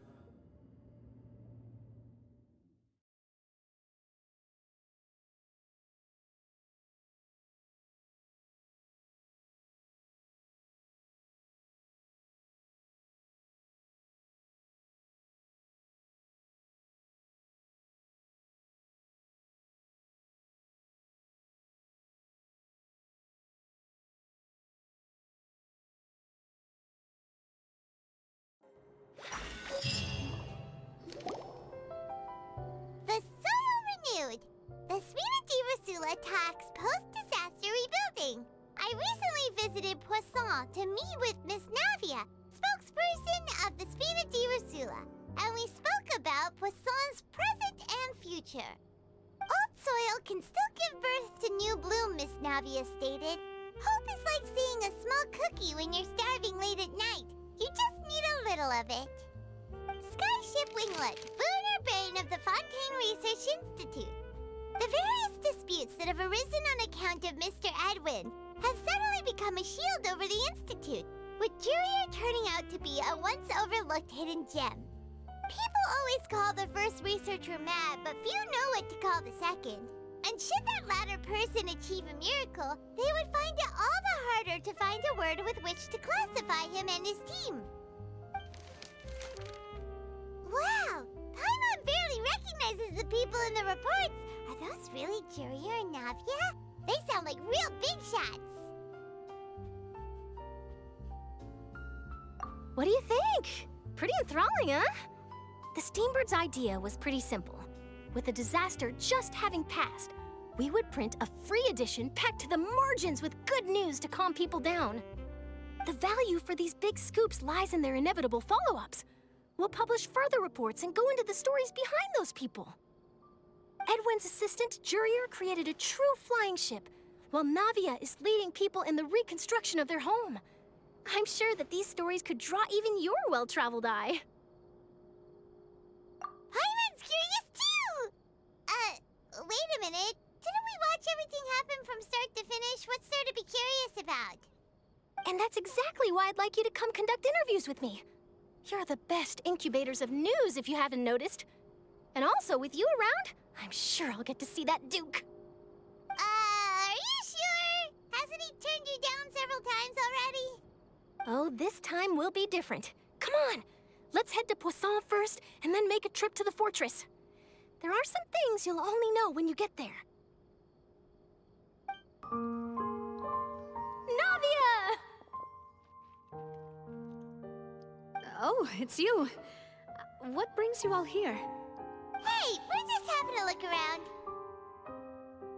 I'm here to update myself on how things are going here. Oh, the Fatui are here too! Let me introduce you. This is Mr. Garunt Snezhevich.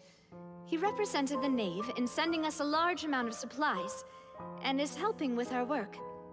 Our residents are hard at work as well. Thanks to everyone, work is progressing nicely. We've lost a lot of people, but we're moving forward. That will have to be enough. Hello, Miss Charlotte. I'm a big fan of yours. I especially like that article you wrote last year about Fontaine's stray cats. But if you don't mind, could you not emphasize our role too much in your report? It's not charity we're doing here. We just happen to share the same interests as the Spina. I get where you're coming from. I'll keep it as simple as possible. Or would you be willing to feature as friendly neighbors?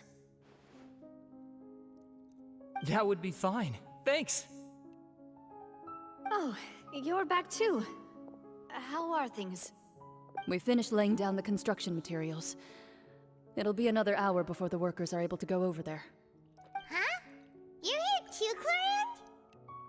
Well, her reputation's greatly risen after that whole duel business with Miss Furina, so she's here in Poisson to wait out the heat. All right. She really came here to help me out. There's too much to consider in the reconstruction of Poisson. The Spina has need of more decision-makers. And, well, I do already happen to be connected to Mr. Callis. Oh, wait just a moment. Do you mind me asking a few questions? You know, about how you felt before the duel, about what it was like facing down a god. There's lots of exciting material there, I bet. Forget it. I'm sure you can find a better theme than that, Miss Charlotte. I see you're the same as always. Couldn't you do me a favor, for Navia's sake? Well, if we're talking about doing things for my sake, you might as well just take a few more photos of me. Or of the Traveler. It's better than wasting time persuading Clorand, at any rate. Of course I will. I'm not gonna let him off that easy. All right, then everyone who wants to be in the photo, gather up. And smile.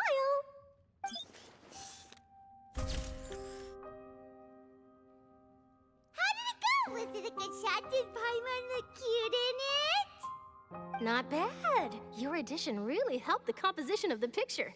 All right, hang on a moment. Let me snap a few more shots.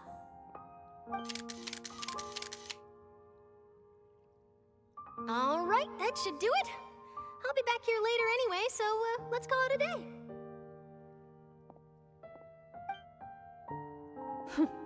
You're very quick. Speed is of the essence when it comes to the news, and freshness is the key. Also, not to brag, but I'm pretty good at building connections. Who knows? I might eventually get that interview with you after all, Miss Clorand. Wow, you really do have that never say die spirit. I'm impressed. I'll hazard a guess that this is how you got that interview at the Fortress of Meripede. Whoa, you're well informed. Let me make a guess too. I asked Sijuin, who told Monsieur Nervillet, and he told you, right? That's a very complete information chain. In truth, all Monsieur Neuvillette asked me was, when did the fortress become so friendly towards the media? I told him that it was best not to speak too soon. There's no guarantee that Wriothesley will make a personal appearance. You're right. I've got to treasure every moment I have with them. In which case, I'll be making a move first. Stay safe now. And tell me if you hear anything interesting. I'll treat you to afternoon tea in exchange. You seem curious about the fortress. Of course. That Wriothesley. I still remember going down to the fortress to grill him for information on my father's case. Boy, did he take me for a ride. Without telling me anything, of course. But he did invite you to tea, didn't he? 2 large pots of it, in fact. It was good tea, though. I have to agree. The tea there is very good. Speaking of that, would you like to have some today? I mean, you've got time, right? Well, I'd be partial to some shortbread. Wow, it's like we've got a menu or something. Sure. Good. What flavor of biscuits would you like, Mr. Snezhevich? Me? I'm fine with anything. But I would prefer chocolate, should you have it. All right. Leave it to me. I'll go over the newly arrived supplies with you later, Mr. Snezhevich. We should be able to finish the preparatory work today. That works great for me. Huh. Is it just me, or did you get a new lipstick? Ah, I did. It was a gift from Sijwin. Want to give it a try? I think the color would suit you, too.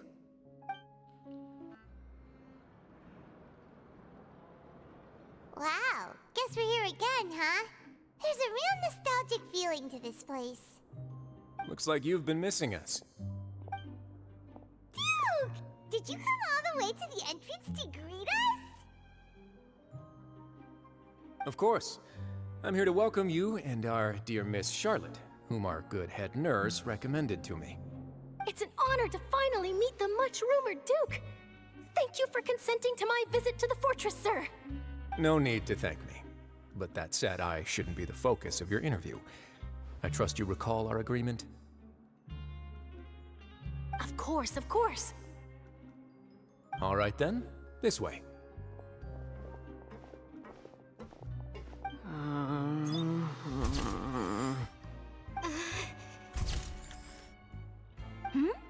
Hey, no need to be so nervous.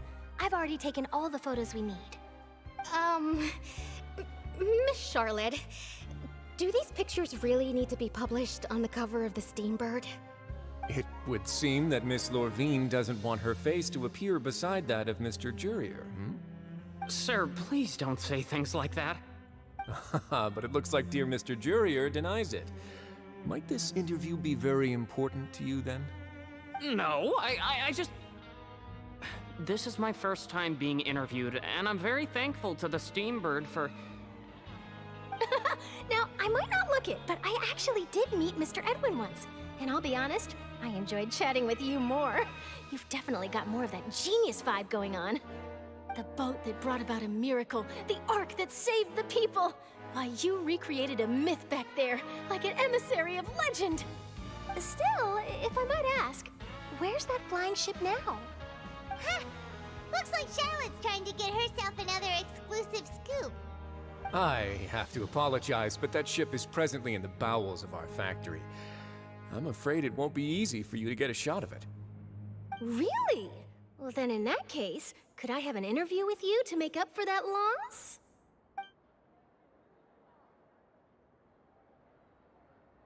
You already know my answer, I'm afraid. Best you interview our head nurse instead. Or perhaps you'd like to take another photo of this couple of researchers?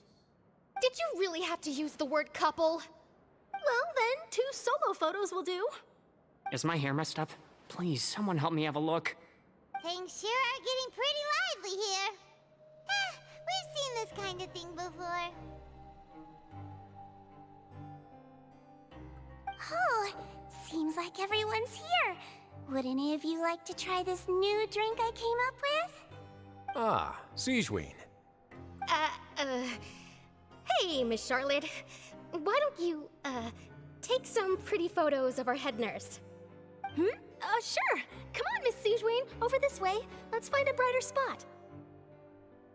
Huh? Sure. Do I have to smile?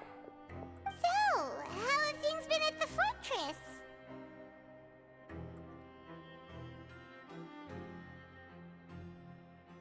Same old, as you can see. Fontaine's undergone some changes, but this place is still more or less the same. Other than that flying ship, it got a tad too much attention, I think. That's why I decided to let the interview go through. We should direct more public opinions toward the behind-the-scenes heroes. Am I right, Mr. Jurier? Miss Lorvine? You're too kind, sir. I believe that you too should have your day in the sun. Not that you would want that, which is a pity. I'll just leave the spotlight to you two.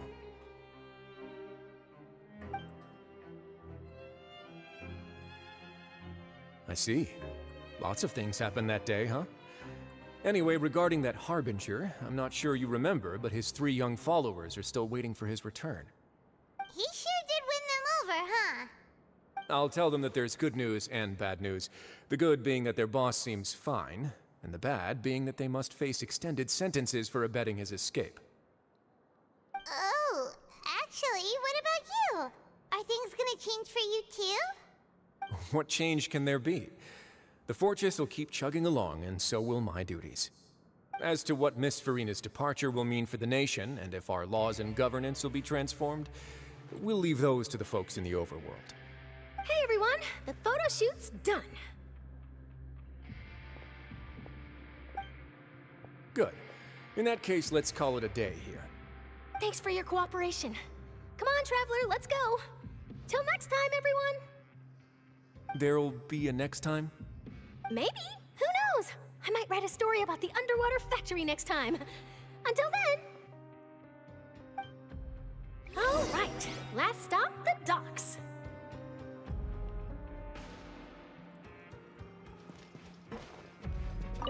Here are the interview notes. They mentioned that the flying ship may have many uses in the future, and the journalist asked me what I thought of them.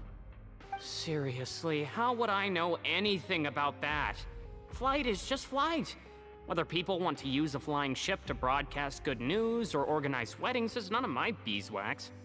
A wedding? Ah. Why are you looking at me like that? So the flying ship can be used for weddings? I didn't say that. That journalist mentioned it, and what does that have to do with us anyway? True. What does that have to do with us?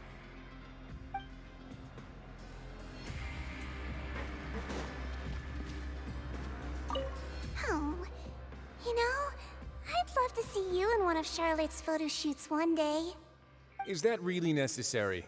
Our line of work doesn't really require much photographing. It's precisely because we don't need the picture that they'll have value as keepsakes. You don't really look all that opposed to the idea, you know. Maybe I'm just happy that I managed to once again avoid the spotlight. I think this interview went well either way. Yes, you successfully kept prying eyes away by using Mr. Jurier and Miss Lorvine as shields. Very good. You should be happy for them. They have a bright future ahead of them. I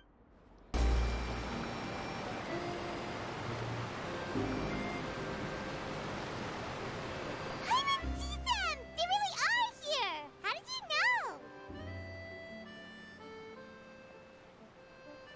know? Navia mentioned that she stayed in touch with Linny and the others after working together. Apparently, they've been at the docks distributing these strange pockets the whole time since. Traveler, Paimon. Ah, and Miss Charlotte, too. Would you like a magic pocket? What sort of gadget is it? It's a wondrous bag that can be used to carry many things. The water level has returned to normal, but if you see any of your things floating around, you can use this to carry them.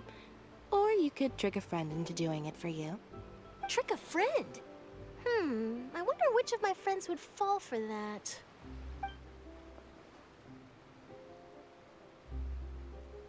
You could just make a friend like Fremine here. Isn't that right, Fremine? Is this what you meant by, I'll help you make some more friends? To be honest, that sounds pretty sweet. Could I have your contact, please?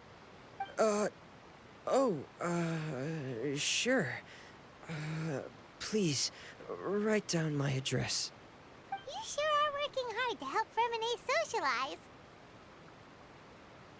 He was the one who proposed doing this. He even wants to assist in our magic shows. Yes, I was planning to first introduce Pear as an assistant, and later Fremine himself. In the future, I think we can leave underwater escape magic to him too. That said, would anyone want to see a diver escape underwater? Oh, it'll work out. Every journey begins with the first step. He'll become a part of our show eventually. Lynette, could you come over? Miss Charlotte says she wants to take a picture of us. Got it.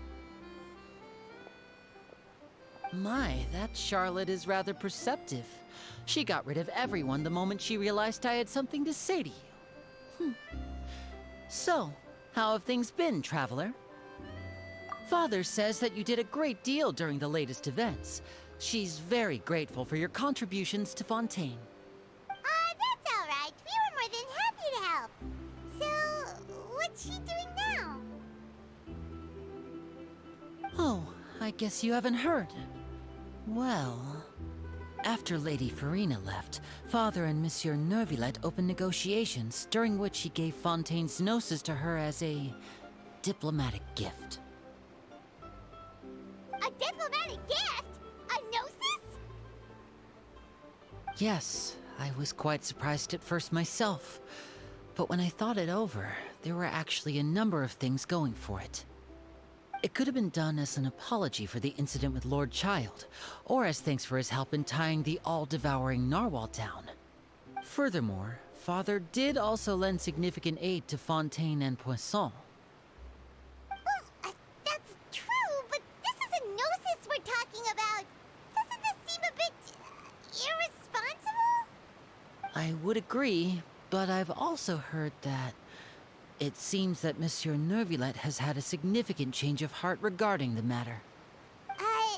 So there's some reason for this that only Neuvillette knows about?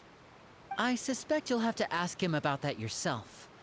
Ah, yes, speaking of which, I did see him strolling around the entrance to the Fortress of Masquerade a while back. Isn't he real busy and stuff? Paimon didn't think he'd have the time for that. But back to the topic. The gnosis was given to the knave, right? What about Child? They say that he's returned to Snezhnaya to recover from his wounds. I hear that the recent disaster really did a number on his health. That's true. When you think about it, we've had loads of run-ins with the Fatui. To think we'd be allied with them this time. So shocked by such a simple switching of sides?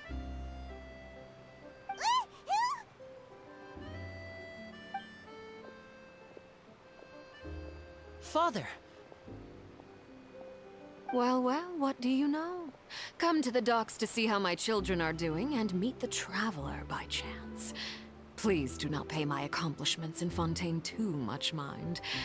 I would have done them regardless. Are you going to take the gnosis back to Snezhnaya?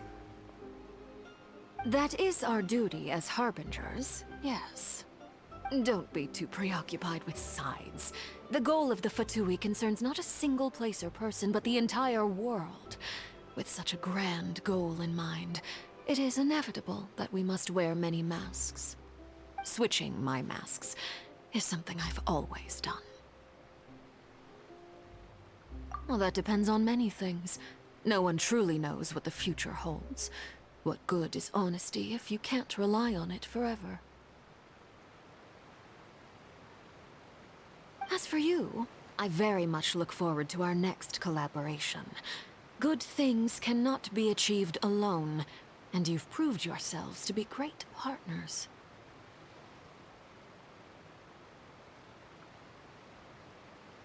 A vision?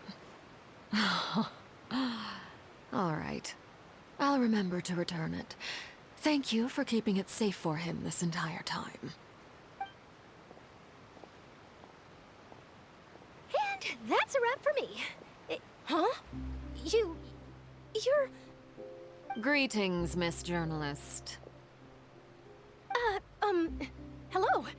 If I'm not mistaken, there are diplomatic channels I'll need to report to take a photo of you. That is correct. So forgive me, but I will not be able to serve as a subject in your article. However, feel free to write as much as you'd like about our dear magicians and our upcoming rookie talent. I will. The sea breeze is quite pleasant. I shall continue my walk while the weather remains so agreeable. Farewell. Farewell, Father. Oh, she has such an intimidating presence. I didn't even dare to take a picture. Thankfully, I've already wrapped up all my pre-scheduled interviews. Thank you all. This'll be more than enough for me to write about, I'm sure. Don't be too nervous. Why don't you take a magic pocket before you go? Here, Traveler, Paimon, you take one too. To move things about? That's right. Funny. I was giving out magic pockets when we first met, too. And what do you know? I'm doing the exact same thing right now. So many things have happened, but the pockets are still the pockets. I guess this must be life. We will all follow our own paths, and serendipity will lead you to your fated friends. All right then. We'll be handing out pockets in some other districts later, so we'll get going now. Have a good day, you two.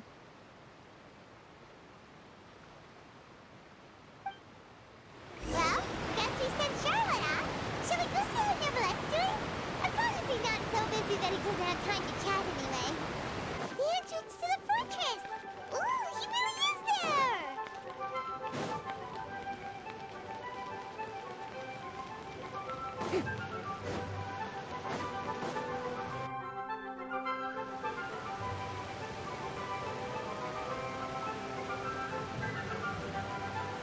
So, you really are here, Neverlett. Paimon didn't think you were going to have free time this hour of the day. Really? Oh, I suppose you must have met Mr. Linney. He took the time to greet me earlier when he passed this way. In any case, you came at a good time. I was just considering reaching out to you to set up a meeting, so I may explain some things that I haven't had the time to before. Aw, Paimon's glad that you remembered. Thank you for keeping us on your mind, what with you being busy and all. Alright, let's have it then. How was Fontaine actually saved? The whole business is still quite the mystery to us. It is strange how words can often leave a bitter taste in the mouth when it finally comes time to say them out loud.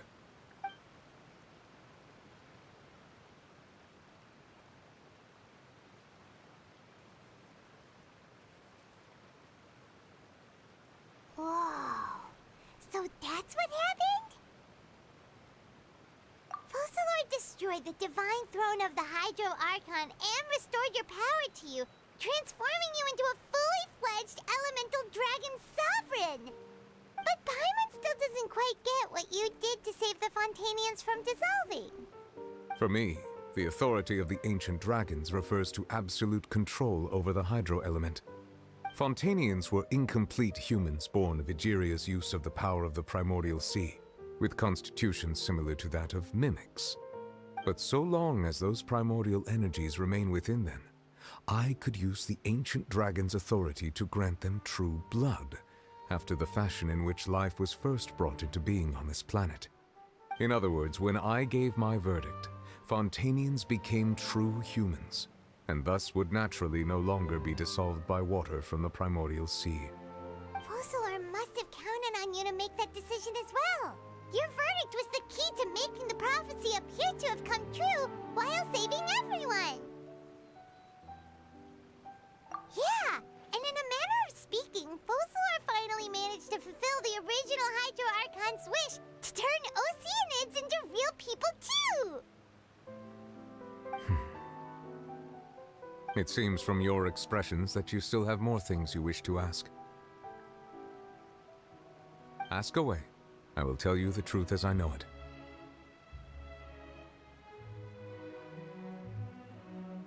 I have investigated his case along many avenues, and I have learned that he once fell into an unknown chasm when he was young. There, by chance, he awakened the all-devouring narwhal. But whether it be by sentiment or reason, that should not have been enough to consider him the root cause of the disaster.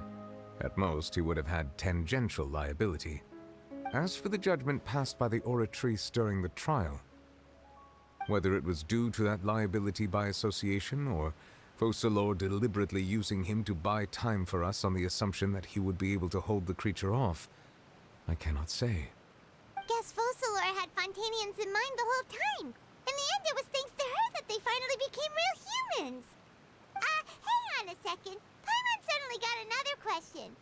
Back when Fontanians hadn't yet become real humans, were the children they had also transformed Oceanids? Life has always flowed like water. Do you recall how Fontanians would often come to the Fountain of Lucine to pray for children? Yeah, Lynette said the fountain is where all the waters in Fontaine converge. In truth, even those couples did not know that such prayers were no mere custom, but instead a form of ritual. Those Oceanids who were blessed within the spring water would later descend as new humans in the coming months.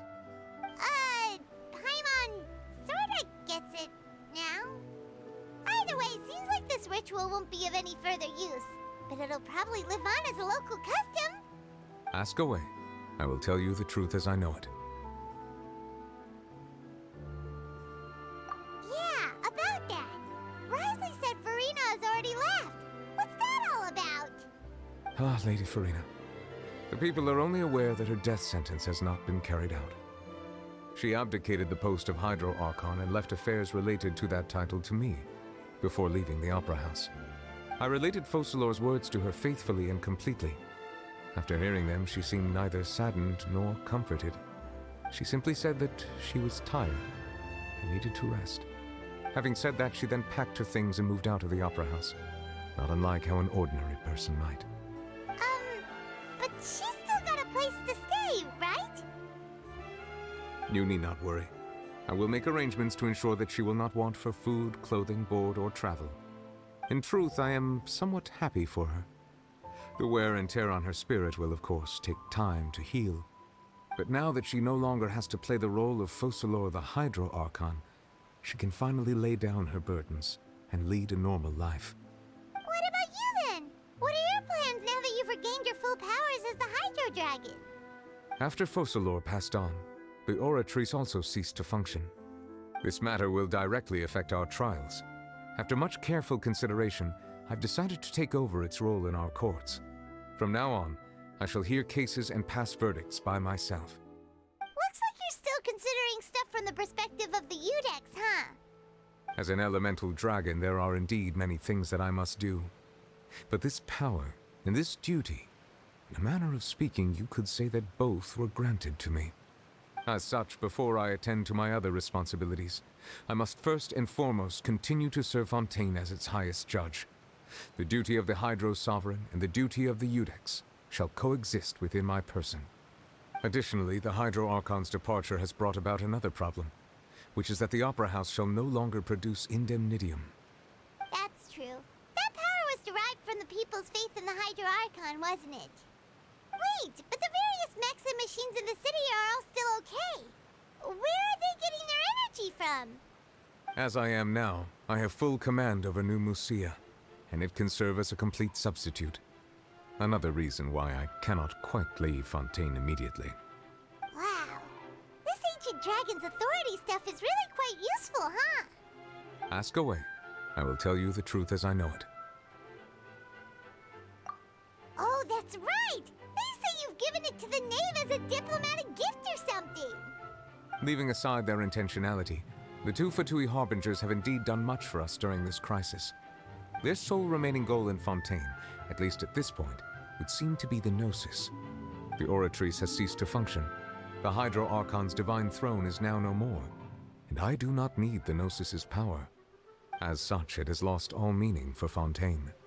If the Fatui have impure designs, then we might as well accede to their request now, and avoid unnecessary conflict. What complicated considerations? Paimon thought you were just giving it to them out of gratitude to the knave and as an apology to Child. Ask away. I will tell you the truth as I know it. You will soon be heading to Natlan, I presume. I'm afraid that I have little talent as a travel guide, so all I can do is tell you what I know about that land. As far as I'm aware, Natlan can be said to be a nation of dragons. A nation of dragons? You mean like you? No, I suspect that I would not find myself welcome there. Unlike ancient dragons such as myself, the dragons of Natlan have undergone long years of development and evolution. Large numbers of them have entered a form of coexistence with humanity. Natlan is also the nation of war. War ravages those lands like an undying flame. There is one other piece of information I got incidentally from my negotiations with the Knave that I believe may be useful to you. The Harbinger known as the Captain has thrown his hat into the endless ring of war. The Captain.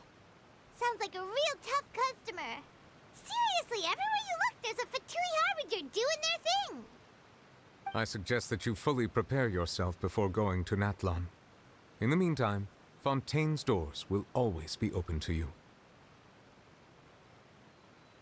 Ask away. I will tell you the truth as I know it.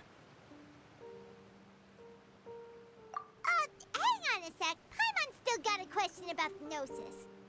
When we spoke to Lenny earlier, he mentioned that your attitude towards giving away the Gnosis had clearly changed.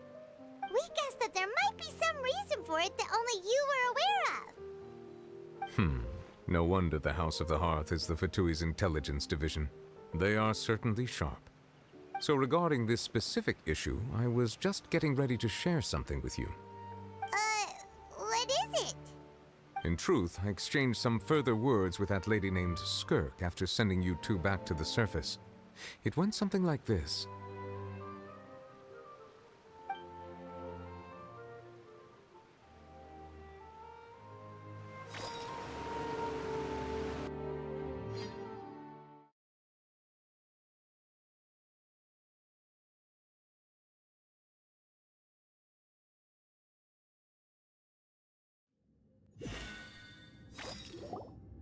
Well, we're going to head topside to see what's going on. You hurry over soon as well, all right, Nervalet? What next? The all-devouring narwhal isn't here, so I'm no longer getting any interference. I can finally catch the scent of your power, what it's made of. It is the authority of the planet's primordial dragons, but with something very similar to a god's curse mixed in. It's quite a novel blend. I'm sure I've encountered something like this before. What was it again? I do not know what you speak of. Ah, of course. How could I forget? You should have the remains of the third Descender on your person, yes? Remains? I've never heard of any such thing. Huh. According to your parlance, I believe it may be called a gnosis. Well, that much is true. After Focalor's divinity faded, she handed her gnosis to me. But I fear I have never heard of it described in the manner that you just did. I've been training with my master, the Foul, ever since I was young, and I have never returned to the surface since. So most of the information I possess, I got from him. It is only natural for those who are greater than humanity to possess a different sort of common sense, which is why there are so many problems in our attempts to communicate with humans. Regardless, you should probably get rid of objects of misfortune to prevent any disasters from befalling you. To live in itself is a blessing, but once a person dies, the bonds he once had with this world shall all turn to curses. What do you mean by that? No need to fret. These are just my personal thoughts, and my reason for no longer wishing to return to the surface. This third Descender you refer to, who are they? And when did they die? Master never mentioned them to me. Perhaps it just wasn't that important for me to know. If you're interested, though, I could ask him. I'll be sure to pass the answer on to you next time. Next time? You believe we will meet again? I do. Wait. I have a disciple of my own, don't I? He can be the messenger then.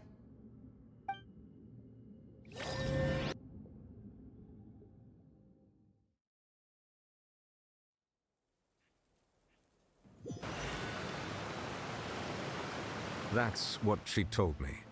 Whether it would prove useful or not, I wanted to pass that information on to you. The remains of the third Descender? So that's what the Gnosis actually are. Paimon just thought they looked like chess pieces. How could they be a person's remains? All the same, assuming that there was no misunderstanding or special metaphor at play, that is what she meant to say. And she said that it would bring misfortune and that you should check it, which is why you gave it to the Fatui.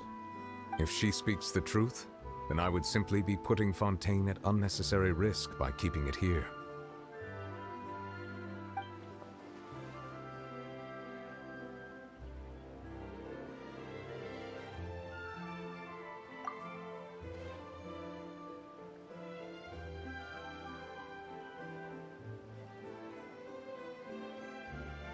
I had guessed that you might already be familiar with this concept, but I did not expect you to be one of them. That means that the Gnosis, which are exceedingly element compatible and can even enhance elemental abilities, do indeed come from the third descender.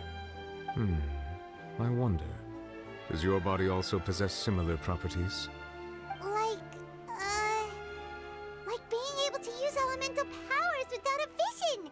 That does sort of count as special compatibility, right? No, let's not think about this stuff right now. It just feels creepy. Comparing the Traveler to the dead third descender and all. That's what you say, but this topic still feels like bad luck.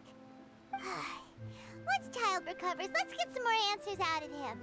Or go look for his master and get the answers that way. I too believe it unwise to make too many blind guesses when information is lacking. The same is true of being at court. All right. Whatever the case, it seems like the crisis here in Fontaine's over for now. Yes. All of Focalor's efforts were for this moment as well. But she sacrificed herself in the end as a god, and she suffered through all those years as a human. Was that really what she wanted? I suppose that would be the mystery of a god's will. I suspect not. But once in a while, I too would guess that if wishes were like the clouds in the sky, they will one day return to the earth as raindrops. Life flows like water, and rain is the final answer. The water levels may sometimes tilt one way or another, but the rain falls fairly upon all. And what, ultimately, is the difference between the rains that fall upon all of us?